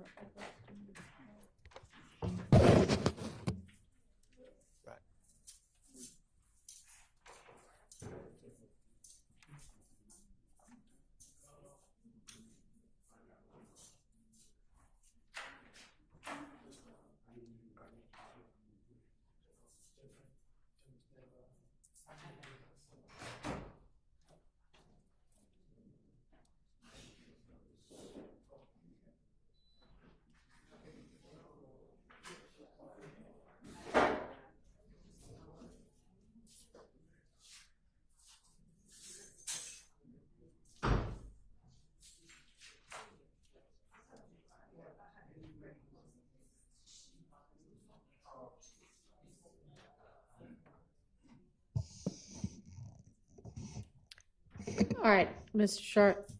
Your Honor, what just happened was completely dishonest, disingenuous, misleading, and gross.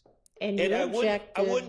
I objected, and I wouldn't have even thought about anyone doing this other than the fact that I've seen the prior behavior throughout this trial of this type of nonsense where we try to trick a witness into think we're saying they, meaning three people, and then try to convince the jury that we're somehow including my client Shannon when it's clear that the witness is not following. That's what we're talking about. Okay. And it's disgusting, and I don't know how we cure it, but I'm going to move for a mistrial.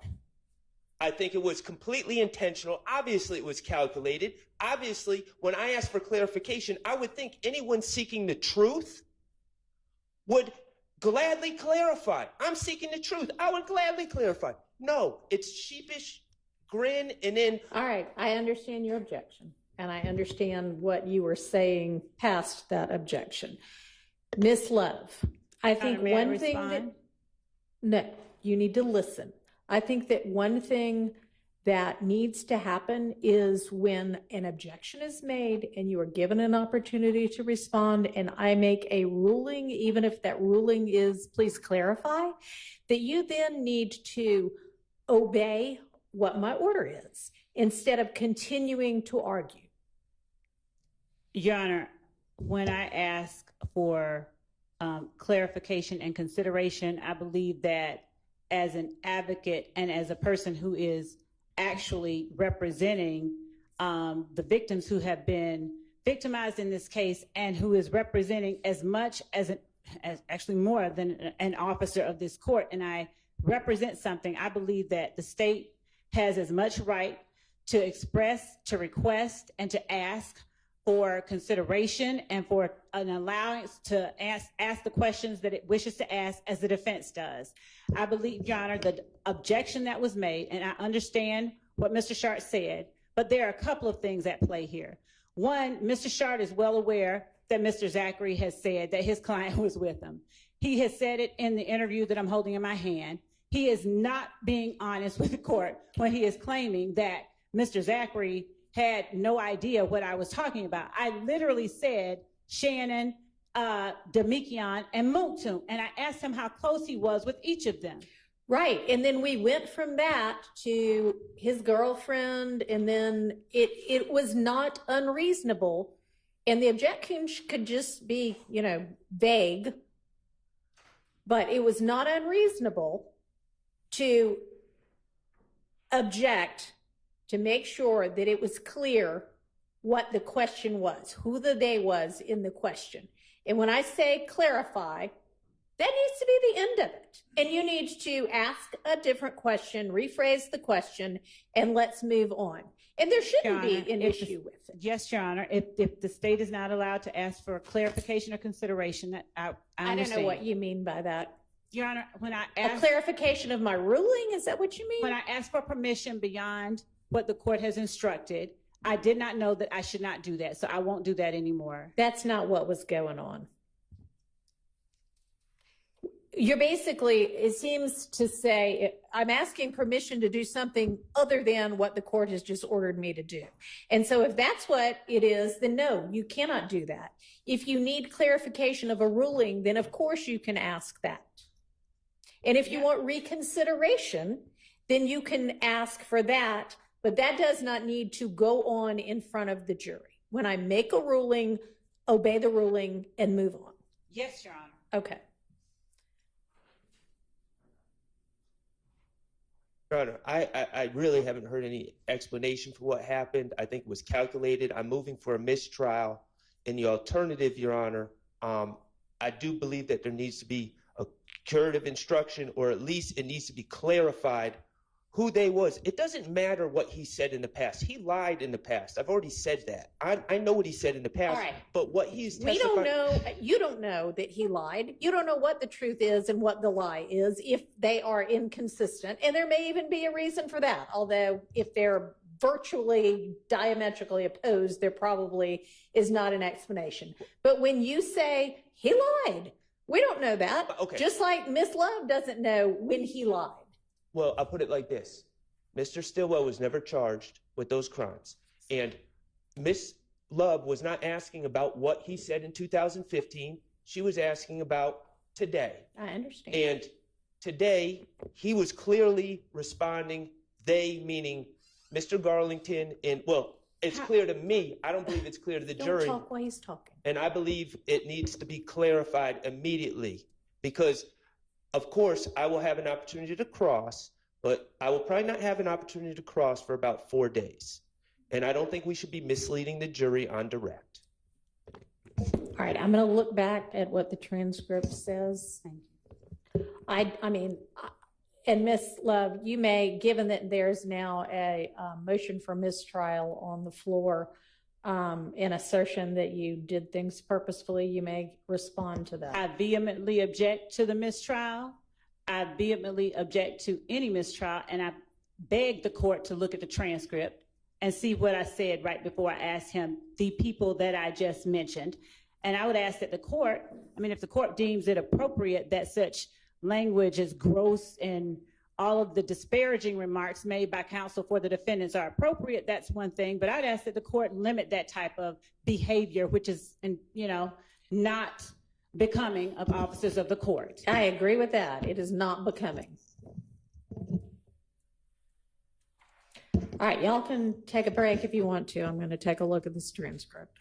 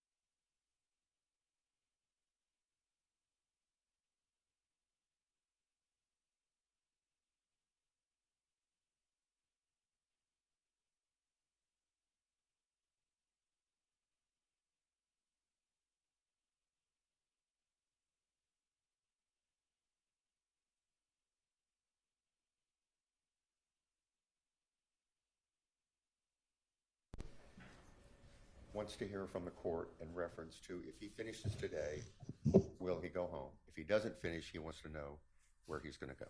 And I've tried to explain to him, you don't want him to go back to the jail. He can't go to the hospital. And so we talked about it. Well, if he finishes today, then as long as there's nothing else holding him, which I don't think there is, then yes, he goes home. And if he doesn't, yeah, I can let him know that. If he doesn't, do y'all have a proposal? That's what we were trying to work on, and I told Mr. Shive that I understand that his interest is his client. Can y'all hear him? Can you use a mic? And we talked about it, so she just needs to come up. You know, he wants to go home with the GPS. I understand the court doesn't want him to, and neither does the DA. All right, I'll tell him that might still be determined. Okay. And that's what I told him. Okay. All right, and in terms, I have reviewed what the line of questioning was, and I do not think that there was anything nefarious and purposeful about trying to trick him into something other than what he'd been talking about. At the same time, I can see how it might have been, well, now, are you sure he knows that the people we were just asking about are the people that you're talking about him now, you know, coming to pick him up? So a valid objection, it remains sustained. But the motion for mistrial is denied. I am not giving any kind of instruction. You can just fix it by asking the next question. All right, anything else on that? Your Honor, just for the record. Okay. Okay, and you use the mic too. Yep, I understand. Yes, Your Honor, and I understand the court's ruling. I think that the use, all of a sudden the use of they and those people instead of names, and then when asked for clarification, the refusal to do so, I think suggests that there was some calculation. But I understand the court's finding, but I would ask the court to instruct Ms. Love to clarify with the first question so everyone's on the same page, so there's not confusion amongst the jury, who he is referring to when he's talking about they in the car that night. Yeah. Okay. Yes. Go ahead. Actually, Your Honor, I think the court was about to say something more. I think I was probably going to say maybe the same thing as you, but I have no idea. So go ahead. I was going to ask that the court read back the exact question that I had asked, and right before I said they. I'll have to find it again. So that wasn't what the court was going. So.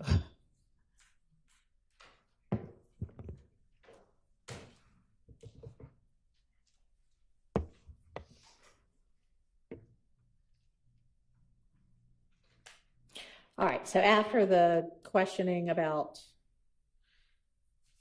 where he and his girlfriend lived, you said you were close with, and obviously this is the real time. It's not the official transcript, but you said you were close with Mungtunk or cool with Mungtunk. All right, were you close with Mungtunk in April 2015? Yes. Okay, and were you cooler with Mungtunk than, say, Shannon? Yes. All right. Now, in April 2015, were you also cooler with Garlington? And I can't tell what the rest of that is. Yes. April 28th, 2015. Do you remember being with those people? Yes. All right. Then I have to. Where? Back. Some kind of car. I can't tell exactly. I don't know what kind of car. What'd you have in the car? A gun? How many? 2 or 3? Yes, ma'am. Okay, and what time did y'all get in the car together? Daytime or nighttime? Nighttime. Was it after 10 o'clock? Yes. All right. I mean, at this point, there's nothing that indicates he doesn't think that we're talking about the 3 people that she just asked about. Had either you or either one of the people you were in the car with been at Club Crucial earlier? I think they was. So how'd you end up in the car with them? And then the names don't always get but somebody came to get you. Yes, all right. Why did you ask them to come get you? Because my head shot, and then something about where my cousin lived, Camp something or another, Campbellton. Why'd you tell them to come get you if you had your own vehicle? Because my girlfriend was in it, your girlfriend was in yours. Yes, all right. I don't think, because I was going to get the car with the girlfriend, something, did you have guns in the car? Blah, blah, blah. Were you wearing dreads at that time?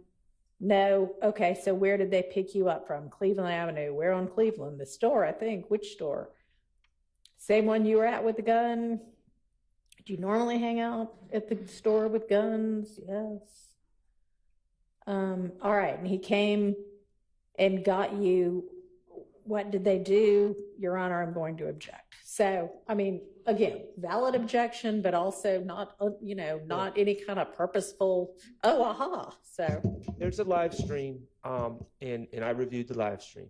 I'll also point out that nowhere in discovery, he says they were at the club, okay, in the testimony. It would have been easier to review the live stream. Yep. And Mr. Zachary said they were at the club. Mm-hmm. The state is very well aware, as am I, that even in prior statements, it is clear that, and Mr. Sledge's testimony, Mr. Sledge and Demekion Garlington were at the club. Mr. Stillwell is never alleged to be at the club at Club Crucial. So it is very clear that Mr. Zachary is referring to, when he says they, is referring to Mr. Sledge and Mr. Garlington. It is also very clear to me by the fact that Ms. Love repeatedly refuses to clarify that she wants the jury to believe that they also includes Mr. Stillwell, which is not what Mr. Zachary believes at this point. Okay. And I'm just going to ask that it be clarified with the first question, and then we can stop using pronouns. We're not going to stop using pronouns. I mean, that's just not how people talk.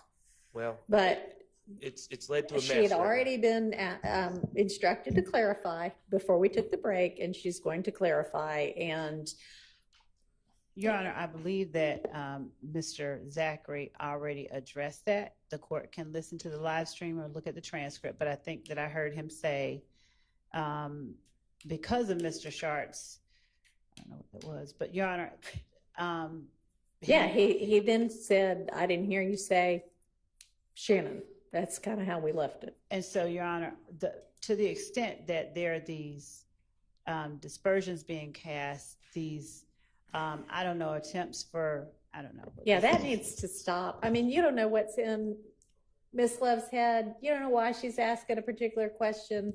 And, just let's stop making it so personal between attorneys. That's really not appropriate. It's not professional. Okay, well, Your Honor, I have strong feelings about what just happened, and I will stop saying what you don't want me to say, but I can't help how I feel about it, and that's not going to change.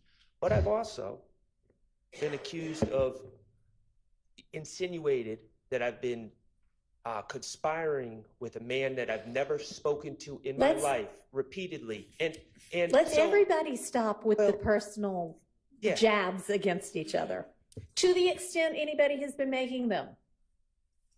Okay, all right. We don't need any more of this. Let's just get back on what we're doing. That's supposed to be based on facts. Okay, so you understand, if you're going to ask any more about this line of questioning, clarify who it is that you are asking him about. Yes, Your Honor, I understand that if I'm going to ask him any more about this question, I'll clarify All who right, I'm talking thank you. about. So we'll get Mr. Zachary out, and I'll let him know that if he finishes today, he can go home, and that I don't quite know where he's going to go otherwise. So let's do that. And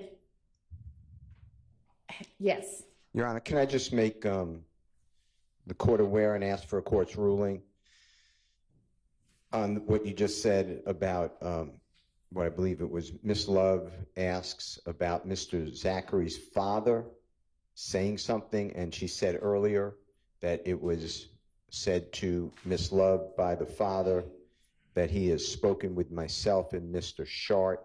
I'd ask that that not be gone into, not only is it hearsay, but I don't know the evil or the benefit of doing that, because I've done nothing wrong at all, nor did Mr. Shart. I'll vouch for him. The second thing is Miss Love brought out from this witness that he purchased 2 or 3 guns from Arrowhead Pawn Shop. Yeah. One of those guns is found during the unlawful search of Mr. Williams' home on July 15, 2015.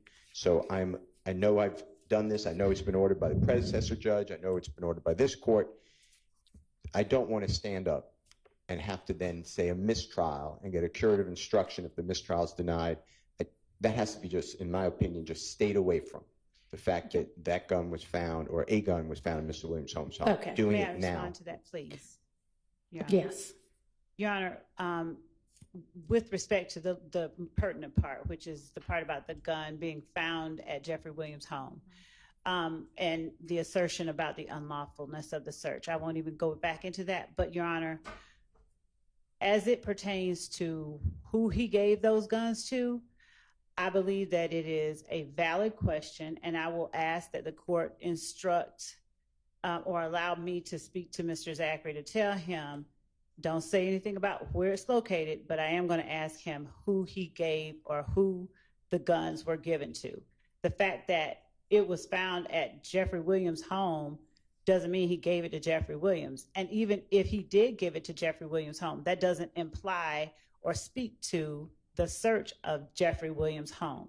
So the state should not be precluded from putting before the jury the fact that Mr. Zachary purchased guns for other members of YSL, and that he told detectives that he purchased guns for other members of YSL, and which guns he purchased. Okay. So yeah, all of that should be fair game. Where any gun was ultimately found, if it was found in a search that was suppressed, should not be gone into. And does this witness even know that it was found? I don't know, but anywhere? because this witness can go off, I want to tell him before he gets, back in front of the jury to not. I don't think he does. I have not spoken with him about his knowledge of that search. So I want to instruct him when I ask him, who did he give the other one to answer only that question and not anything about where he thinks it might have been found, because I don't have it in, my head. He hasn't told me where he thinks it might have been found. It would be really weird if he answers that, if you just say, who'd you give the gun to? But I mean, I guess better safe than sorry. I mean, I'm sorry, but the court has heard testimony that is non-responsive all day. I believe it's derivative evidence which has been suppressed, and the law enforcement officers after July 15, 2015 are asking Mr. Zachary about the search of Mr. Williams' home where that gun was found in his name. So I don't believe that it's a proper question, because all right, hang on. He's already testified that he bought several guns from whatever that pawn shop was. So as long as your line of questioning is about that, then that's not derived from law enforcement finding them in the search, is it? Right. No. So, but I believe, and that's why I want to ask and make sure, that's why I'm asking for the court's permission to just tell him, don't mention that. I wouldn't suggest it to him if he doesn't. We don't think he already knows it. Just answer the question I ask you. Judge, yes. He has not answered questions that I've asked him for the last hour. All right, and a half. I will do that.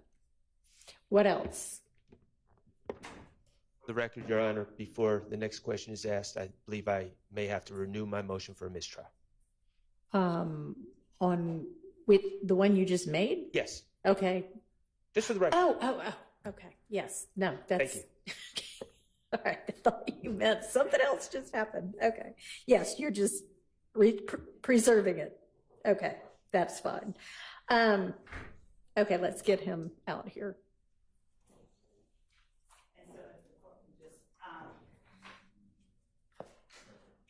just instruct that when I ask, who did he give the gun to? That is the only I'm not agreeing that he will say who he gave, excuse me. That's a bad question. Who did he give the guns to? I mean, presumes he gave the guns to there's someone. a lack of foundation at this point to that. So I'm going to be more general in my instruction to him than that. We're ready for him. Oh, can everybody who's operating cameras make sure that you do not, and I think some of you who've been here the whole time know that, but any of the newer people, no pictures, no filming of this area over here, the detention area, okay? That includes still shots. All right, thank you.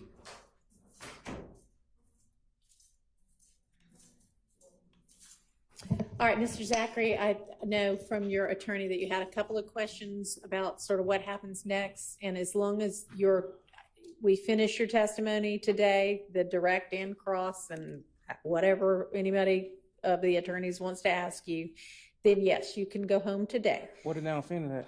If you don't finish, then we haven't quite worked out where you're going, but it will not be you're free to go, have a great life. It will not be Rice Street, but it will also not be bye, have a great life. It'll be something short of that, because you will, we'll just need to make sure that Put me on house arrest. My grandma's funeral. we'll sort out, your attorney and the state are working on potential conditions right now, so we'll sort that out. What do you mean conditions? I don't know what they're going to be. I mean, I may end up needing to impose them, but if they can work something out, then we're going to go with that.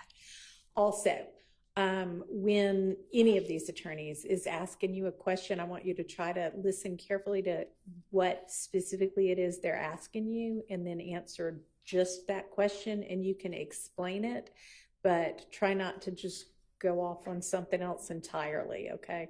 All right. Okay. Are we ready for the jury? Yes, all right. Let's get the jury out.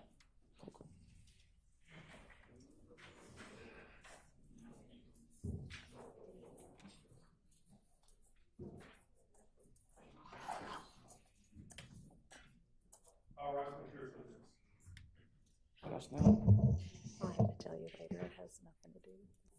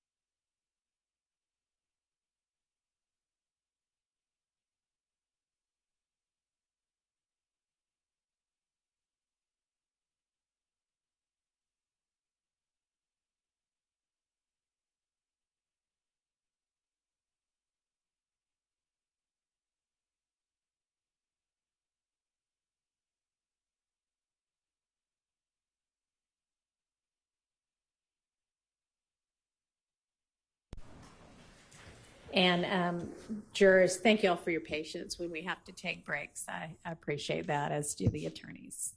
All right, go ahead, Ms. Love. Thank you, Mr. Zachary.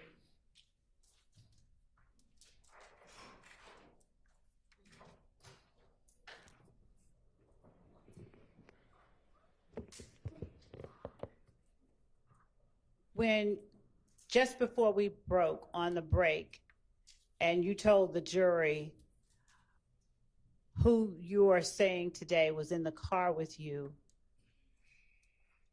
on April 28th, 2015, who is it that you are saying now was in the car with you? Me, Garlington, and Sledge. Okay. You, Garlington and Garlington, Sledge. and Sledge? Yeah. Right. Today, is it your testimony that you three were the only people in that car? Yes. Okay. Now, you spoke about talking to detectives Gaither and Dennis back in August of 2015. Do you remember that? Yes. And before you spoke to them, you said that you had not spoken to them outside the room where you were interviewed, correct? No. Okay. No, you hadn't spoken with No, them. I haven't. Okay. So, had either one of them told you or given you any indication that they wanted you to do anything other than give them information that they could confirm or deny? What you mean by that? I'll change it. When you talked to detectives Gaither and Dennis, did they ask you about shootings that had happened in the city of Atlanta between January 10th, 2015 and the time that you were talking to them in August? Yes. And when you talked to them, did you tell them information about those shootings? Yes. All right. Which shootings did you tell them information about? About April 28th. Uh-huh. Yeah. Okay. And as it related to April 28th, who did you tell them was, first of all, what did you tell them happened on April the 28th? I don't know. I was just making up stuff as I go. Okay. Now, is it your testimony today that you just made up everything that you told them about April 28th? Yes. And do you know whether, did they confront you with anything after you gave them information about April the 28th? What you mean confirm me with? For instance, if you said a light was red and it was green, would they ask you or challenge you? I had already knew what had been said before. So What I are knew you what to talking say. about? You somehow them, the police, I had already knew what was said to them before I even said something to them. Okay, let's talk about that. What do you mean you already knew what was said before to them? I had Your already Honor, knew. I'm going to object. This is potentially opening the door for hearsay, I believe. Your Honor, I potentially. Without saying what someone else said, what do you mean you already knew when? What are you I talking had about? already knew that somebody else had already told them about the shooting. Okay. So, how, I'm sorry, let me ask you this. Were you present when someone else told them about a shooting? No, someone told me. All right. When did someone tell you? When they got out of jail. All right. I'm asking, do you know a month or a year? I told you, 2015. Okay.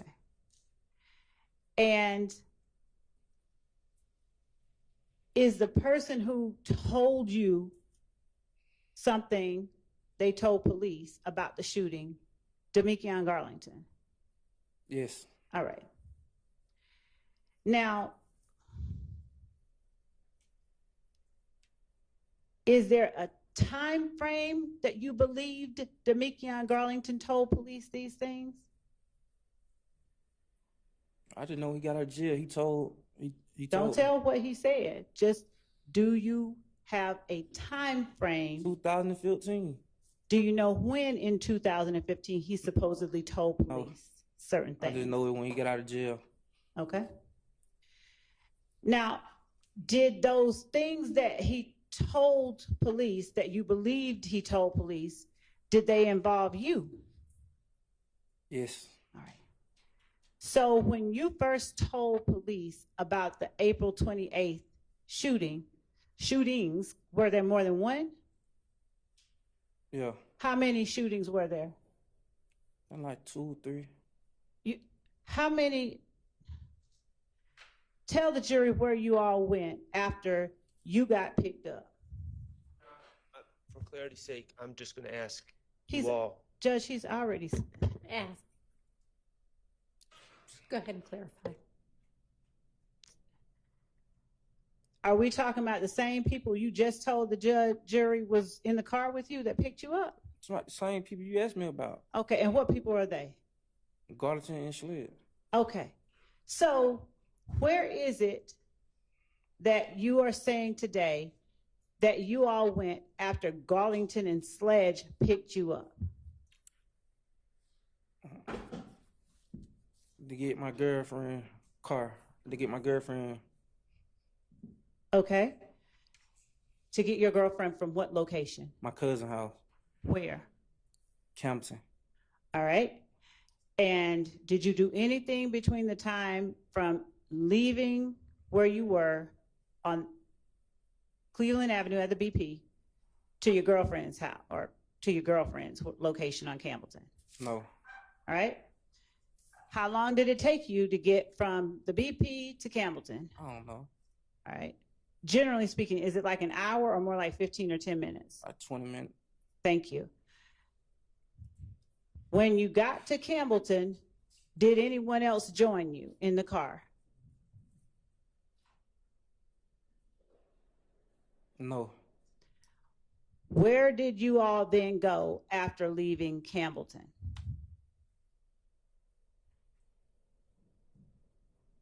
To the west side. Where on the west side? I don't know them streets. Whose house were you going to? Somebody that had shot at my cousin's house. Somebody what? Who had shot at my cousin's house. We going to their house. And whose house was that? I don't know. So how did you determine where you all were going to go? It wasn't even just, it's like when we get out of Spreadway, we saw that car and we followed the car. What car did you all follow? A car that shot at my cousin's house. And describe the car for the jury. I don't remember the car. Was it a pickup truck, a regular sedan? I think it was a car. With 4 doors, 2 doors? Yes. All right. Which one? 4. All right. And did you believe you knew who was driving the car? Are you thinking? Yes, I'm thinking. Okay. I don't remember who was driving the car. Okay. At the time, did you know or believe someone in particular was driving the car? I can't remember. Okay. So, as you sit here today, is the car parked in front of a house when you all see it, or is it driving? It's driving. And what do you all do? Follow it? Yeah. How far do you all follow it? Not that far. About like 3, 4 minutes. Do you follow it to a house? Yes. Are you familiar with Martin Luther King? Yes. All right. Are you familiar with where the Atlanta University Center is? No. Are you familiar with Morris Brown College? No. Spelman, Morehouse, anything like that? Okay. Do you know whether you followed the car to the Martin Luther King area of Atlanta? I don't remember. I just know it was from we got out Spreadway, like 3, 4 minutes. What now? When we got out Spreadway, like 3, 4 minutes. What exit did you all get off? MLK. You did get off at MLK? Yeah. All right. And what did you all do after you got off the expressway at MLK? Followed the car. Right. And where did you follow it to? I don't need the house. address. What happened when the car got to the house? I started shooting at the car. All right. Had the occupants of the car gotten out of the car when you started shooting at it? Yes. Did you see the occupants get out of the car? Yes. All right. And were the occupants standing outside the car or inside the house when you started shooting at the car? They were walking towards the house. Okay. And what kind of house was it? A standalone condo apartment? It's a house. Was it a brick house? I don't remember. All right. And how many people had gotten out of the car? Just me and Carlos. No, I'm asking you. I'm Oh. sorry. I should be clear. The car you were shooting at, how many people had gotten out of it? Like 4, 3, something like that. Were they all males, all females, or a combination? Males. All males? Okay. Now, did you know which of those males or all of those males had supposedly shot at your cousin's house? I was high. I don't remember. I just know when we pulled up, they were shooting at our house. Oh, so you saw them shooting? Yeah. Okay. I'm going to show you what has been admitted as State's Exhibit 6KK. And if you recall, or if it looks familiar to you at all, would you tell the jury? And if not, let the jury know, okay? All right.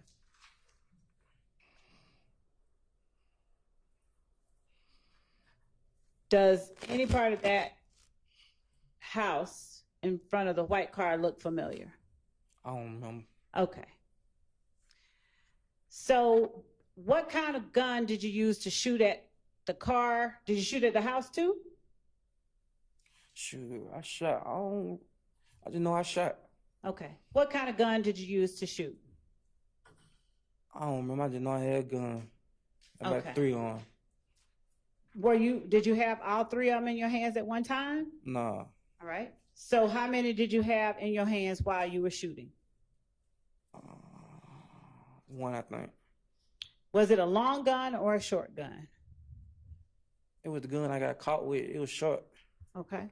Did it shoot short bullets or longer bullets? Long bullet. Long bullets? Okay. Do you have any idea how many shots you fired? No. All right. So what made you stop firing?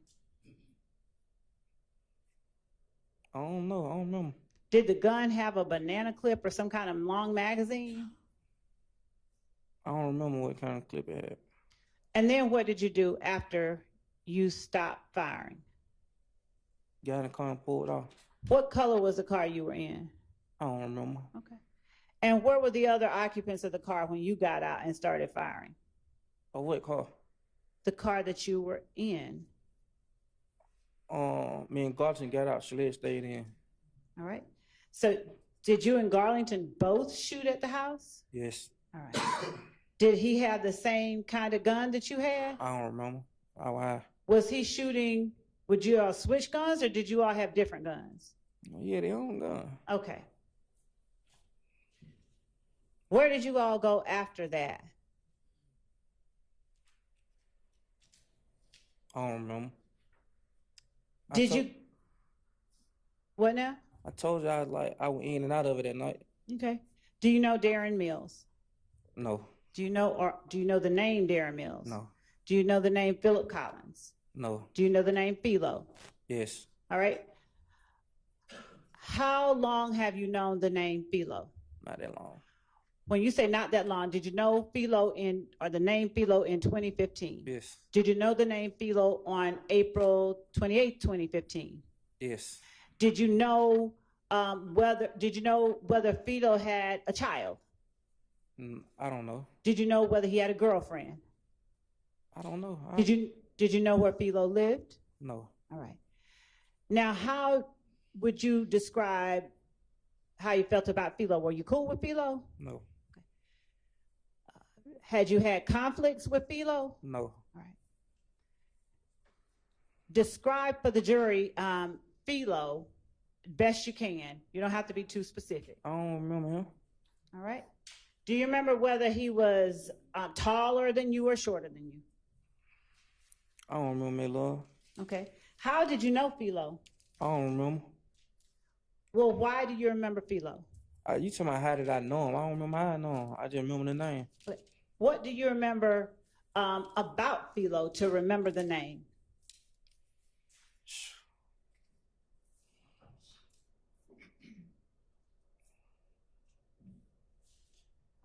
I don't remember.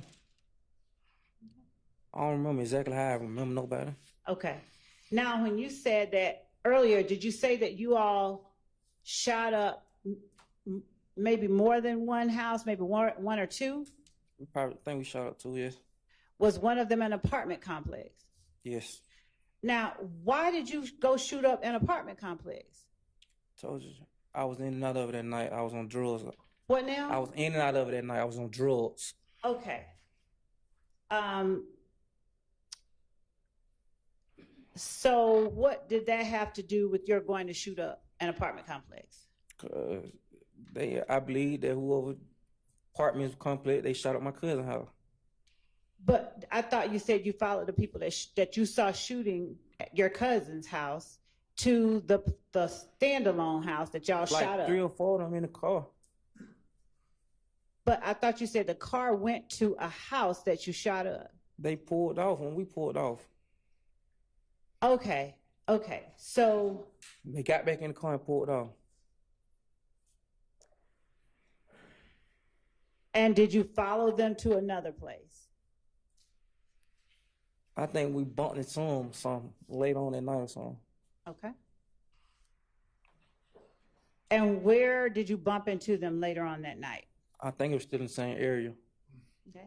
Was it the apartment complex or the house? It was in apartments. It was in apartments. Okay. I'm going to show you 62 CC, which has already been admitted as evidence. And I'm sorry, Lima. 62 Lima, LL. And see if you remember or if this area looks familiar to you. Okay. It's already been admitted. So just look at it. All right.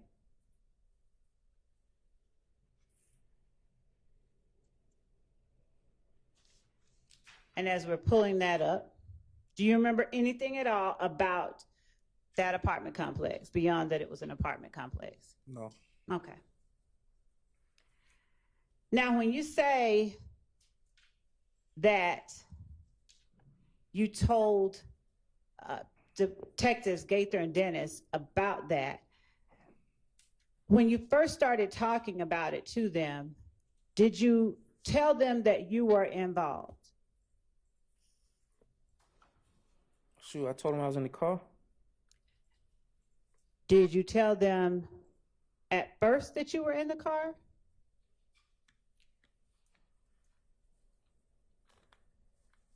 However it happened, I pleaded guilty to it, so I don't know. I'm not asking you that. Are you going to use this exhibit? Yes, and this is the exhibit 62 Lima that's on the screen. Does that area look familiar to you? No. Okay.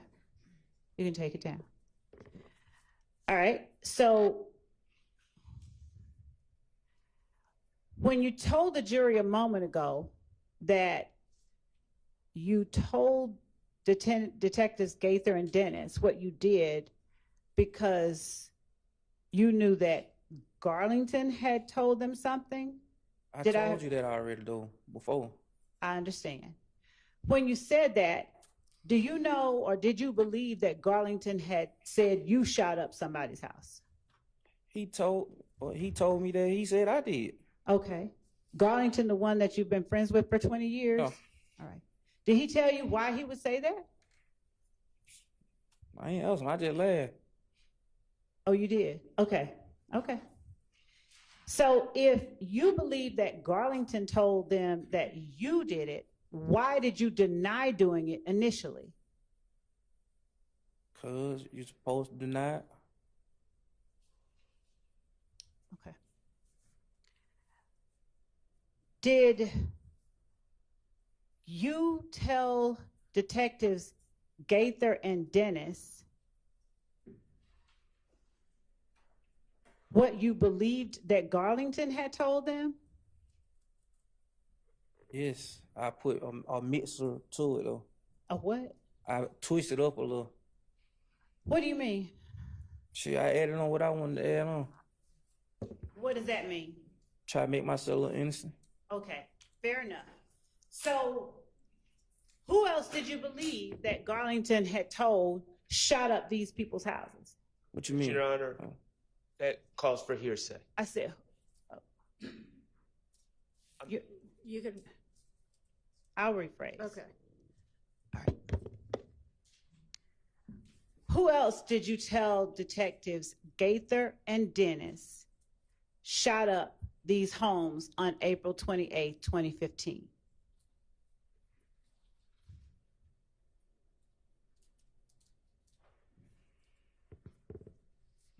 I don't remember. Like 9 years ago? Did you tell them that Moontoon shot up the houses? No. I told him Moontoon was there. I never told him Moontoon shot no house. Okay. Did you believe that Garlington had already said something about Moontoon? Yes. Overruled. All right. And you, Moontoon, and Garlington were all equally close to one another during this time? No. Okay. Then describe if you all weren't Me and equally. Moontoon closer. You and Moontoon were closer? Okay. And so when you believed that Garlington said Moontoon did something, how did you confront him about it? Front who, Garlington? Yes. No. Okay. Now, if Garlington said that you and Moontoon shot up these houses, along with Garlington, was Garlington conveying something that actually had occurred? Can't use a word I understand. Which part didn't you understand? Conveying. Okay, thank you. Was he saying something that had actually happened? Yes. Okay. So then you just went in and told Gaither and Dennis what happened because you believed or knew that Garlington had already done it? I knew, yes, I knew. Okay. Now,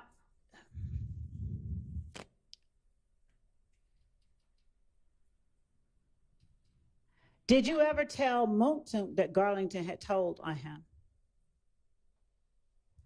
I think he knew already. I'm asking you if you ever told Moontoon that Garlington told on him. No, I was just trying to like free Moontoon. Okay. Were you? Okay. Did you also tell Gaither and Dennis, or rather, let me ask you this. When did you try to tell them at first that you were not there?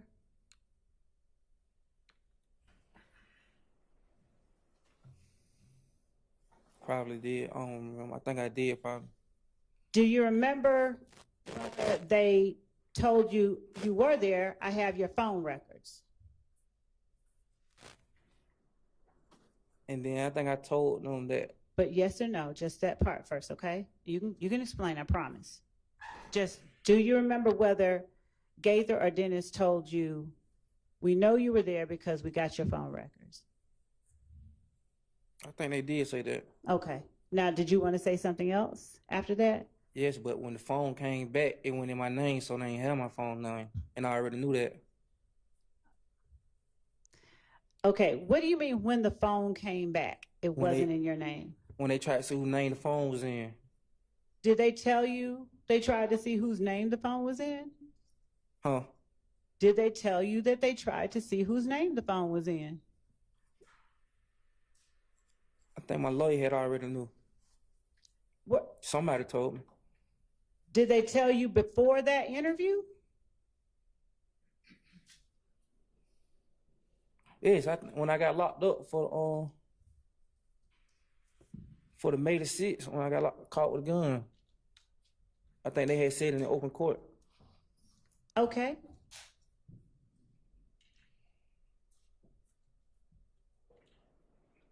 Did you think that the phone being in someone else's name would make it harder for the police to find out it was you who had done the shooting? They ain't find out because of the phone. I understand, but you mentioned they found out it was in someone else's name, right? Yes. So did you think that would make it harder for them to learn it was you? Yes. Okay. Whose name was the phone in? I don't remember. I just know it went in mine. Okay. You know what? No, it wasn't in my name. All right. I don't want to know your mother's whole name. I just want to know what it begins with. K. Okay. And that phone that you had at that time, what were is it one that you still have now? No. All right. So is it okay to ask you about the whole number? No, you can't. Why? Because that's my mama number. Okay. So it's still your mom's number? Yes, it was never my phone. Okay. Give me the last digit of your mama's number. 3. All right. How long has your mom had that number? About 20 years. All right.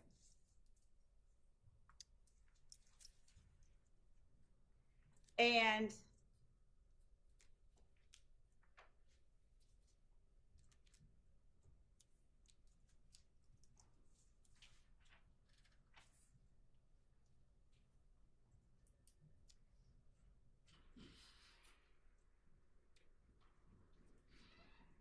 if I show you the first 6 numbers without publishing them of your mom's number, will you recognize it? Yes. All right.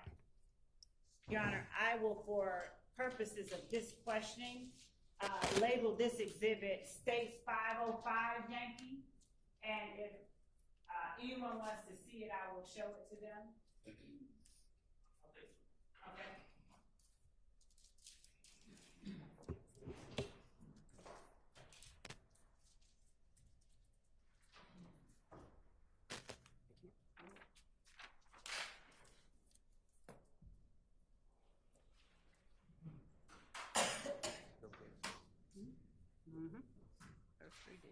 Oh, okay.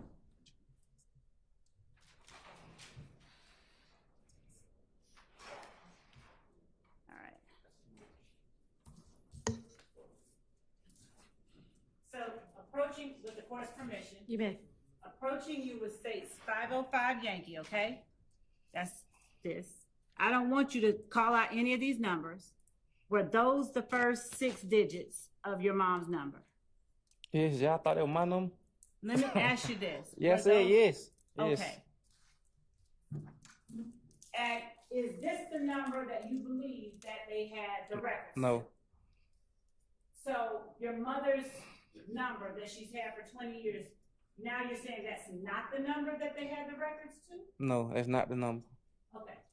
So whose number did they have the records to? I told you a cell phone that belonged to me but was in somebody else's name. So it was your cell phone? Not that phone right there. I understand. But the cell phone they had the number to was your cell phone? Yes. And you no longer have that cell phone? No. Does your mother have that cell phone? She got the number you just showed me. I understand. Does your mother have the cell phone that belonged to you but that was in someone else's name? What the number? You can show me the number. You said your mother had one number, and this was it, right? Can you show me the number so I can make sure? I can. That number right there, yes, that's her number. Did she have any other? Is this the one she had for 20 years? She got 2 phones. Oh, she got 2 phones. Yeah. The second phone, what number does it end in? I don't remember. It ain't no more. So nobody uses that number. Is that the number that you had that was in someone else's name? No. So let's stop talking about your mama's phones, okay? All right. So who had the phone? Whose name was the phone in that you had? John Doe. John Doe. Okay. So now, since nobody owns that number now, may I ask you the full number? Yes. All right. Did that number end in 5726? Yes. Okay. Thank you. Now, if the number was in the name John Doe, and the police had that number, do you have any personal knowledge of how they learned or found out you were the one using their phone? No. All right.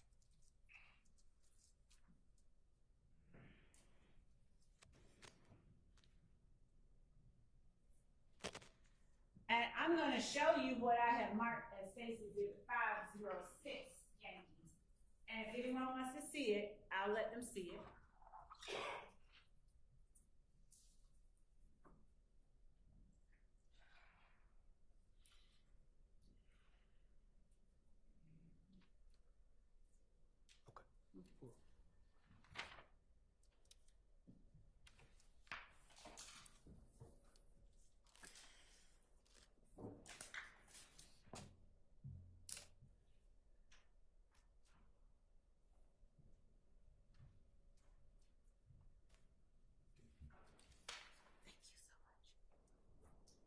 All right.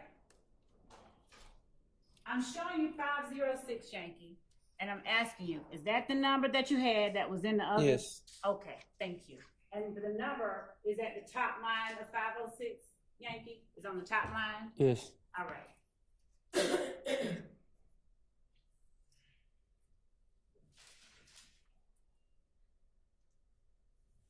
Were you, Demikion, and Motum the only people you told detectives Gaither and Dennis were in the car with you? I don't remember. Do you remember telling them Shannon was in the car with you too? If I did, I lied. Okay, but do you remember telling them that? Yes. What good would it have done, or did it do you to tell them Shannon was in the car with you? Because Garlison told them Motum was in the car. So what does that have to do with Shannon? That's his homeboy. If Garlington told them Moulton was in the car, and you told them Moulton was in the car, why did you? I told them Moulton was in the car after I tried to free Moulton. It's your testimony that you said that Moulton was in the car only after you told them Shannon was in the car? No, I had already knew. I was a steps ahead of y'all already. Okay, so I'm sorry. I'm slow. Would you tell the jury, are you saying that you told the police? I told the police that Shannon was in the car because I was mad because Garlison said Moulton was in the car. Okay. And did you tell the police that Moulton was in the car before you told them Shannon was in the car? How I supposed to know?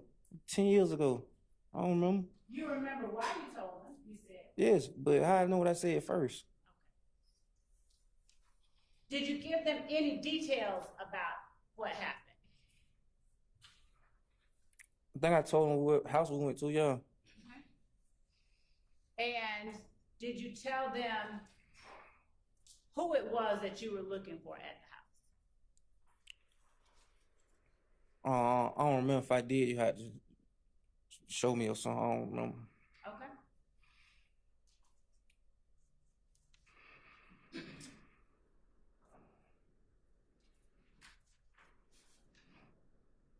Do you remember telling detectives Gaither and Dennis that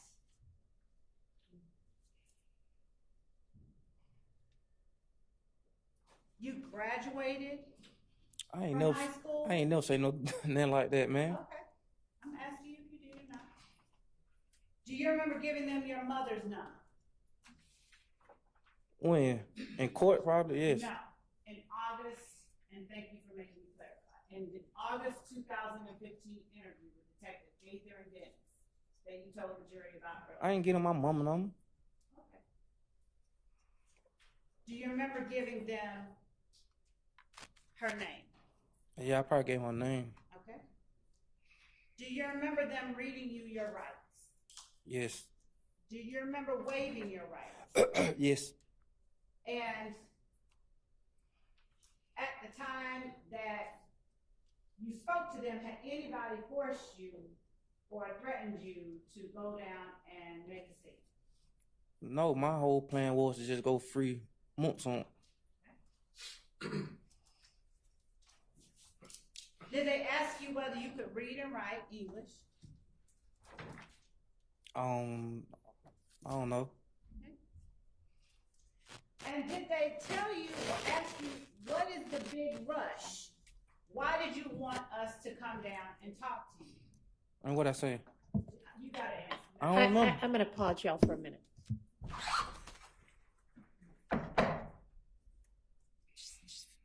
There's a juror that's feeling sick.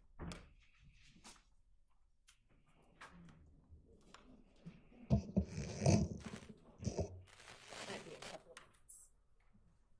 So let's pause.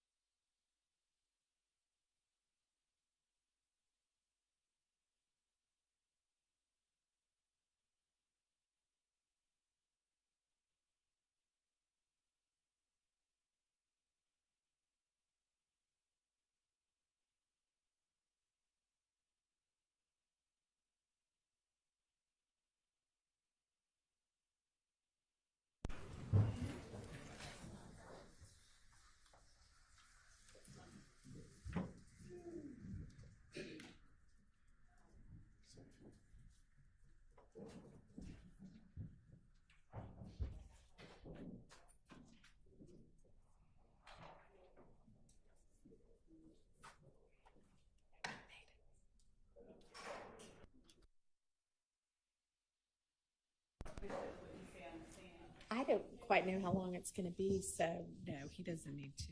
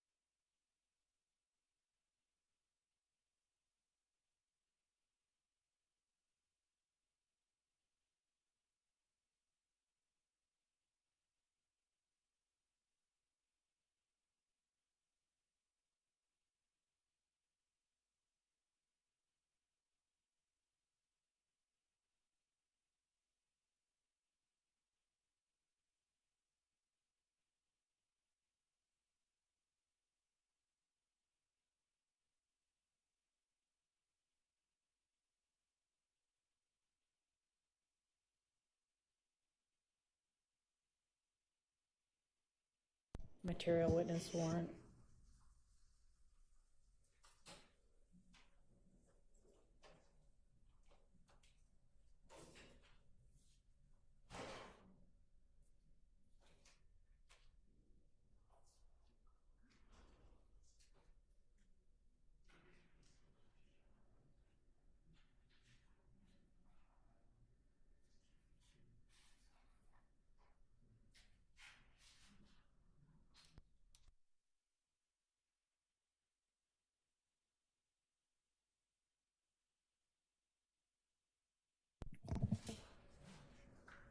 Miss Love,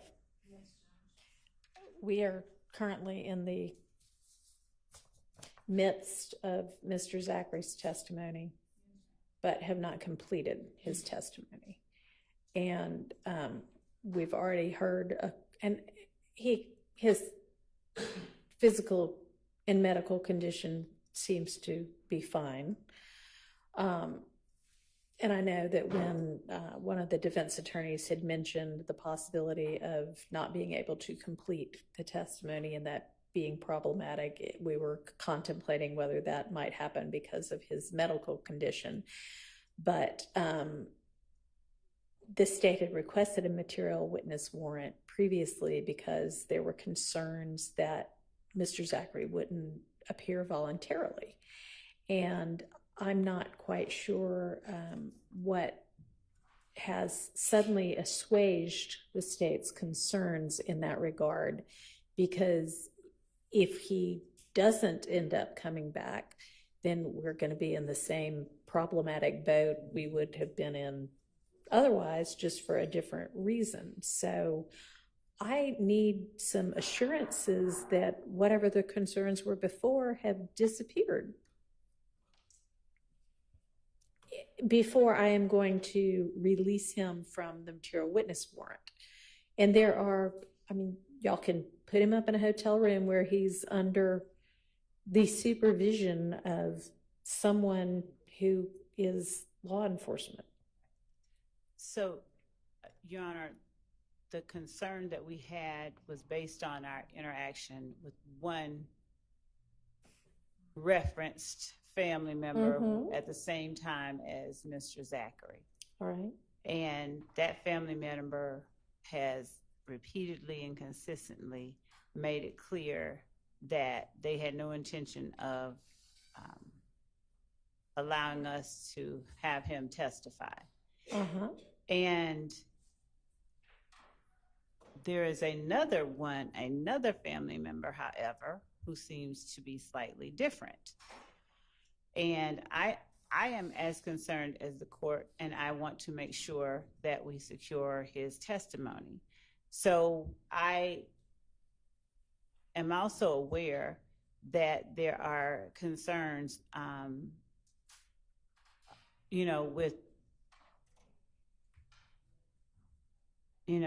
with his condition deteriorating and all of that at the jail and whatnot. Yeah. And there is concerns on our end with something happening while he's in a room with an investigator, not a medic, or something like that. And they're not trained to, deal with that. But I am trying to combine. Okay, then put up the witness and the family member whom you do not have concerns about, but who you were willing to put into Mr. Zachary into the care of. Put them both up, and that way, it seems to all be taken care of. And I will. But if we're just leaving it up to the family members to battle it out amongst themselves, whose position wins out, that doesn't seem like a very good plan. Okay. Yes. So let me go try that.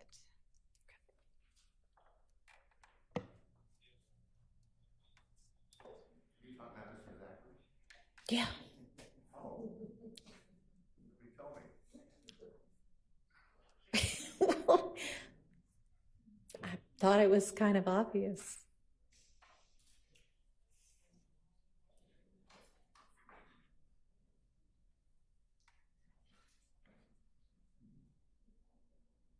And I know that you are advocating that he be released home, but that doesn't seem like necessarily the best idea for even him, considering that if he's going to have family members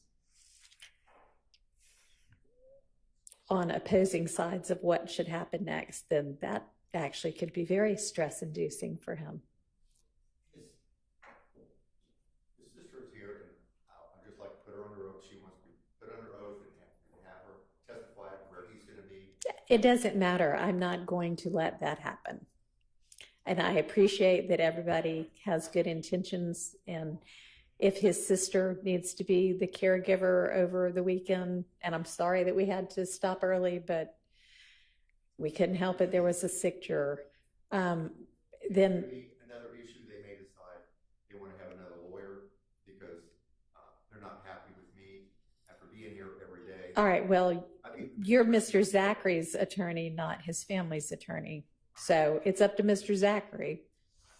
Well, it appears none of them are happy because it's taken so long. I'm not blaming anybody, and I've even been threatened with them taking out a warrant for kidnapping. I'm not worried about that against me. And so I'm a big boy, I can deal with it, but he's got to make a decision what he wants to do. Okay. That's where I am right now. All right.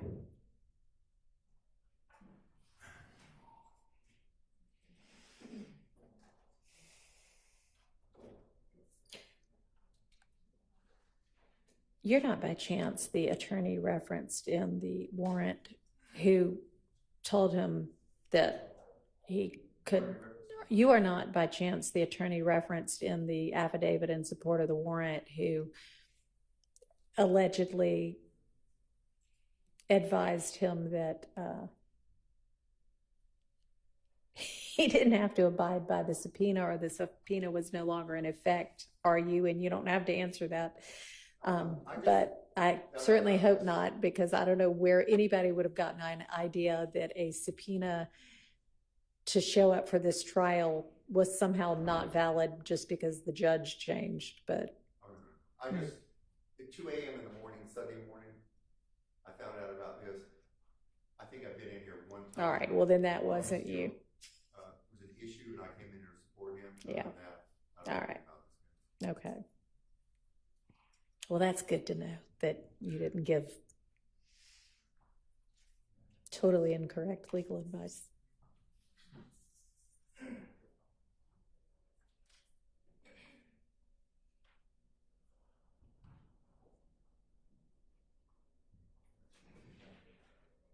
But I would respectfully submit if we're gonna, the DA is gonna have a conversation, and you and I are gonna have, we need to have him out here because he's really upset about what's happening, where he wants to tell the court. Because I think that's only fair. Okay, that's fine. Thank you.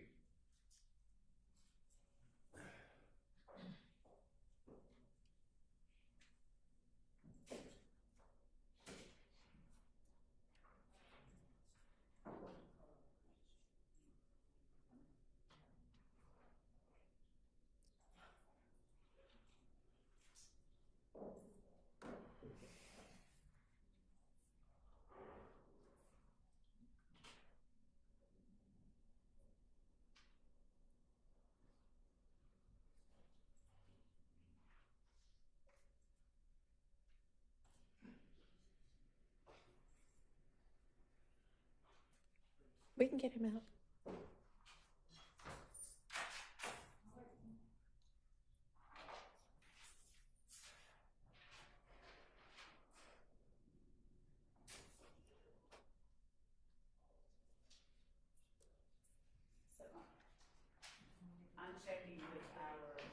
I'm checking with the people that can control that part on our end in terms of sitting at the location.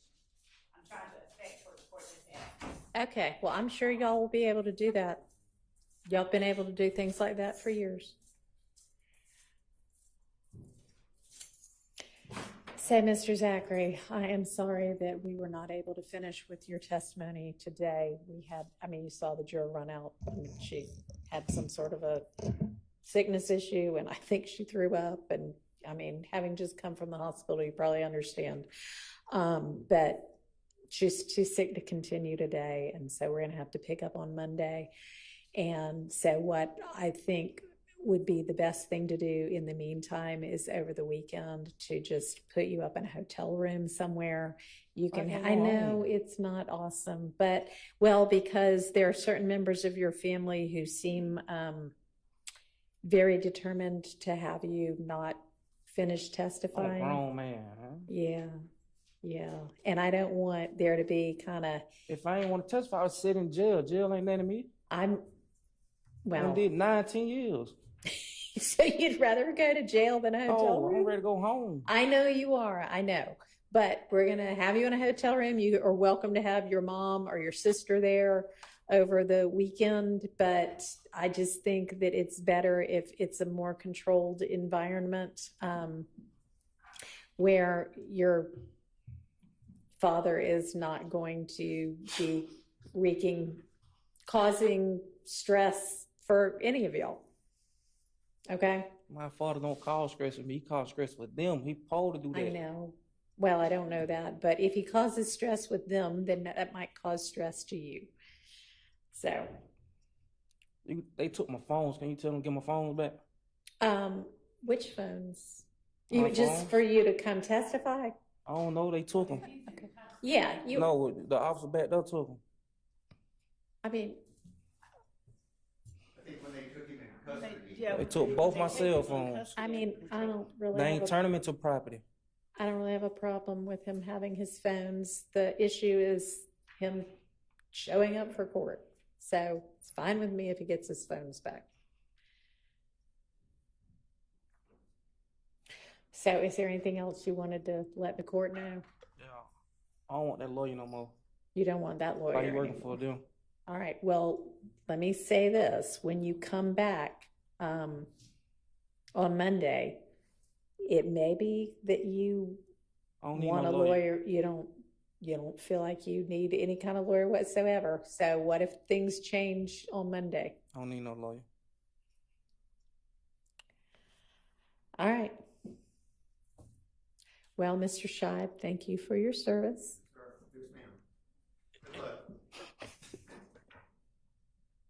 Anything else?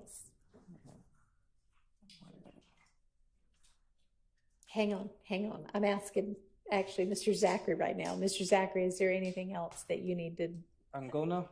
No, because what's going to happen is that somebody probably from the DA's office is going to escort you to whichever hotel this is they end up putting. Can it be her walking out the door?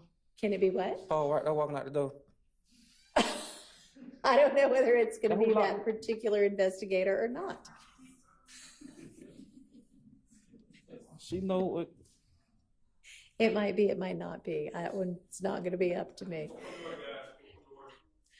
All right, what else? That's it.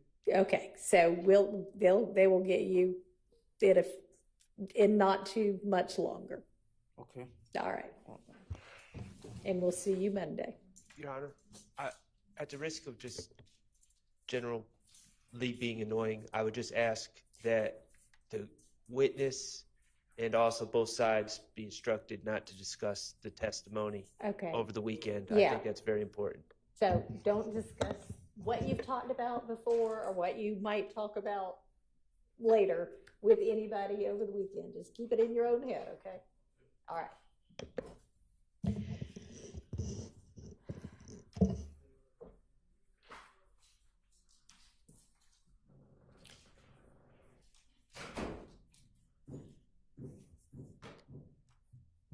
Okay.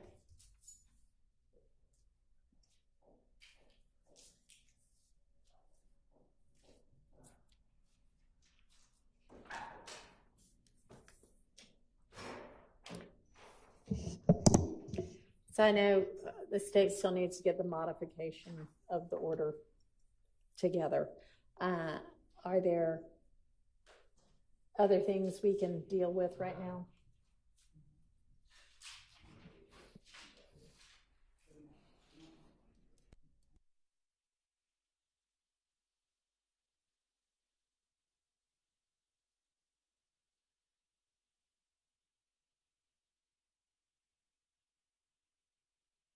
make sure that whatever modified order you put together also includes release of his property back to him. Okay.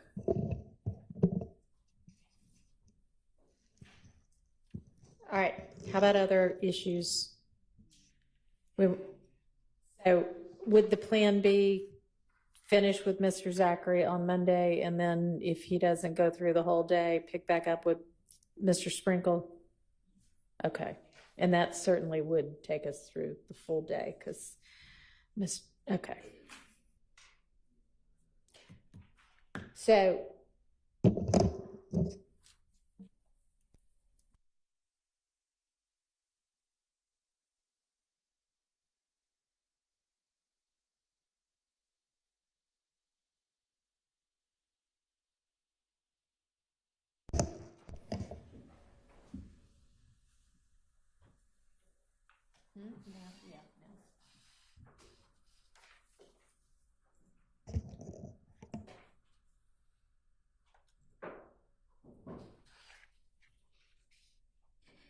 all right, anything else, y'all, this afternoon?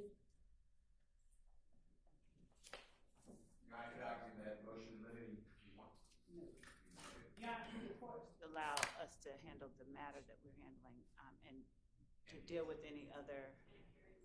They can't hear you. So unusual. Could the court allow us to handle any other matters on Monday? I'm just trying to get.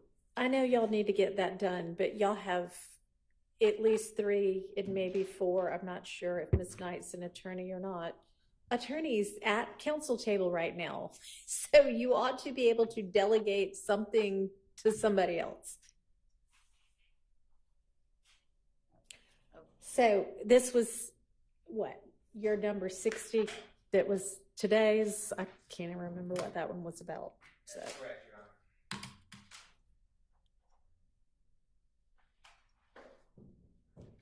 Give me a second.